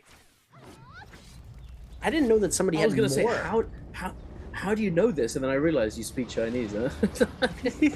You speak some Chinese. I was just like, wait. I made an educated guess. At first, I thought it was just... I mean, yeah, absolutely. I mean, you can speak a little bit of Chinese, so yeah. Based on the minimal amount of Chinese that I know, I can make an educated guess based on the statistics put in front of me, the 2 or 3 Chinese characters I can read, and we come to a census. And sorry if the information does turn out to be wrong, but no, I think you're absolutely right. I think I was correct. Yeah, you were. But hey, we're moving on to a fight coming out between Alliance and 5-1. It's looking pretty scrappy in the corner of this building. Oh my goodness, the scale rush, the slice through. Pampy now in that Justina ultimate, trying to salvage the situation. The tap dodge is not going to save him, unfortunately. Just tap dodging at the end of it, there's just not that many frames. You're very punishable at the end of a tap dodge, and unfortunately he's not able to get that parry off and save himself. Going over to ASE and BBE, Royhe getting parried and just sliced up by ASE, and the good start that BBE had managed to secure themselves is now going down the drain, unfortunately, running into ASE, a team that has just been on an absolute tear today. It's just that's rough to see. Unfortunate for them. However, they do still have 2 kills. They're not down. They're not dead just yet. They're not back in the lobby. They have another shot in this lobby, and I'm looking forward to see if they can manage to salvage it. TXJ now getting minced by Wolves, by LJX, aka The King, or formerly known as The King, YZG. Oh my goodness! The pole sword Stoneform release doing a lot of damage, but it's just not enough to save him and to equalize the playing field there, unfortunately. Wolves picking up 3 eliminations relatively early on in this game. Yeah, they're doing a good job. Wolves has seemed pretty consistent early game. It seems they start to falter when it comes closer to those end game scenarios. And they've been able to put up a decent amount of points early game almost every single game so far today. So they've been playing pretty consistently. They just got to work on their execution in the end game, and they will be doing a lot of great things if they can keep that up. 6 kills for Alliance, 3 for Wolves and TE, 4 for ASE, 4 for 521, 2 for FPX, 2 for BBE, and the rest have got donuts so far. SS1 did get sent back to the Soul Altar pretty early in this game, so it is going to be difficult for them to try and scale up in this early game, but they do have the opportunity to take a Realm of Yang or go for a Spirit Well, as SS1 does. They are the Spirit Well team, if you will. And looks like they're going to be taking over Sunwing, trying to see if they can get a bit of extra loot before they re-enter into a fight. They've only got blue armor, blue weapons for most of their team, so this is going to be very detrimental to them if they cannot find anything. They could be put at a huge disadvantage. Absolutely. Alliance looking at very solid right now. Currently, the kill leaders of the lobby, 4-2-0, giving them at 6 total eliminations. It's looking pretty good for them, and they are on that Viper team composition, this attack on Titan comp. And if the safe zone ends up moving over to that northwest side of the map, they could be able to snowball this even further, as with the northwest of the map on Morris Isle, we have all of those extremely tall trees, which facilitate those Viper drop-downs very, very well, allowing for these Viper compositions to just take full advantage and have just the general advantage over all of these other teams, lying in wait, waiting for their opportunity to strike and just fully assassinate certain teams.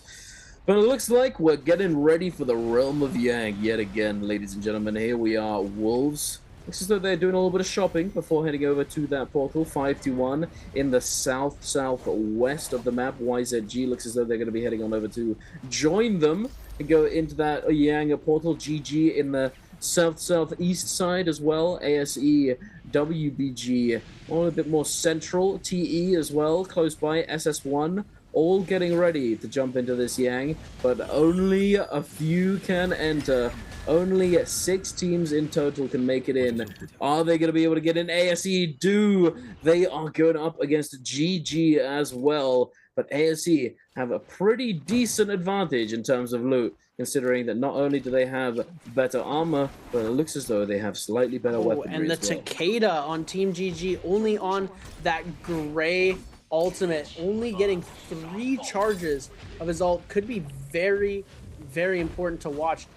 Only having the gray variation of the ult is going to be very difficult for them to be able to come away with anything. ASE's Han going to get a huge grab. Repeating crossbow going to deal a lot of damage.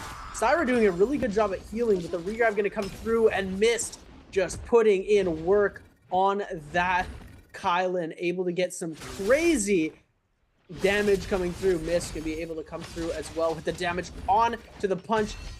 The Furin Shove is going to prevent the rejuggle, but he gets the regrab anyways, and now ultimate down. It's a 3v2 situation. They're going to try and fight this out, but it's looking pretty bleak for them. Syra has been also dropped out of ultimate. We are going to see QGG and YCG going down in the kill feed. Oh my goodness, almost gets the swap into the parry. Oh my and there we go, goodness. ladies and gentlemen. That is going to be very difficult. Oh my goodness, again. And they're just holding it. Mist going to go for the uppercut combo, trying to leave him alive as long as possible for the, oh my goodness. They're going to leave him as long as possible to try and min-max this to their fullest potential. As you're going to see, the fight is still going on. And there we go, 330 eliminated. ASE winning that Realm of Yang.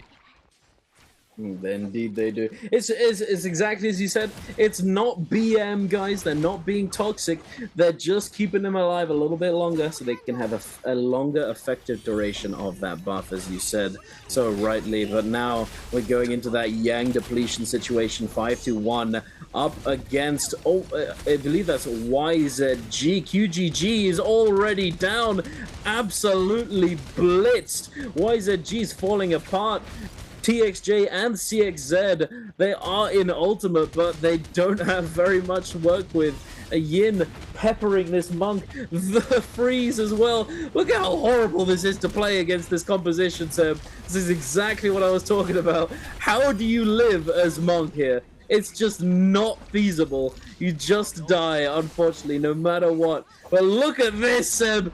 BBE popping off, coming in at the opportune moment. Hello, brothers from SEA. I'm sorry, but you're going down. We need the points right now, boys. Going up to 5 eliminations. Very nice to see. Heading over to just north of wreckage. I always get these shipwreck expanse or wreckage plains. There's two names in my mind.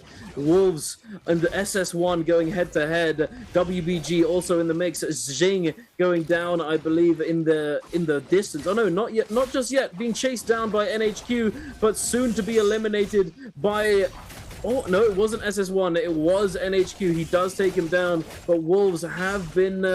Not been able to survive, unfortunately. It's not looking too good for them. They do have that buff, so they're not down for the count just yet. They are going to be able to come back, but it's not ideal for them. They're not going to be able to get that much value out of this Vermilion Bird's Might. SS1, on the other hand, are doing reasonably well, but the third party, again, is going to be coming in from ASE, and ASE are taking full advantage of the situation. ASE coming through third partying and completely knocking SS1 off of their game, taking out one of their members and forcing them to back off. It looks like ASE could be trying to go for another third party, bringing it back around. They see GG waiting in the wings. Han in a bit of trouble here, needs to get out of this situation. This could be terrible for him. Might be forced to hit that ultimate as the rest of the ASE team has shown up to assist, but they are getting extremely low. Mist going down, Han going down, Xiao Wen going down, and GG with a textbook cleanup.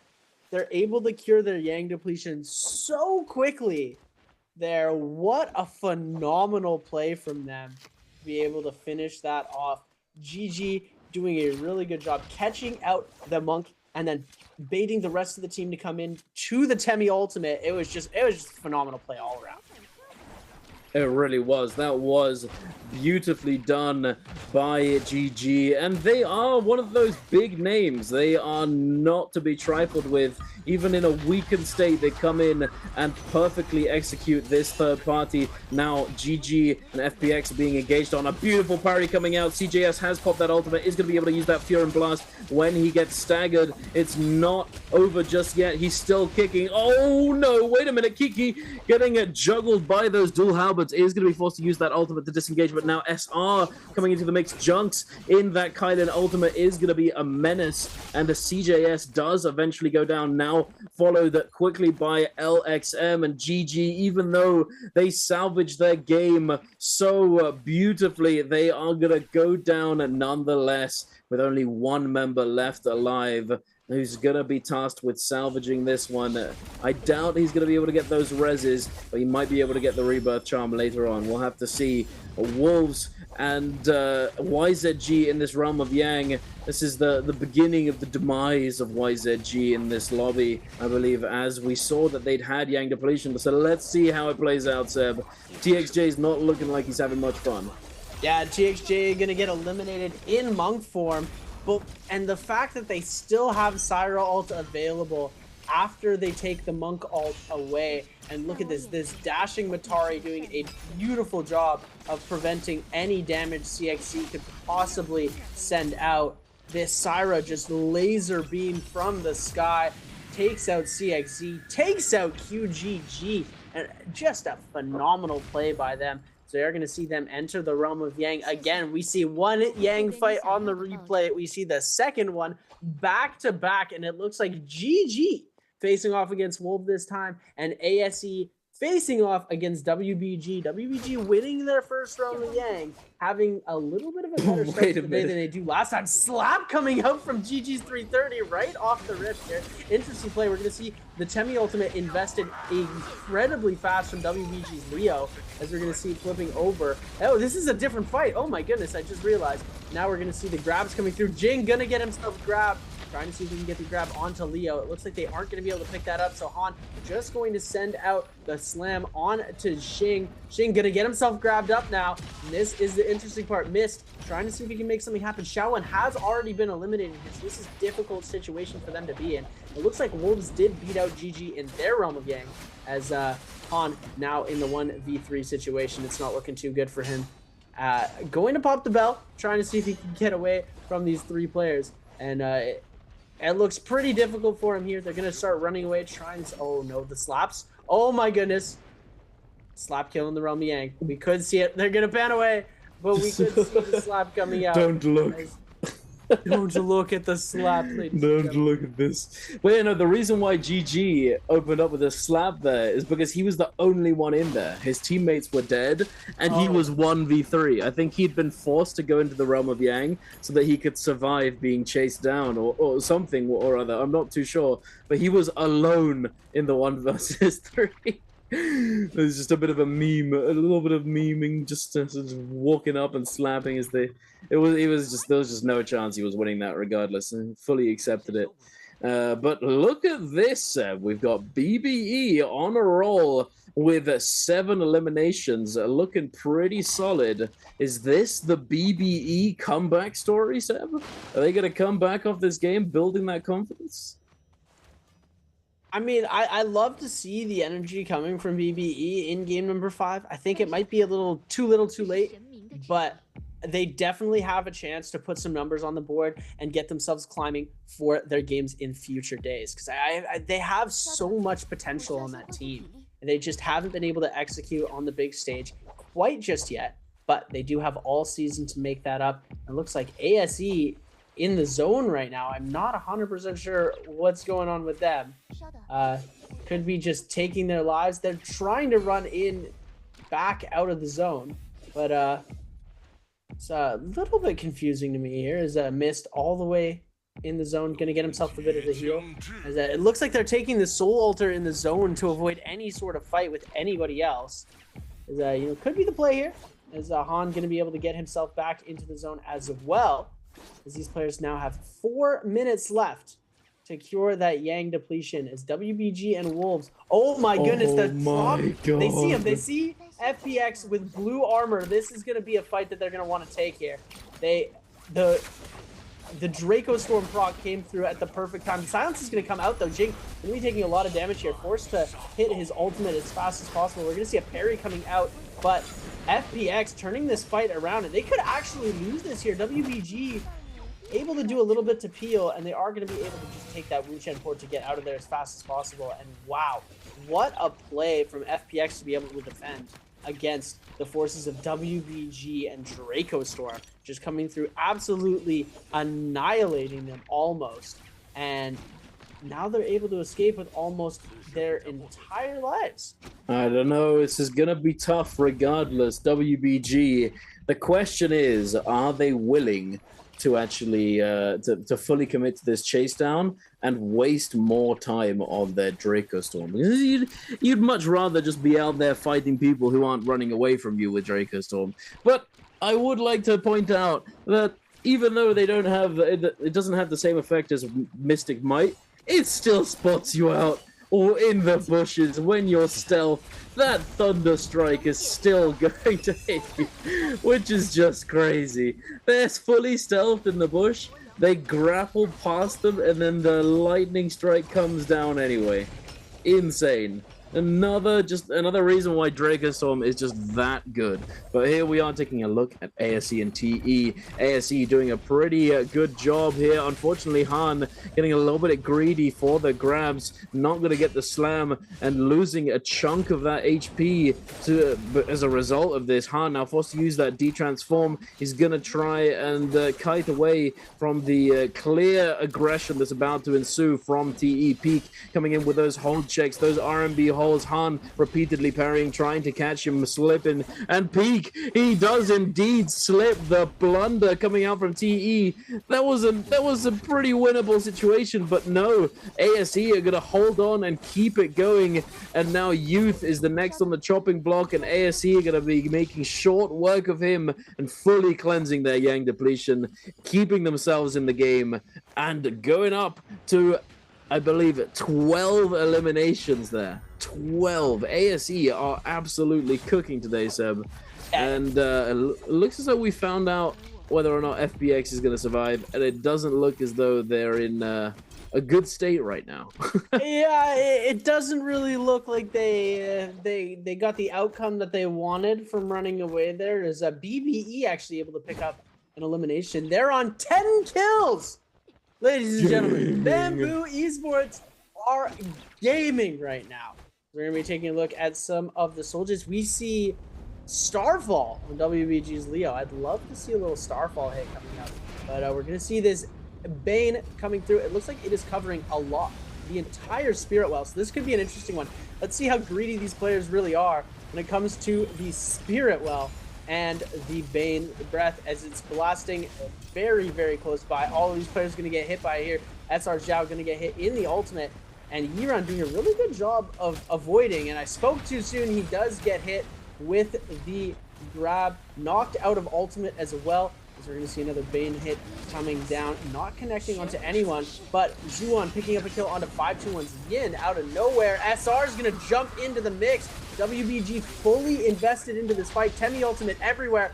Bane knocking everybody to Kingdom Come. And oh my goodness, Junk's going to get hit out here, not able to get that last Kylan slash he was trying to connect with, as the Bane is still taking over half of this fight. It looks like Zhao did get hit by the Bane. They're forced to back off here and almost gets hit by another one. Ultimate is going to go down. Oh my goodness, I thought he got hit there. We are going to see Wolves claiming this Spirit Well for themselves. And like we said, they needed to make a change, and now WBG Xing going to get eliminated by Bamboo Esports. Oh my goodness, 11 eliminations for BBE. WBG's Leo going to get a nice little parry here, being able to block some of the damage, but the Mentari F2 going to be too powerful, and Leo going to go down to water here as SS1 able to pick up a nice little elimination. And now Wolves and IHQ on the Mentari trying to make something happen. We're going to see the Mentari ultimate come out for that team. We do see they have the Mystic Might buff, so they're using those ultimates, trying to burn them and get as much value as possible as they're chasing water down. The Mentari ultimate has been invested by SS1 to create peel. We see the Ballista up. Ballista in this late of the game is a very interesting play to see here, and SS1 is going to go down. I believe that was Assassin's Lunge on Nai HQ that completes that elimination. And now Zuan, 2 members remaining of SS1, and Wolves just hot on their trail, ready to engage. They certainly are, and oh my god, I said it earlier. Are BBE gonna be able to come back and get that game that's just gonna build their confidence and just like skyrocket them up the leaderboard, because they do have it in them. They're like good players. You have to be here. You have to be pretty damn good. And there it is. They finally get their footing. They find the footing. They find the ball that they need to get rolling, and now they're in it. They're 11 kills up. They're not the kill leaders of the lobby, but it's still a very nice contrast to see from their previous performances. And now SS1 Juan, unfortunately, the last remaining member of the team, does finally get spotted out, chased down, and put down by SR, who are, they haven't had the best day so far. It's definitely not comparable to their previous performance in the group stage of last bi-weekly, but still not too bad. They've still got time. There's still plenty of time. Now we're gonna fight between Wolves, BBE, and the last remaining members of WBG, who also are now fully eliminated. Devon, picking up that kill. BBE going up to 13. They're the kill leaders, Seb. They're at the top right now. Let's go, BBE. It's always good to see. They're still sitting in 12th place, but that could change off the back of this game and in game at number 6. So we'll see how this end game plays out. At the moment, SR, ASE are all positioning on this Spirit Well, along with Wolves who are close by. We're gonna try and contest this. We do see that it is Draco Storm as a reward for this Spirit Well claim, but are SR going to be able to hold on to this? Wolves don't seem too interested in contesting at the moment, and there it is. They're just being gifted this Spirit Well. I mean, it's definitely a hard thing to contest, but nobody looked to stop them. Yeah, I'm not too sure, but what happened there, but it looks like BBE now going to be the targets of this onslaught, and no, Roy he forced to use that Viper ultimate to try and make something happen, and it looks like they're going to be able to get a decent amount of a stun off, but it looks like NNE going to get himself eliminated here. Roy he just trying to create some space, using that F3 to be able to put more space into the focus slide, but getting attacked from every single angle, and it looks like ASE's missed, going to pick up that elimination. Still got to work on the end game. They came up strong in the middle and early game. They've got one player remaining, so they still have a chance for some really good placement points. SR only on 3 eliminations. The rest of these teams very close together. BBE with 13, ASE with 13, and 12 for Wolves. Wolves ZK now found Devon, and it looks like Devon is going to get himself eliminated pretty quickly here, as SR has also seen him. They know he's the solo in the lobby. There's only 10 players left. They know there's 1 solo and 3 trios. Devon going to be getting caught out pretty quickly here, trying to run away, but Rico hot in pursuit. This is going to be a little bit too difficult for Devon here, as all of these players jumping into the mix, but Matari is the hero to do it. Looks like it is going to be not enough, though, as these players aggressively giving chase. Armor swap. Oh my goodness. Devon gonna go down. LJX making something happen, as ASE's Han was able to go for a huge grab. Oh my goodness, he gets ZK. Trying to see if he can get another grab. Isn't going to be able to connect on the second grab. Han now in a bit of a bad situation. No health available, no armor. Han could go down here. This is getting tricky. Junk's going to steal the elimination with the cannon shot from downtown. We're seeing Xiao now on the Monk, gonna pop that out, trying to get ZK. He does get the grab. Everyone sending their shots in. The regrab gonna come through with a huge follow-up. Xiao gonna pick up the kill. And now we've got ASE up on top. 2 players from ASE and 2 players from Wolves holding the top of these trees. SR down at the bottom. Is it 3 players from SR, 2 players from both of the kill leading teams? As we're jumping into the last 2 minutes of the game, it's going to be interesting, because if SR picks up all of these eliminations, I think they do have a shot at making MVP.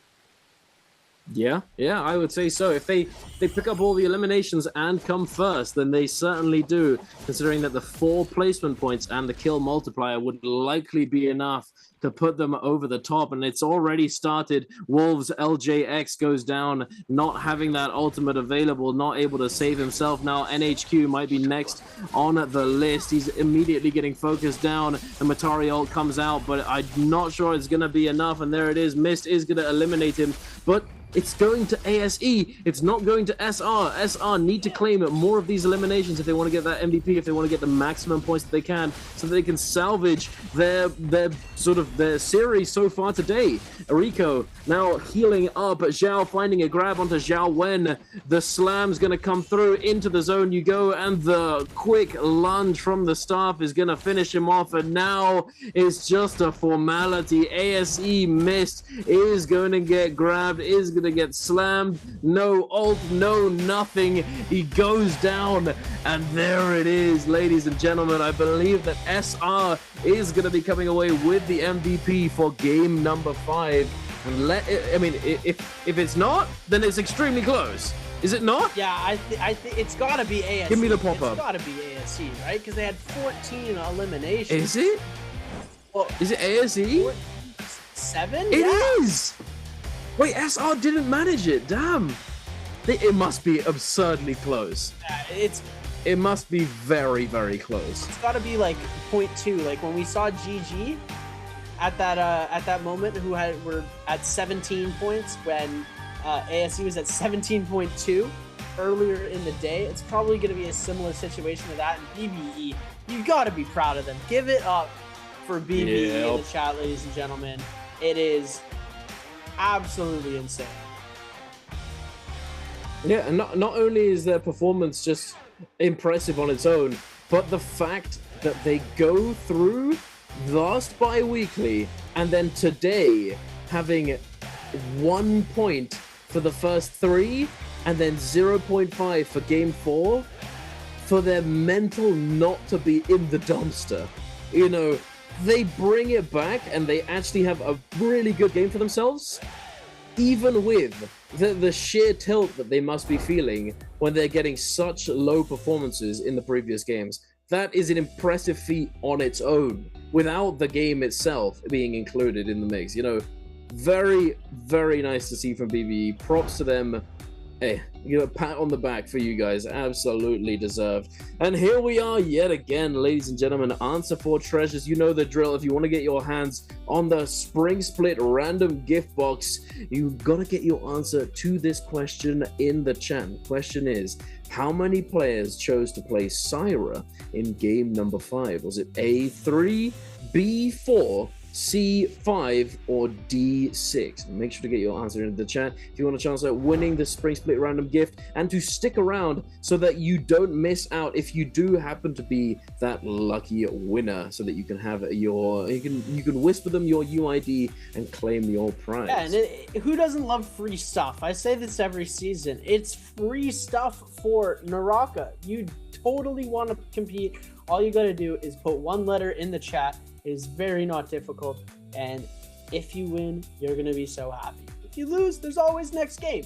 You know, we do one of these to answer for treasures every single game, so make sure to be on high alert, be paying attention and watching the games, and we will be seeing how that continues to go. Taking a look at our scoreboard, ASE with 14 kills, 14 points, 2.5 ranking at 16.5. SR only getting the 9 kills and the 4 ranking points at 14.8. BBE taking 3rd place at 14.5. Wolves are going to take 4th at 14. WBG finally getting up there with a 9.5. Alliance with 8. Tied with 521 for 8. SS1 with 7. TE with 4.5. GG with 3.5. FPX with 2.5. And YZG with a donut on game number 5. I think that's the 2nd donut they've had today, which is really unfortunate to see because, you know, going from MVP in the bi-weekly finals week 1 to double donuts day 1 of trios by week 2, it's definitely not the greatest feeling. Their mental could be taking a pretty serious hit right now. They might have to try and reassess their situation to see if they're going to be able to turn their pace around a little bit. Yeah, absolutely. I don't really know what's going on. You know, we've talked about it though. You know, we talked about it when we were talking about SR earlier, how the pressure of having performed so well can actually be a detriment, even though the confidence boost is very nice, and we've seen confidence boosts being very impactful and leading to even more victories. But sometimes it can be that pressure, you know, we got to keep going. We got to show that it wasn't just luck, etc. So, hey, we'll see. But perhaps game number 6, they'll be able to come in and get a little bit more points on the board. And it's not as though they've had a really bad day. 37.1 in 5 games is still pretty good, considering that the threshold for qualification for bi-weekly is likely going to be around 80 points or so. Like it was last week, so we'll see. But taking a look at the top of the leaderboard, SS1 still holding on to that top spot with 76.3. Unfortunately, their 5th game did not follow along with the trend of their consistent 10 plus points per game that we were referring to earlier. But then again, they do kind of make up for it with the 32.8 that they got in game number 4. So it's not a big deal, I don't think. ASE in 2nd with 70.2. Looking pretty good for these two teams. Yeah, it is definitely looking great for them. And we, as always, are going to be joined into our highlights brought to you by China Unicom. Taking a look at our early game, we saw Alliance coming out really strong against SS1. G1 tried to get the Zai ult off, but was met with an overhead bonk from the spear, taking him out. And ASE taking out BBE really early into this game, but BBE able to bring it back around. ASE still was the victor of this game, but they did a really good job of bringing it back, and we're going to see where YZG was taking out in the early game. Wolves doing a really good job of finishing off these eliminations here, picking up their 4th elimination. And this kill from GG here, I love this elimination onto ASE. The Temi ultimate coming in, the double overholds on the dual halberds from 330 to finish off that elimination. And then the blunder here, Peak getting eliminated, and in the 3v1 situation, he does end up going down. SR showing them that they're not one to be counted out, was able to have a really nice run near the end of the game, but was not enough to secure that MVP, even though they got all of the eliminations in that final circle, except for about one. ASE still became our MVP for game number 5. Look at that. Finishing it off nicely, and ASE still coming out MVP. Yeah, I'm surprised. It was very close. I mean, it just that one kill that they got, ASE was able to clutch up. I believe it made the difference. If ASE hadn't gotten that kill and SR had gotten it, then it would have been SR as MVPs for this game instead. But it is what it is.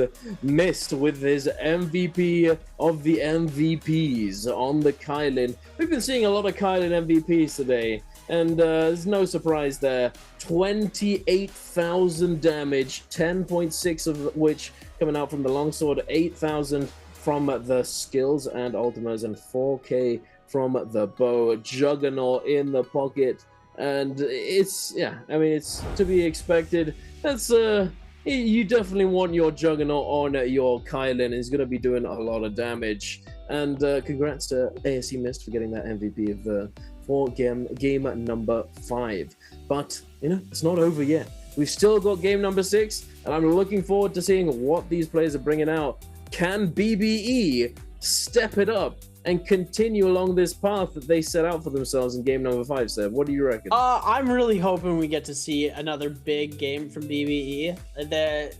The fact that they just showed that they are able to compete, it puts out of question any doubt that I've had for their team of their skill level. I think it just comes down to their mental game now. It comes down to their team synergy. It just comes down to the fact that they are an SEA team coming into a CN Leafs. They have a lot to prove compared to some of these other teams. But ladies and gentlemen, we're going to talk about this more when we come right back after our break.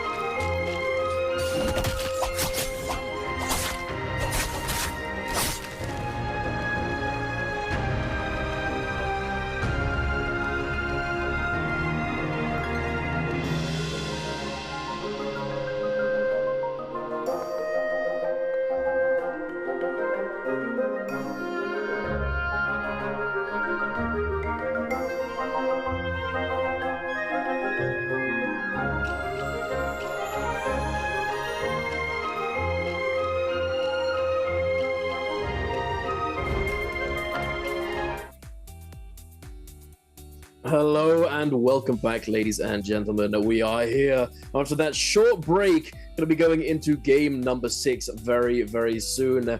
I am Dunkin' Donuts, joined by Seb. We are your hosts and casters, and we're very excited to bring you the last game of the series for today. The first day 1 of bi-weekly 2 trios, and things haven't gone in exactly the way that we thought initially. At the beginning of the day, I was under the impression that SR and YZG would be very dominant forces in this series, but it seems as though I was proven wrong, and that's just not been the case. And we've been debating this all day today, Seb, as to why that is, but at the end of the day, I don't think we can really say, but who knows? Going into game number 6, do you have any predictions? I'm predicting that we're going to see MVP BBE and second place 5-2-1. I'm just going to throw it out there right now. I respect it. I like that idea and I fully support it. But we'll see if it's actually going to happen, and it could happen. I thought about this, and when it comes to these teams, these newcomers to Nbpl, usually what really makes the difference for them is that they're usually pretty solid players. They deserve to be here, of course, but it usually comes down to whether or not they can actually get one game going and actually get one good game to build the confidence, the initial confidence that they need to actually start performing as well as they can. And I feel like it happened with Polaris yesterday in the solos as well. He had that MVP, and then all of a sudden he seemed a lot more confident in his gameplay. Yeah, and all it takes is that one time you get your MVP, you get up there, and you just it doesn't build your ego, but it builds your confidence. It's like, okay, I can do this. I can compete with these people, because you've got to think, after getting double eliminated over and over and over again, putting up less than 10 points in an entire day, not qualifying for the bi-weekly finals over and over and over again, you've got to think at some point, am I really supposed to be here? But of course they are. They just proved that they could. And, it's going to be really good for their mentals, really refreshing for them to be able to finish off with a nice win. Oh yeah, absolutely. And we'll see. Let's hope that that's the case for their sake. Praying for BBE. Yeah, here they are, Devon, Royhihi, and NNE. Should we call him 9, perhaps? I think 9? Nini? I don't know. Nini. I don't know. NNE? I feel like NNE is very easy to trip up saying. BBE, NNE. Yeah.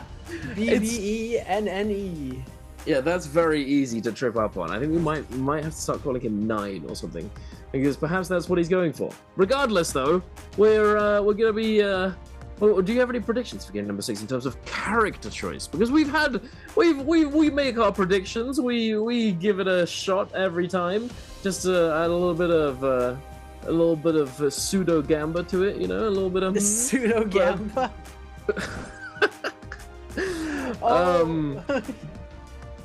I mean, it's obviously not, but it's just a prediction. It is kind of gamba in and of itself, I'd like to say we're gonna see Syra at least 5 times. We're gonna see Monk at least 3 times, and we're gonna see Viper at least 2 times.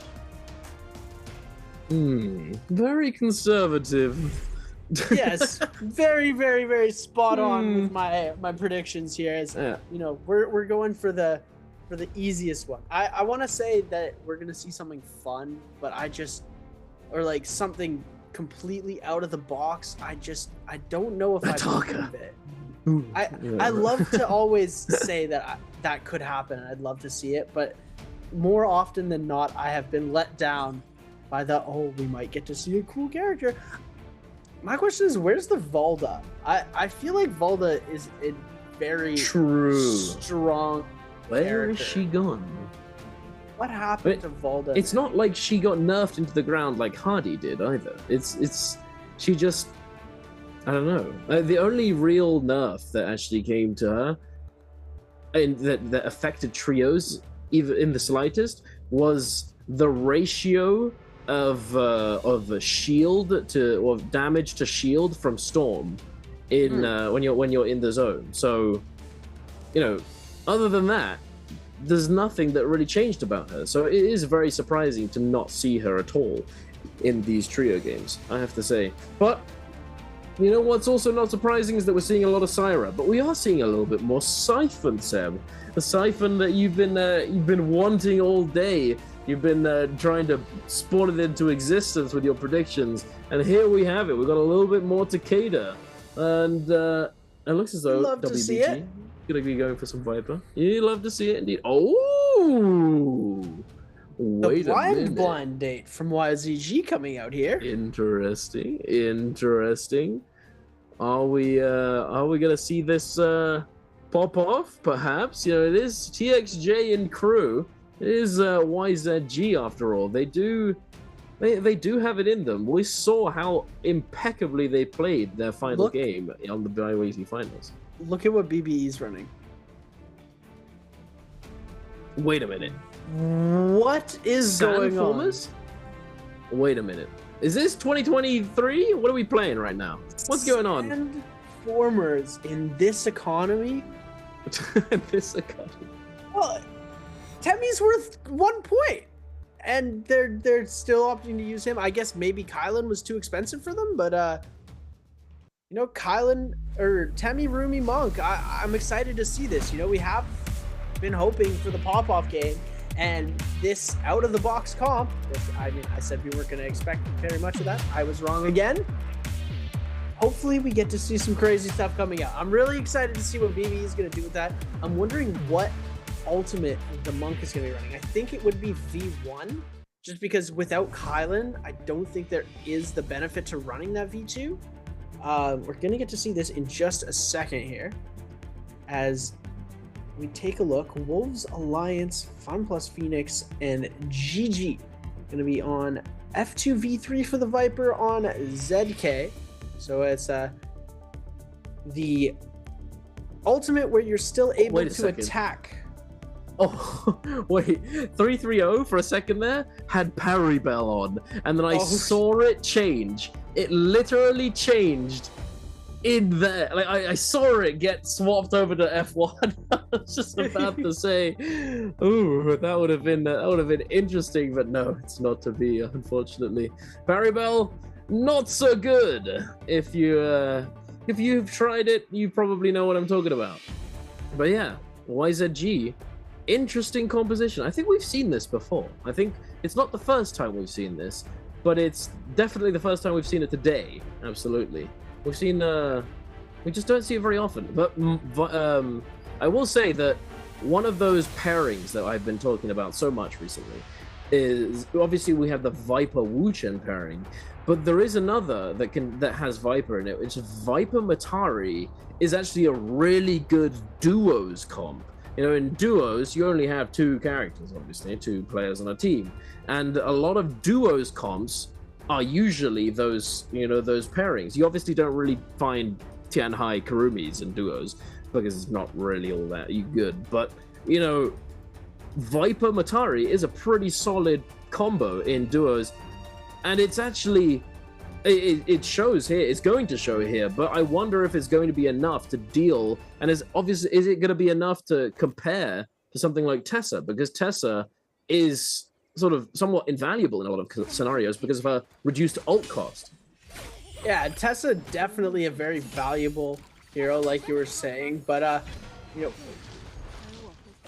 I'm still just like, how are BBE going to make this comp work? Oh my goodness, ASE getting sharked down by SR. YZG trying to coming in on the third party. The pull sword follow up from Rico right now, just absolutely insane. Xiao is gonna go down though, as Rico getting eliminated as well. ZGE going to get a huge parry off as Fun Plus Phoenix coming in on the third party here.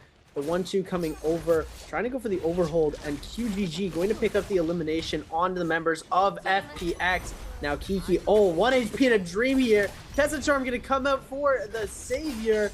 UGG could go down at any instant here. We are going to see Kiki getting himself eliminated, and now it's a 1v1 TXJ versus Fuyuan, and there we go. We're going to see a third party coming in from Pampy, now forcing both of these players to exit this area, and it looks like Fuyuan is going to get caught out, and now Wolves jumping into the mix. They missed the charm. I believe I've been the only one to get caught. FPX is going to finally escape. Oh my goodness, they let FPX go. The parries are crazy. All the weapons on the floor. Viper stun coming out to play as well. We are going to see Pampy trying to make the play. It looks like he is going to get caught by the scale rush, and Wolves going to clean up that elimination. Fat Milk now trying to come for the peel. Came a little too late, and Wolves picking up a whole bunch of eliminations. Definitely. It felt like just sort of a pit stop, like a drive-by, fast food place. Just come get your eliminations here, ladies and gentlemen. Just everyone driving through and finding elims.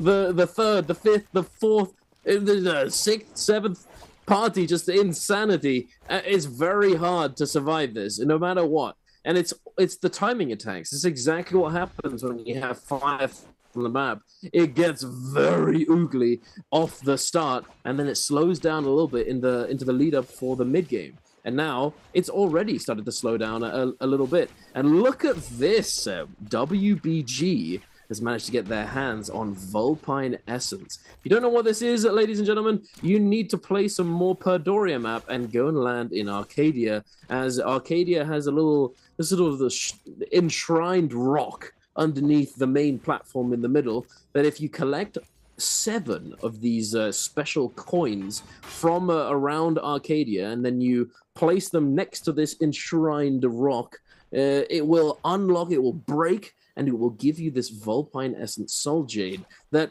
essentially is Mortal Defiance that's just juiced up to the max. Instead of only healing you about 200, 300 HP, it's going to heal you 1,000 health on pop, and it's going to give you a little bit of damage reduction for a couple seconds, and knock back enemy players in the vicinity. So an extremely useful Soul Jade, a very, very useful for your priority team member.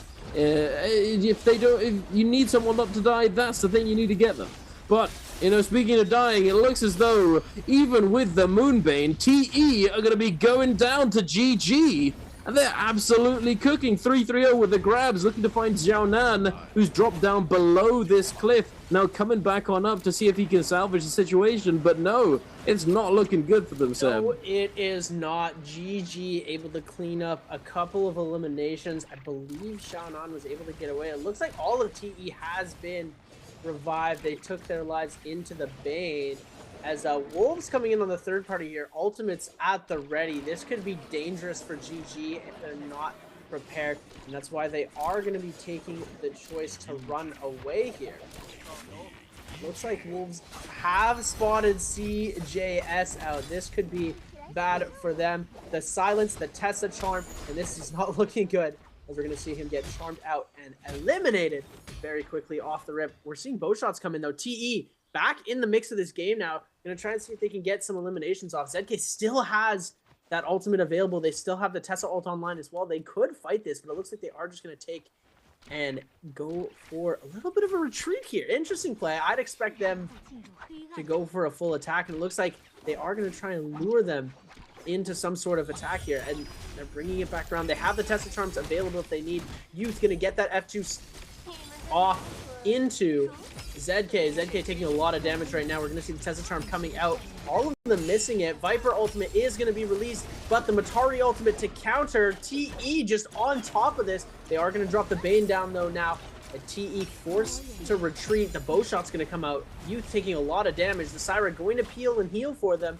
Didn't even need to burn the Wu Chen ultimate. I believe they still have the teleport online if they need to.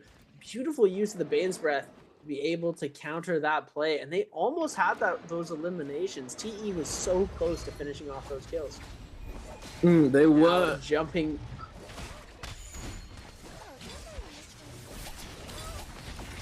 They jumping were over. XD. FPX now on to WBG Zeron. 1 HP in a dream right now, trying to get out of this situation. Fuyuan trying to go for the solos combo with the longsword here. Oh my goodness, the bow shot from down. Ladies and gentlemen, the sniper came to play. What a shot. And it looks as though WBG are not out of the woods just yet. The teleport does take them to safety for the moment, but Yeran did almost go down. He does find that heal. They are able to fend off this pressure from FPX, but oh my goodness, a huge parry alongside the Tessa ultimate. And I think this is going to spell their demise. WBG. Oh, and he's got the Vulpine as well. Oh no, this is not what you want. Vulpine just completely going to waste. Not able to actually get very much value out of this one, as they're gonna be going down. And there it is, FPX getting their 7th elimination of the game, stepping it up. And hey, this is good to see. FPX been a bit quiet today, but no longer. Oh my goodness. Fuyan. 3 elims. I don't know what's going on with FPX right now. They're a pretty solid, consistent team, but today they're just not had much success, unfortunately. It is what it is. Speaking of not much success, YZG haven't had the best time either, but game number 6, it looks as though they're doing all right for themselves. Yeah, I mean, FPX has always been a team that's been decently consistent, mid-high scoring levels, and you know, it just seems like this season they haven't really been able to put the same numbers up on the board as they have in those previous seasons. So, you know, it could just be a shift in the team energy. Something has gone wrong where they've sort of plateaued a little bit while these other teams are starting to surpass them in synergy level or skill, depending on what it is. They are able to pull it back, though. As you see, they are picking up a decent amount of eliminations in this game here. So, you know, hopefully they'll be able to make a little bit more of whatever they've got going on this game into their next couple of games. We've seen them losing a lot of Realm of Yangs today. I think that's been the issue, is they get on Yang depletion and they get eliminated pretty fast. And that's one of the main reasons why they haven't been seeing a lot of these end circles. We haven't seen them at post second Yang. They're not contesting the Spirit Wells. They're not getting what they need to succeed. And so it's been a little bit more difficult for them, as we are going to see GG's 330 getting a huge grab on SR's Junks and be able to get the follow-up into the re-grab here, trying to go for the double onto Rico, but it looks like they're going to be unable to make that happen. They get Junks a 3rd time, though. You get grabbed once by 330, and it's over for you with the Kylan follow-ups. Junks is going to end up being able to escape the situation, but 330 definitely happy with that. Junks already back to full HP, though. No ultimate available, and that is the big difference maker in this fight. No ultimates on the board for anybody right now, and it's all going to come down to weapon play. As Shao CJS going to get a huge parry. Junks now going to roll over using that F1 ability to gain a little bit of HP back, stealing a weapon away from one of the GG members. I believe it is a 3v2 situation. CJS and LXM trying to make this work, but it's not going too well for them, as you know, they could come back into this 3v2 situation, but it looks like LXM gonna get followed up on now, taking a lot of damage. Junks just doing a beautiful job at holding here. CJS goes down, and LXM in the 3v1 situation with 40 seconds left could try and kite this out, but it's very difficult. And there we go, SR winning the Realm of Yang and going on, picking up that Vermilion's Bird My Buff. They're going to get themselves some gold nunchucks, purple pistol, some purple armor, a nice little buff. And I believe that that's a Spear Jade, so I think that could be Spear Storm. The Spear Storm, the Erudition, or the Hexa Harmony Spear Jade. I think it's gonna be Hexa Harmony. I think it's gonna be Hexa Harmony. If it was an attack Jade, then it was the Hexa Harmony. The Erudition is a health Jade. The Hexa Harmony definitely does a lot of damage. It's after it got buffed, it immediately became so much better. You hold the person you're hitting with it in place for a significant amount of time as well. Very good trios Jade, so that your teammates can come in and follow up onto the CC. But outside of the Realm of Yang, we're taking a look here at SS1, who are in a bit of a dire position. They don't have their ultimates available, each of them with about 50%. And WBG are circling. They're finding their target. They do find the silence. Juan now immediately getting combo juggled by the staff. Juan now trying his best to get up and move around, but it's not to be. What on earth is he supposed to do? WBG cooking him very, very quickly. A little bit of fast food right now. Jing sending out these fan R&Bs like hotcakes. Is chasing up the rest of these players down, but SS1 is looking pretty bad for them. Zuan now caught on the retreat by this fan into the follow-up. The Wu channel is going to come through just to take them out of that Tamok ultimate. Are they going to be able to res this player in time? And is he actually going to survive? It looks as though it took him a second to realize that he'd in fact been rezzed. Zuan and Juan are now in a very bad spot. They are going to be able to heal up just a little bit, but are they actually going to be able to salvage this whole situation, Seb? Because I don't know, it's not looking too good for them. Yeran does have that Tessa ultimate coming online. Jing is at about 65% of their ultimate too. And I don't know if they want to be playing out this fight and then letting it to go the distance, allowing these players to get their ultimates back online. Yeah, with that ultimate coming out now with the Takeda and the Tessa stun only going onto the Takeda, it seems like WBG is now in a tough spot. We're going to see the Swift Cut coming through from Water, bringing back around the follow-up after the focus LMB. We're going to see the stun come out from the silence, but Jing trying to get away. Ultimate now has been popped, and this could be terrible. WBG could bring this back around. It looks like Juan is going to go down. Now it's a 3v2 situation, but all the members of WBG are incredibly low in health, and Zuan's able to get this kill onto Jing. It could mean the end of WBG. They are going to be able to get out of there pretty fast, though, as they're going to see the revive come through. Jing able to get a heal pot off. This is unfortunate for them. Water now, they had this fight in the bag, and now Water just going to get himself eliminated here, and SS1 completely eliminated. I thought they had that. WBG, with very little HP, were able to stay persistent and come through with a nice win. Wow. They were indeed, but let's move on over to this fight in Imperium. BBE, unfortunately, did go into the realm of Yang and lost, and 2 of the 3 members still have Yang depletion. And now look at this. I believe that was a Draco Storm in play, but it's just expired. Roy making it up to the top of this building, the ruins of this building, and just barely escaping. 9 making it around the corner. QGG trying to catch him with this ultimate, not able to do so. The Tamok Wisp out of nowhere. YZG QGG getting absolutely lit up. Brrr, and he goes down. The Sand Wisp is strong. Sand in your eyes, buddy. He doesn't know what hit him.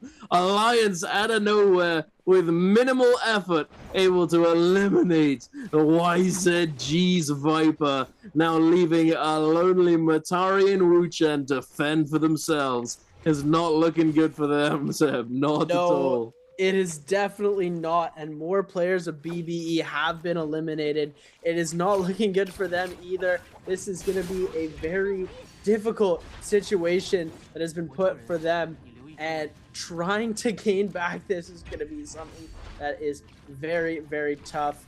Matari going to try and scale out of here, but Alliance ready and waiting for them to try and make something happen. It's just so difficult for them to get any sort of momentum now that they've lost that player, and now CXZ going to get eliminated. As we go to the second realm of Yang, we're going to be seeing GG versus TE. TE's had a very good game, or a very good couple of days so far, and GG pretty inconsistent. They've had some really good games today. They've had some pretty low scoring games. So we're going to see how this fight's going to pan out. The Syra going to be coming through as we see YZG's last member getting eliminated. That is their 6th and final game completed for them. GG's 330 trying to get these grabs off, but CJS getting dangerously low here. We're going to see that ultimate come out, though. Now this could save their health just a little bit. 330 not able to find any value off of the grabs. We still see the Zai ult available for them, so this could be really dangerous. TEZ is going to pop that Zai ultimate, has that F available if needed. We're going to see the Kylan coming in, trying to peel against that Zai. That is the job of CJS right now. Make sure the Zai doesn't deal any damage.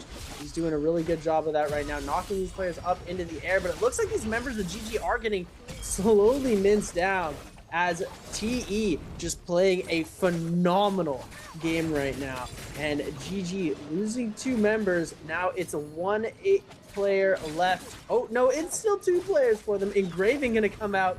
1 player left. Jump LMB into another hit. What a beautiful play from TE. Yep, very nice indeed. Using those pillars very well, denying that line of sight while still being very impactful. They just couldn't stand up to it. TE, beautifully done. The Matari Syra composition is still very, very strong. We can see it right there. It's I don't know. I remember when this comp initially came through, we saw it with the zipping and the Karumi. Before it was the budget comp. We thought, is this actually going to be good? And then it ended up being a huge staple composition. And now with the addition of Syra instead of zipping and Karumi, it's even more oppressive. But if Syra gets nerfed, I wonder, will this composition just go back to zipping Matari or zipping Karumi Zai, or will it end up continuing Syra, or will the comp just completely fade out with potentially the addition of a new character, I wonder, or the changes made? Perhaps we'll see some, I don't know, who knows? I mean, Taka rework's coming soon, so who knows? Taka rework coming up. Not okay. I did actually get asked. I've been asked this question an abundant amount of times. Unfortunately, the Taka rework did not come up with the beginning of this new season. It's going to be coming alongside the new chest. So at the beginning of every season, the new loot box for said season isn't available at the beginning. You're able to open them, and they're available mid-season, so about a month in. So we've got about 25 days or so until the Taka rework, along with the opening of the Ignis treasure, which we're all, well, I'm very excited for. But enough of that. That's still in the future. For now, we've got this final game of the day to play out, and it looks as though GG and SR might be scrapping it out here, as both of these teams have Yang depletion, and they need to find those soul blooms sooner rather than later. Well, they're going to be going out and going back to the lobby. Rico dropping down from the skies, finding that quick RMB focus on to 330. He immediately popping that Monk ultimate, finding the grab as well. Junks getting caught up, the range shots coming through. The Tomok ultimate to answer, to stop those range shots from continuing to pepper him down. GG LXM just gets exploded as well. So what on earth? The grab comes through, Junks, but is it too little too late? I feel like it might be. I don't think they're going to be able to salvage this one.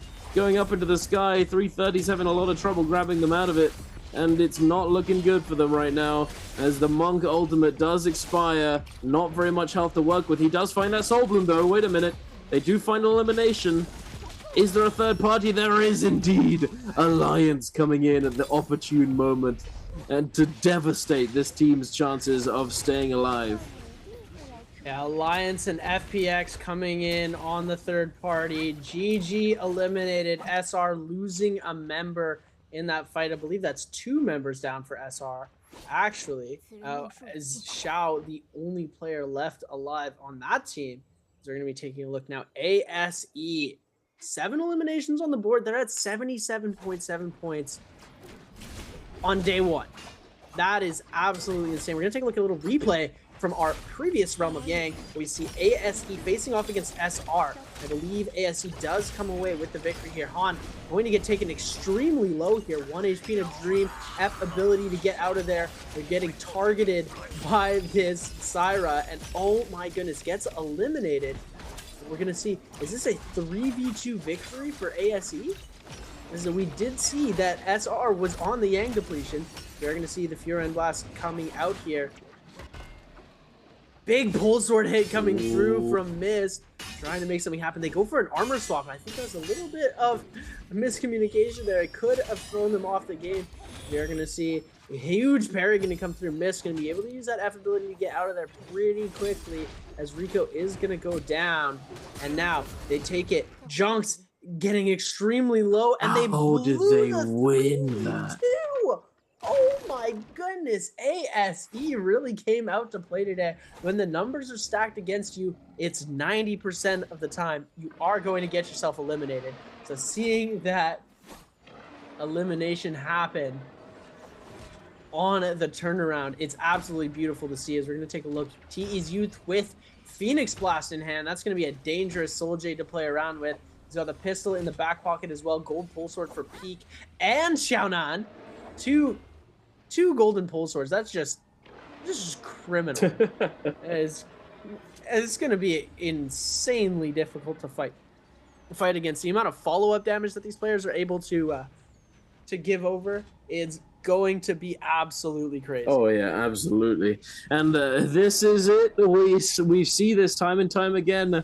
We know the drill. Keep that spirit well from being captured until the very last second that you can.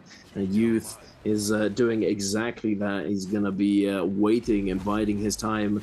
And then just as it's about to expire, he's going to pop his ultimate and capture that spirit well and claim the Draco Storm for himself. And then potentially snowballing that into claiming the spirit well in the end game, in the final spirit well of the lobby.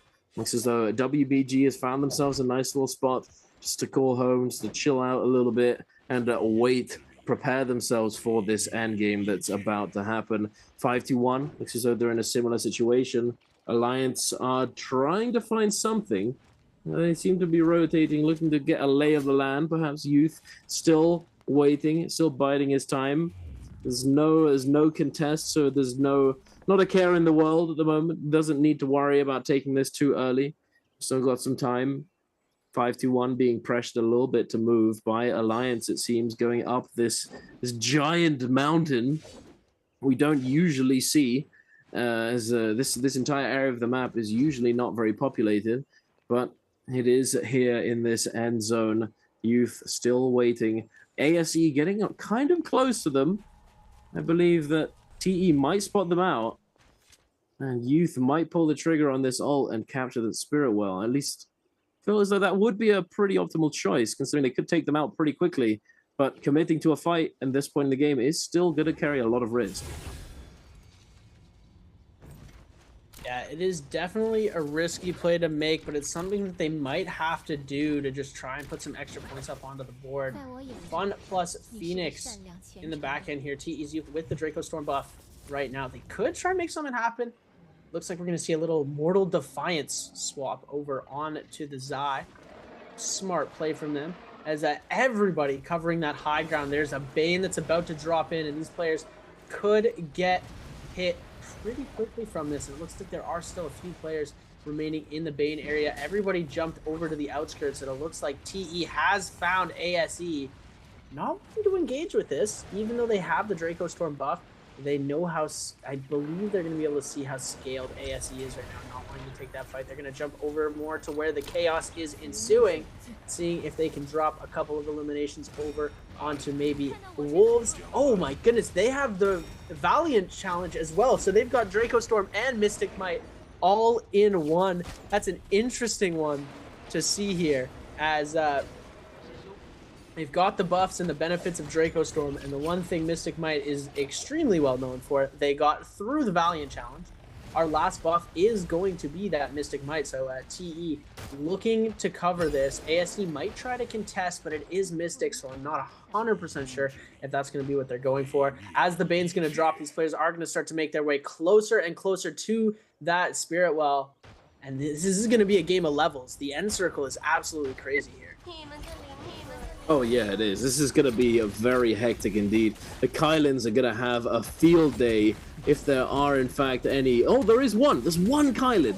If he manages to live on 5-1, they might be able to do a significant amount here. But at the same time, the Zai's knocking people down with those meteors going to be very, very impactful. It looks as though it's closing directly on to this mountain. We're going to have a very vertical end zone for Seb. This is going to be very interesting. TE still holding on to this Spirit Well, going uncontested, as you can't really contest this Spirit Well when they have Draco Storm. The Syra ultimate is in play as well. Youth now popping that ultimate, going to be biding his time. He's just chilling for the moment, just sending out these light attacks into the sky. Omnidirectional light attacks, extremely helpful. Catches one, but no juggle, unfortunately. And now, there it is. He has the go-ahead to get Oogly. Here he is, jumping into the enemy team without a care in the world. And WBG seemed to be the target, immediately teleporting away with that Wuchen ultimate. Jing trying to disengage. He does have that ultimate. He could drop down on everybody, but there's so many nooks and crannies to this area. It could be, it could lose a lot of value. Youth knocking this player into the zone and catching him. Leo nowhere to go in the zone. Youth now coming back in with that meteor, still safe, still kicking. His ultimate has expired, but there's just, what can you do to stop them at this point? Yeah, there really isn't much that you can do. You've got so much power behind you, and they're really on such a roll right now, putting up a lot of numbers, trying to see if they can capitalize. They're almost able to get the kill on an IHQ there, unable to connect onto it though. The Zai still in full force attack. Looks like Showdown is going to be able to pick up that elimination. They get the bloom. Youth getting even more charged to his ult back. Peak is going to take out NiHQ. Showdown getting ZK. LJX, the last remaining member, and Alliance chasing that elimination down hard. Wolves going to be fully eliminated now. NY7 picking up the elimination onto LJX as Revenge. They're trying to hold the zone. They're waiting to pop that bloom. It looks like they are going to leave it. ZJE. They're trying to make something happen with the Viper ultimate. Looks like he wasn't able to connect onto too much. And ASE's miss going to bring the pain on to Fun Plus Phoenix, as it looks like Kiki going to get hit and use that ultimate to get out of harm's way. The Wuchen port going to send them to safety as they jump off. We do see them up in the high ground area. VN 521 down at the bottom. Fun Plus Phoenix at the top, as well as WBG. It looks like they're holding as much as possible. Pampy and Co going to try and see if they can get some eliminations off onto TE, but TE just such a strong powerhouse right now. It's kind of their game to lose at this point. ASC still has a good chance to contest them. They've got Dragon Roar. They've got the purple fan in hand as well. This is going to be very interesting as this circle's closing. It's such a weird final circle. Pampy going to go for that ultimate right now. It's a difficult circle to get grabs on. There's so many nooks and crannies, and there is so many levels to this. He's going to try and get the high ground here, knocking the rest of WBG off of that high area. Going to see if he can pick up some eliminations off of Ibins. Slashes on the Kylan, and it looks like he's not able to get one. He gets one grab, though. We are going to see Yuran getting hit into the slam. Elimination for Pampy on the Monk. Able to get another grab. Tries to get the second one here. Wants to go for the double. Has to de-ult, though. This is an unfortunate situation for them to be in. And Yuma down in the corner getting hit by ASE missed Syra. Pampy getting absolutely benched out, trying to get away, was not able to. Xiaowen picking up that elimination, and ASE starting to climb. TE looking very aggressive, trying to get these eliminations off. The scale rush coming through, but we're going to see the Matari ultimate to counter WBG and their Viper ultimate here. We're going to see the F ability getting popped by Asira. Fat Milk now on the back end, fighting against Jing. FPX is going to go down. Fat Milk getting dangerously low, is going to get eliminated as well. He's still alive, 1 HP in a dream right now. Jing getting eliminated from WBG. TE Speak taking to the sky.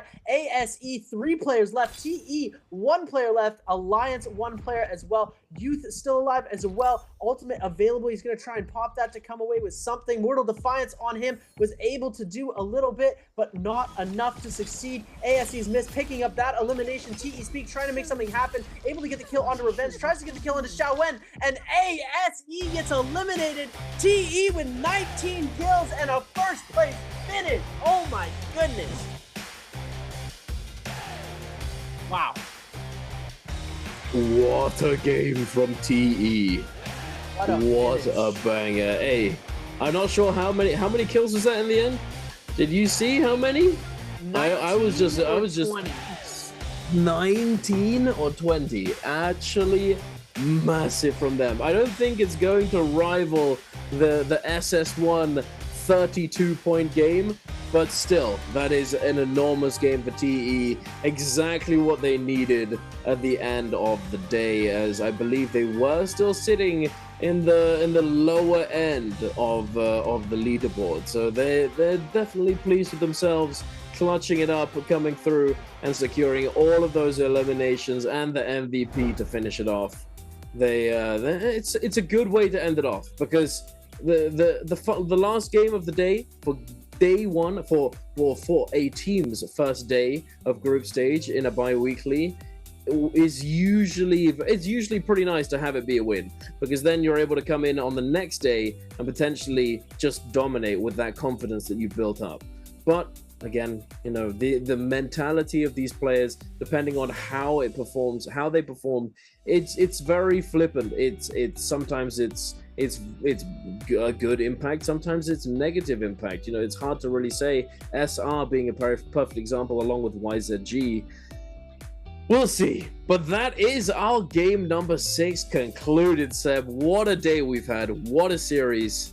And what a pleasure. 6 games of non-stop NARAKA action just came to you guys, ladies and gentlemen. And what a day it was. We saw some crazy comps taking MVP. We saw a 16-kill game from one of our players in this lobby. We've seen some absolutely incredible stuff going on today, and it is just phenomenal. The state of NARAKA right now, it's in a very healthy place. The meta's not too overbalanced or too underbalanced. I think that there are some heroes that are pretty powerful, but I think right now the way that the lobbies are going, the way that these comps are stacked up together, I think that they're showing a real good competition.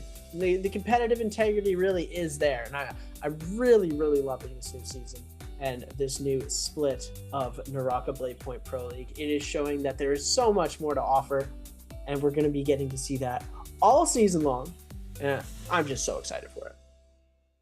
Yeah, absolutely. It's quite funny, really. You know, it's the same thing that happened in solos as well. Edward, having won the solos bi-weekly final, comes into the first day of solos and doesn't really perform all that well. And then, you know, T225 and I believe Haste ended up doing extremely well, even though they didn't even qualify into the bi-weekly final in the first bi-weekly.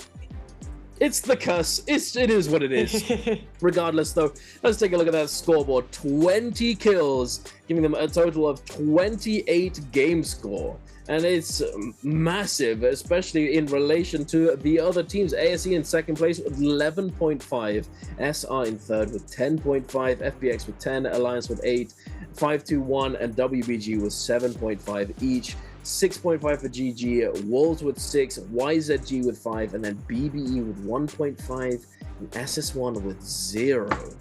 Actually, kind of crazy to see SS1 with 0, and also a shame to see BBE not able to continue their performance from game number 5.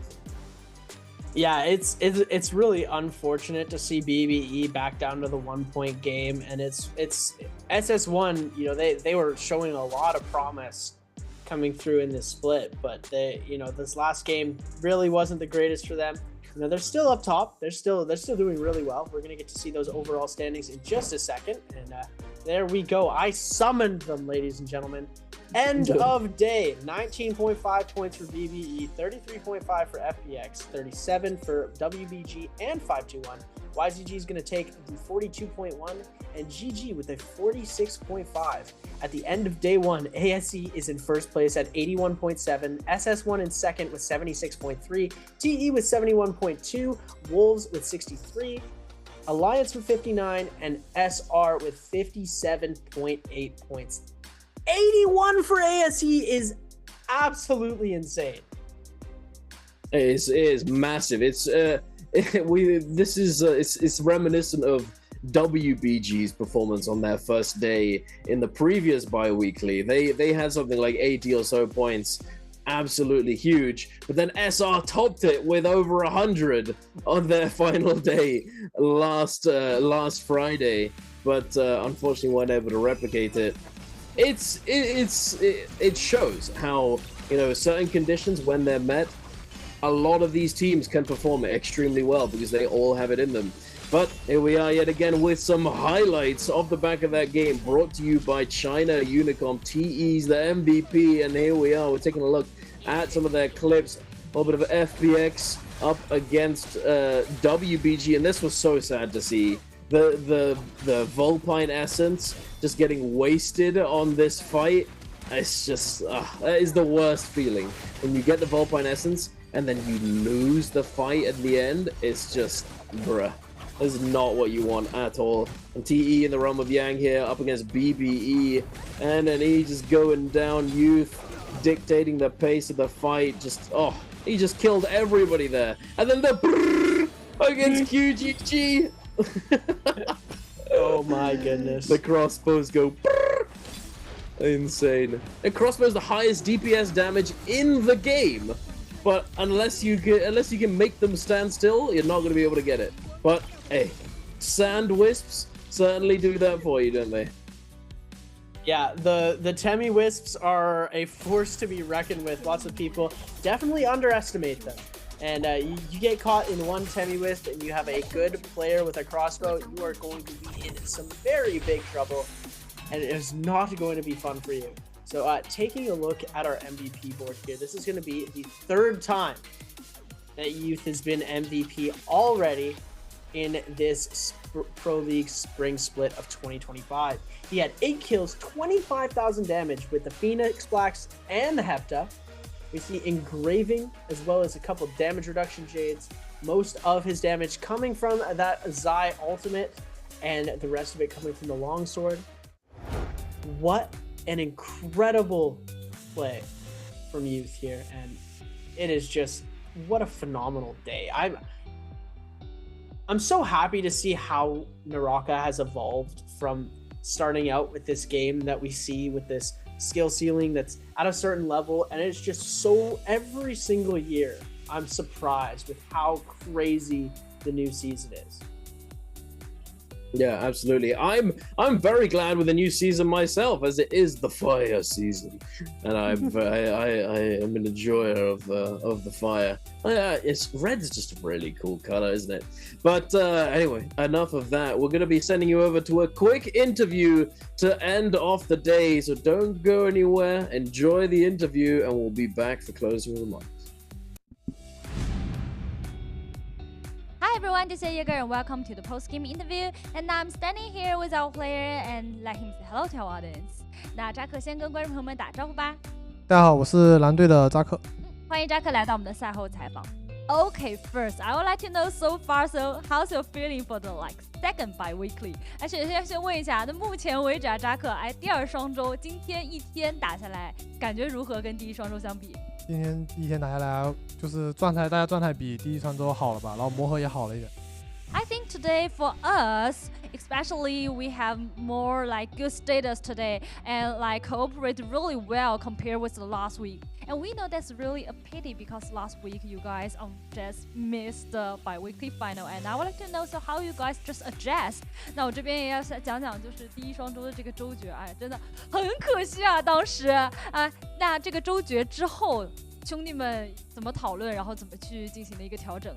就这周决之后就去换了一下阵容嘛，因为第一双周我们其实玩得很杂，就好几个阵容换来换去嘛，然后位置也换了一下，就第一周和第二周的时候，所以大家就可能阵容的理解能力和熟练度还不够嘛，然后第二双周的话就阵容基本就固定下来了。这样听起来，其实是在短短的几天休息当中，狼队也是做了很多的事情，对不对 ？Okay, so for us, like the rest day for us, we really did a lot. Like we, for the first double week, we changed our position in the game, and also we changed the hero combination, and that's why. So for this week, we have better status is because we just not really flexible like the last week. We just use some hero combination and also we decide the position in the matches. That's why we really have good status today.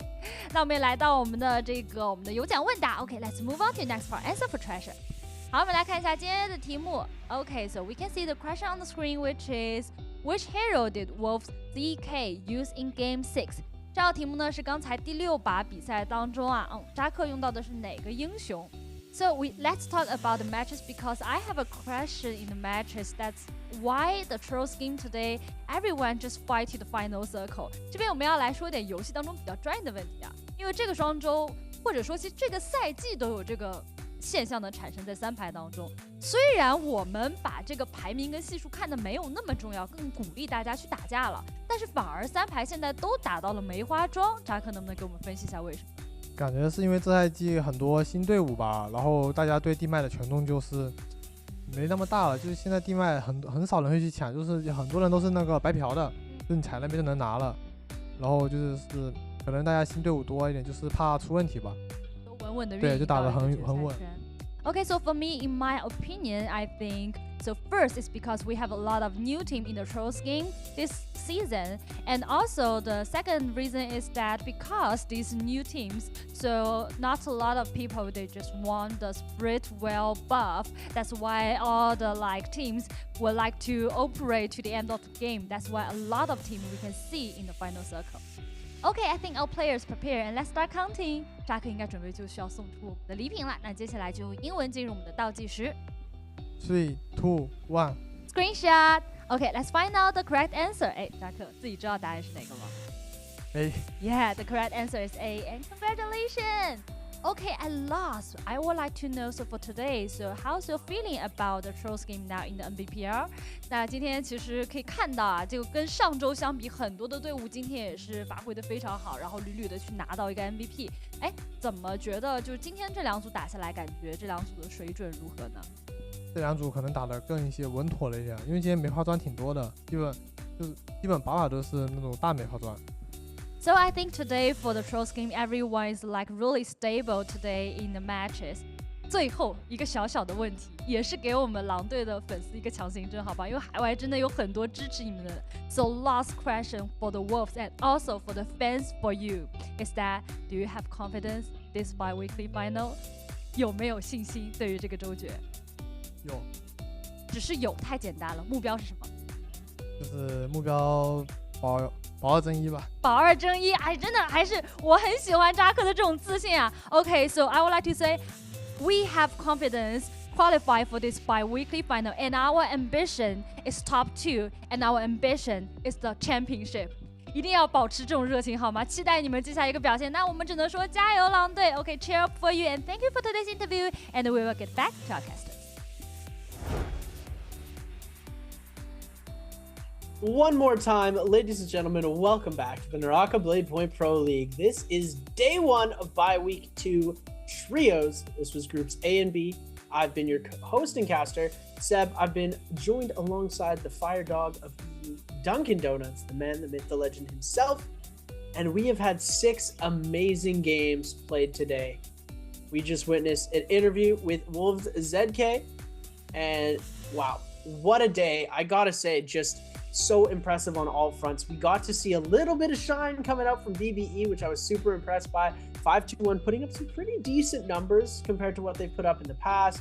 And we just saw the absolute onslaught of ASE with their comps that have been a little bit different than what we normally get to see. So I've been really excited to see how they've been using those in the games. They came away with a Justina MVP. We see Kylan Monk still taking over the game and Syra still being a very, very viable pick. Oh, absolutely. And I don't think that's going to change. Even in the upcoming patch, well, the patch that we currently have, that Nbpl is not being played on, this is being played on the previous patch, I don't see Syra going anywhere, at least not for the moment.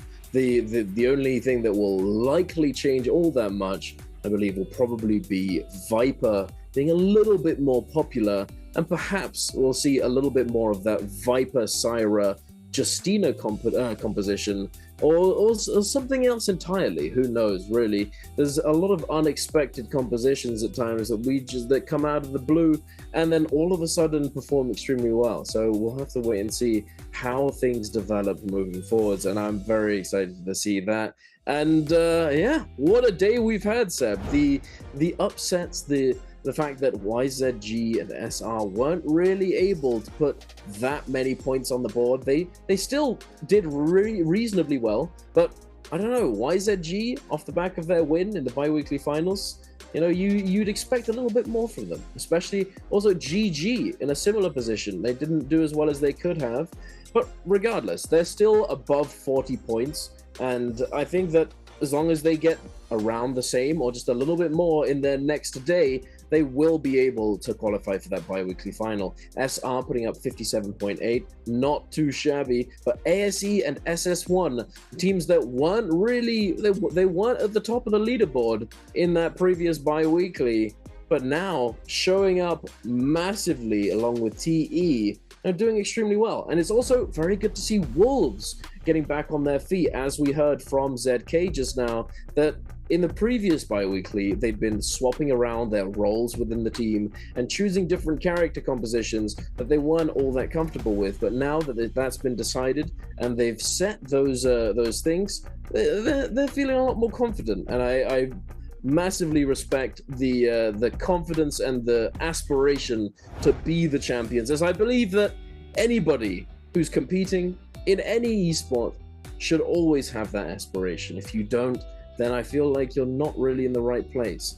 Always aim for the top, and sometimes you win, sometimes you don't, but that's what it's all about, isn't it? Yeah, I mean, you got to shoot for the moon, because even if you miss, you'll land among the stars, right? You've got to shoot for number one if you want to place anywhere in the top 10. You have to have that mentality. You can't be disappointed with yourself. You can't be too hard on yourself if you lose, right? If you do end up losing or not making it to the goal that you set out for yourself, you got to still be proud of the achievements that you make and not let it get you incredibly down.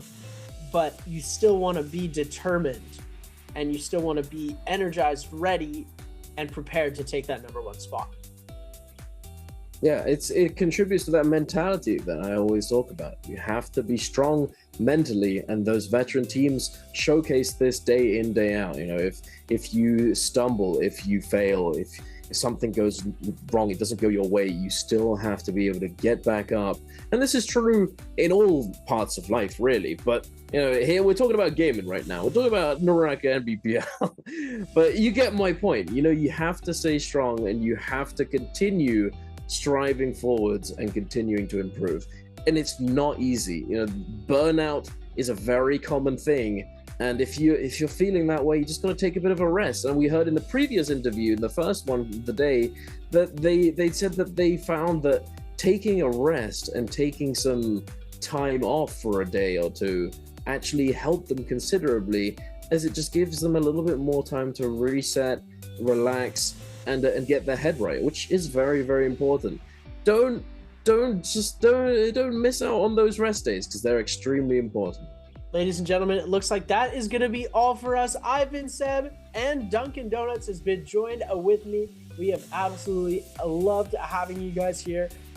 Thank you guys for watching, and we'll catch you at the next one.